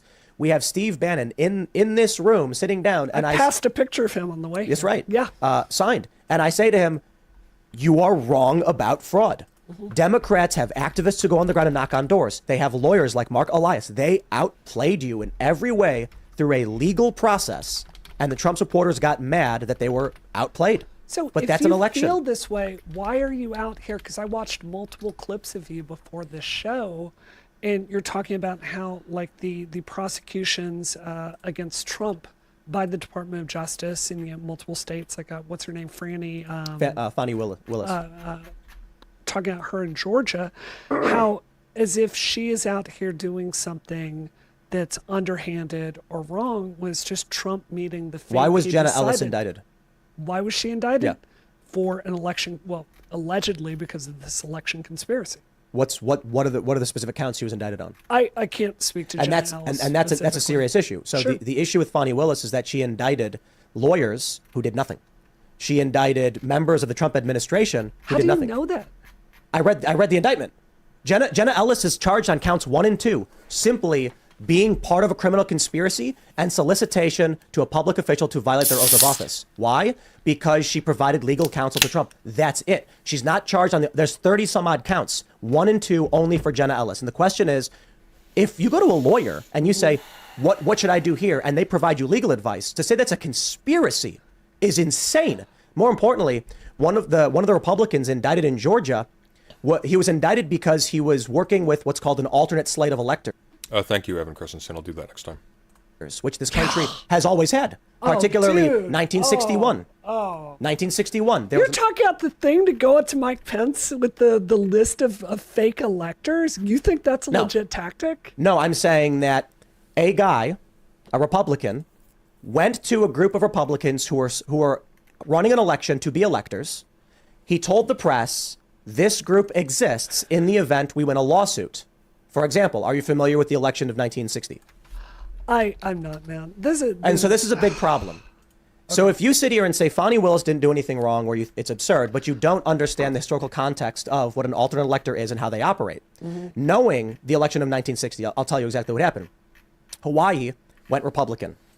It was certified Republican. The Democrats convened an alternate slate of, as you described, fake electors and delivered the fake electors to the electoral vote count. Richard Nixon, as vice president, said, I am not going to count the certified vote. I'm going to choose the Democrat vote. Does anyone oppose? They did not, and it was chosen. Now, you can argue that shouldn't be done. You can argue that the Republicans should not have done it. But it's not a crime to say that the process of the Constitution requires there be electors in the event a lawsuit is won in court. Okay. That's in fact the only way it could be so done. multiple things here. The first thing is, Trump is facing. I don't care 94. about Jenna Ellis as much as I care about Trump. Right? There are multiple indictments in multiple states.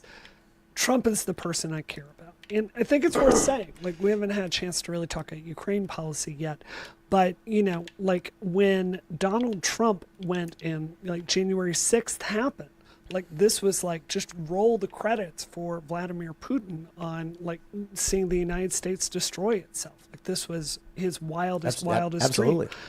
Well, you had China as Jackson well. Hinkle on here to just put forward pro-Kremlin propaganda. Coming back to this was a tremendously dark day for the United States. I do think Donald Trump played a role. It's not like there's no evidence. Anyone out there can listen to him like saying that clip.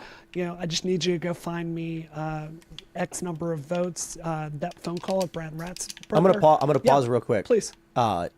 I think we're running into an issue that is common Sure. of people who come on this show, and it's that I don't think you actually read the stuff.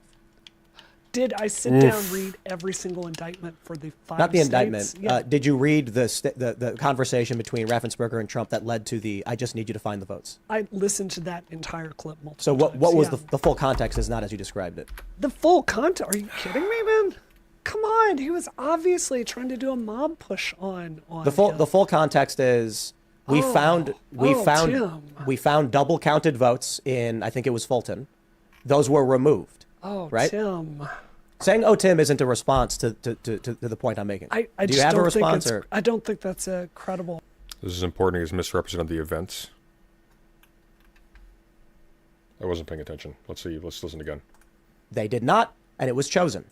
Now, you can argue that shouldn't be done. You can argue that the Republicans should not have done it. But it's not a crime to say that the process of the Constitution requires there be electors in the event a lawsuit is won in court. Okay. That's in fact the only way it could be so done. multiple things here. The first thing is, Trump is facing. Okay, hang on. Let's double check this. It's been a hot minute. President vaguely warned of a criminal offense as he pressured Secretary of State Brad Raffensperger into the call, according to an audio recording.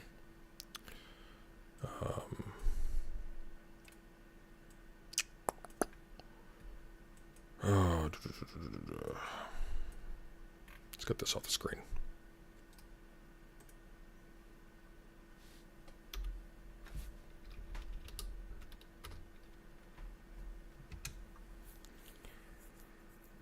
Mr. Trump, who has spent almost 9 weeks making false conspiracy claims about his loss to President Biden, told Raffensperger, the state's top election official, that he should recalculate the vote count so Mr. Trump, not Mr. Biden, would end up winning the state's 16 electoral votes. I just want to find 11,780 votes, which is more than we have, Mr. Trump said during the conversation, according to a recording first obtained by the Washington Post, which published it online Sunday. You know what they did and you're not reporting it, the president said during the call. You know it's a criminal, that's a criminal offense, and you know you can't let that happen. It's a big risk to you and Ryan, your lawyer, that's a big risk. That sounds like a threat. And we have the thing here. We have won this election in Georgia based on all of this. And there's nothing wrong with saying that, Brad. You know, I mean, having a correct, the people of Georgia are angry.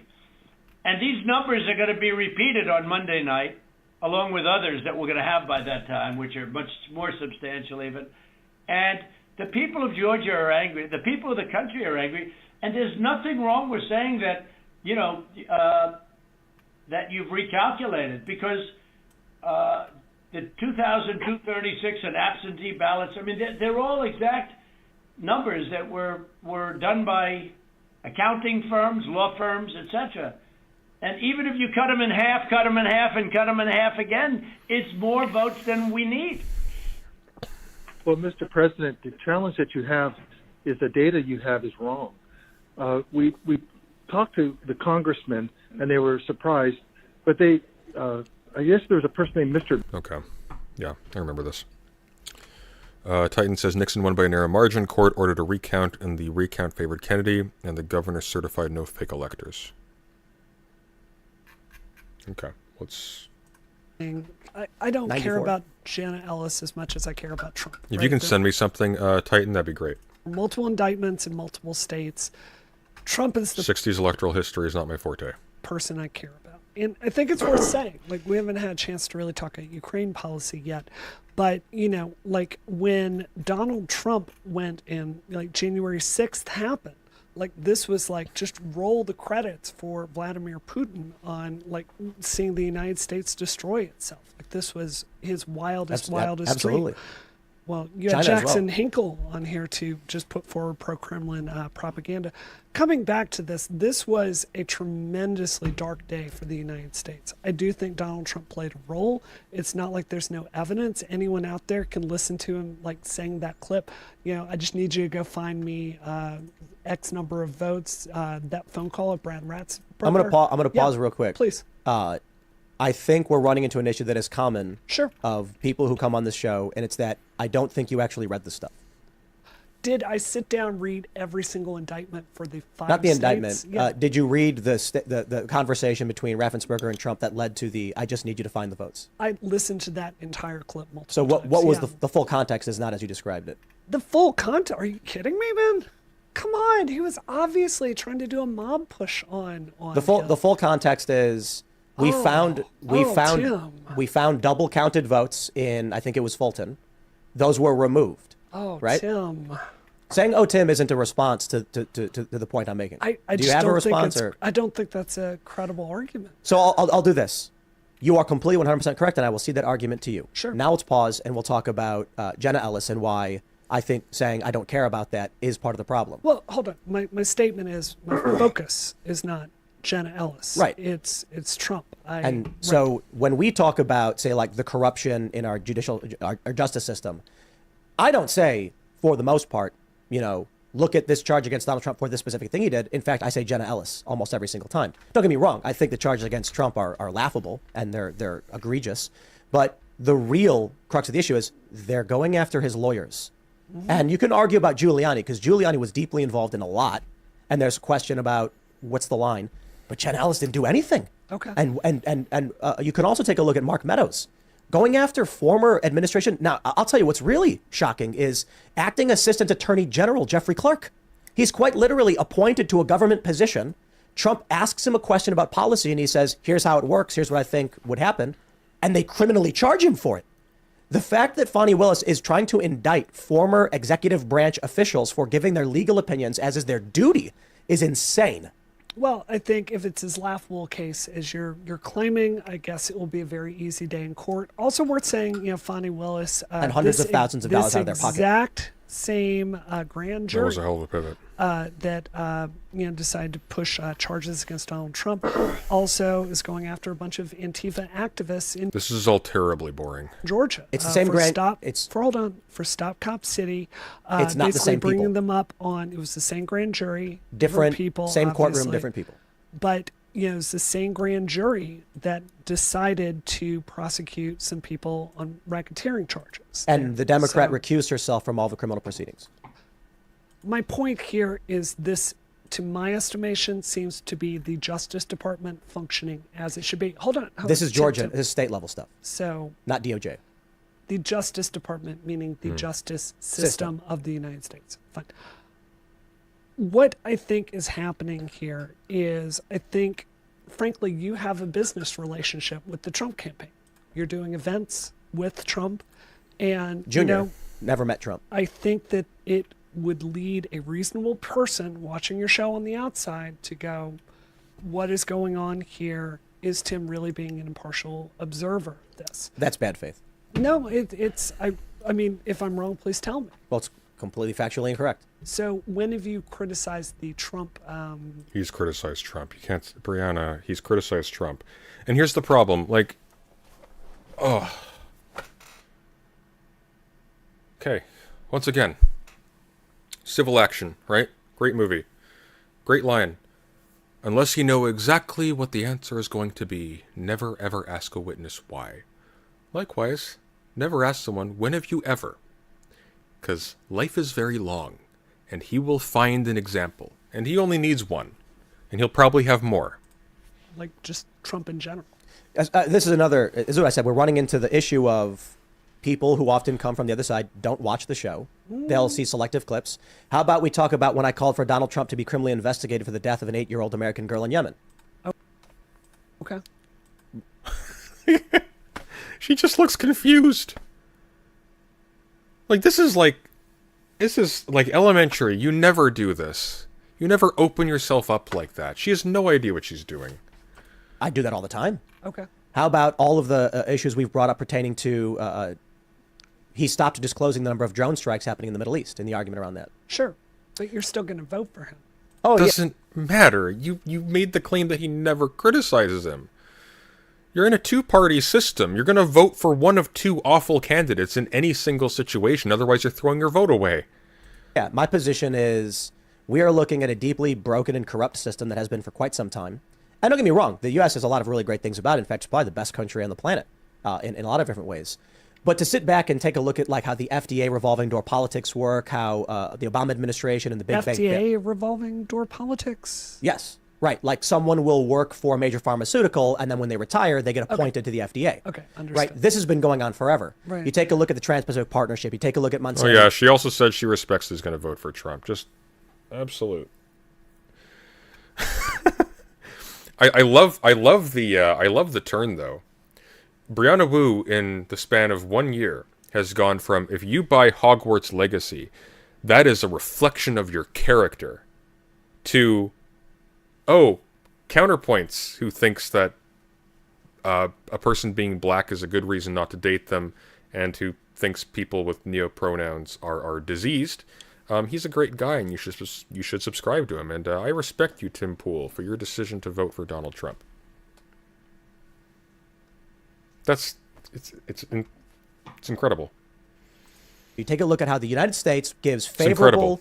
I mean, man, look at 2008. Let's talk about the housing crisis, which destroyed middle-class Americans. Yeah. The banks were offloading their screw up, and none of them get arrested for the fraud they committed. Matt Taibbi wrote a fantastic book about this. Everyone should read. And one, just to come back to Eric Holder a minute and Gamergate, history is not. Just to come back to the really important issues, Gamergate. Been rough enough to Eric Holder and his failure to do anything. Trump, I didn't vote for him in 2016, and I think, oh boy, he did a lot of what I expected it to be. I mean, come on, John Bolton, the people he brought in and brought around him. They say like, oh, did he drain the swamp? And I'm like, come on, man. There were some things he did that I liked. The economy was doing better. He brought back $3 billion worth of manufacturing into Michigan for the auto industry. I like the Abraham Accords. I like the work he did in crossing the DMZ, trying to bring peace to North Korea. And then he did a whole lot of, bad, stupid things that he justified. I respect that he was honest about a good amount of it, such as selling weapons to Saudi Arabia to profit for the U.S. economy or keeping troops in Syria to protect oil. That was hilarious. I'm glad that we had someone like that.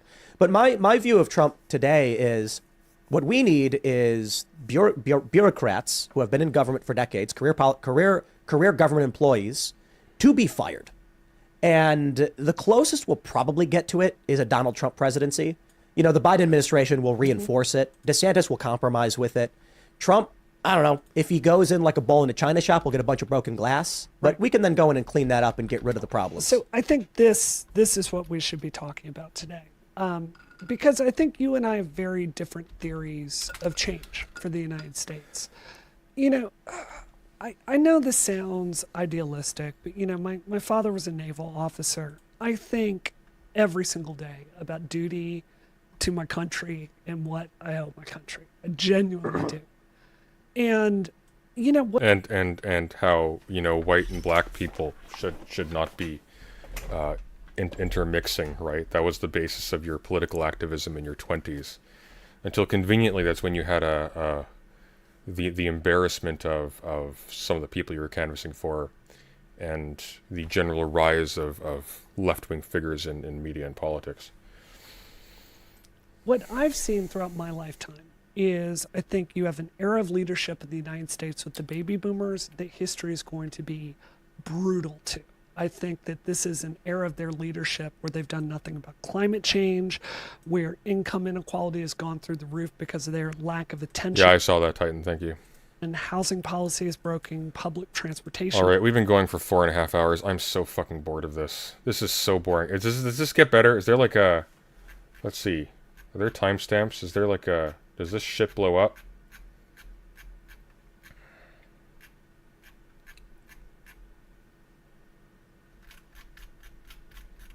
Yeah, let's jump like an hour. See what happens.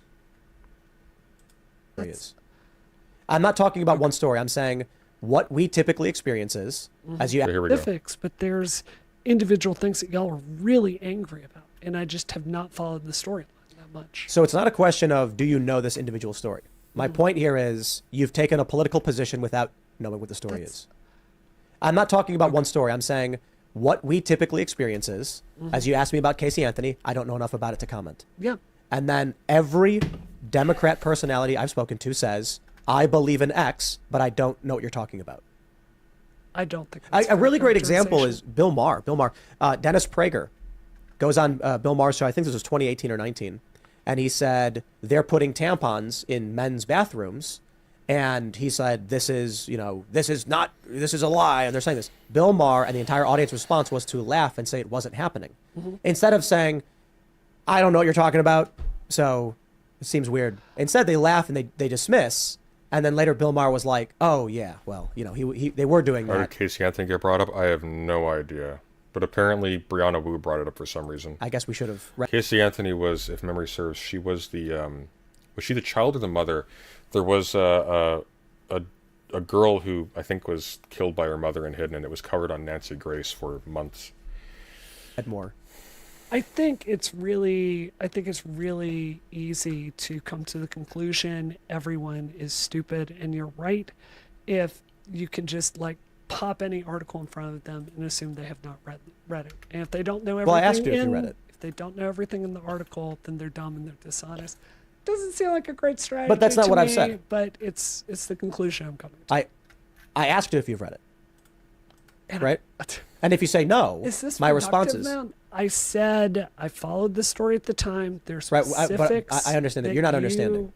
I'm trying to. What I'm saying is, I did not come out and say, haha, I know for a fact you didn't read this. I said, are you familiar with this story? Are you familiar with these details? You're not. Okay, let me say them. Your response was rejection of these and said I was a conspiracy theorist for making assumptions about it. That's not what I said. Oh, God damn. Tim, this is not productive. It's just not. Right. So my God, she's like a charisma black hole. Oh. simmering things down. This is pouring gasoline on the fire. The problem, Tim, is we have a right-wing ecosystem that has we have a right-wing media ecosystem that's amped things up and told people they're the victim, and we are now in this situation. Okay, I'm done with this. This is a waste of everyone's time. I'm bored to hell. This is typical of Brianna Wu trying to be the main character and embarrassing herself just like she did years ago. Life's too short. Daedalus and his co-host, I don't know what he's called, they're doing updates on the war in Ukraine, so I'm sending you that way. Tell them Sunday sent you, say hi, and we'll be back tomorrow. We do have things planned. So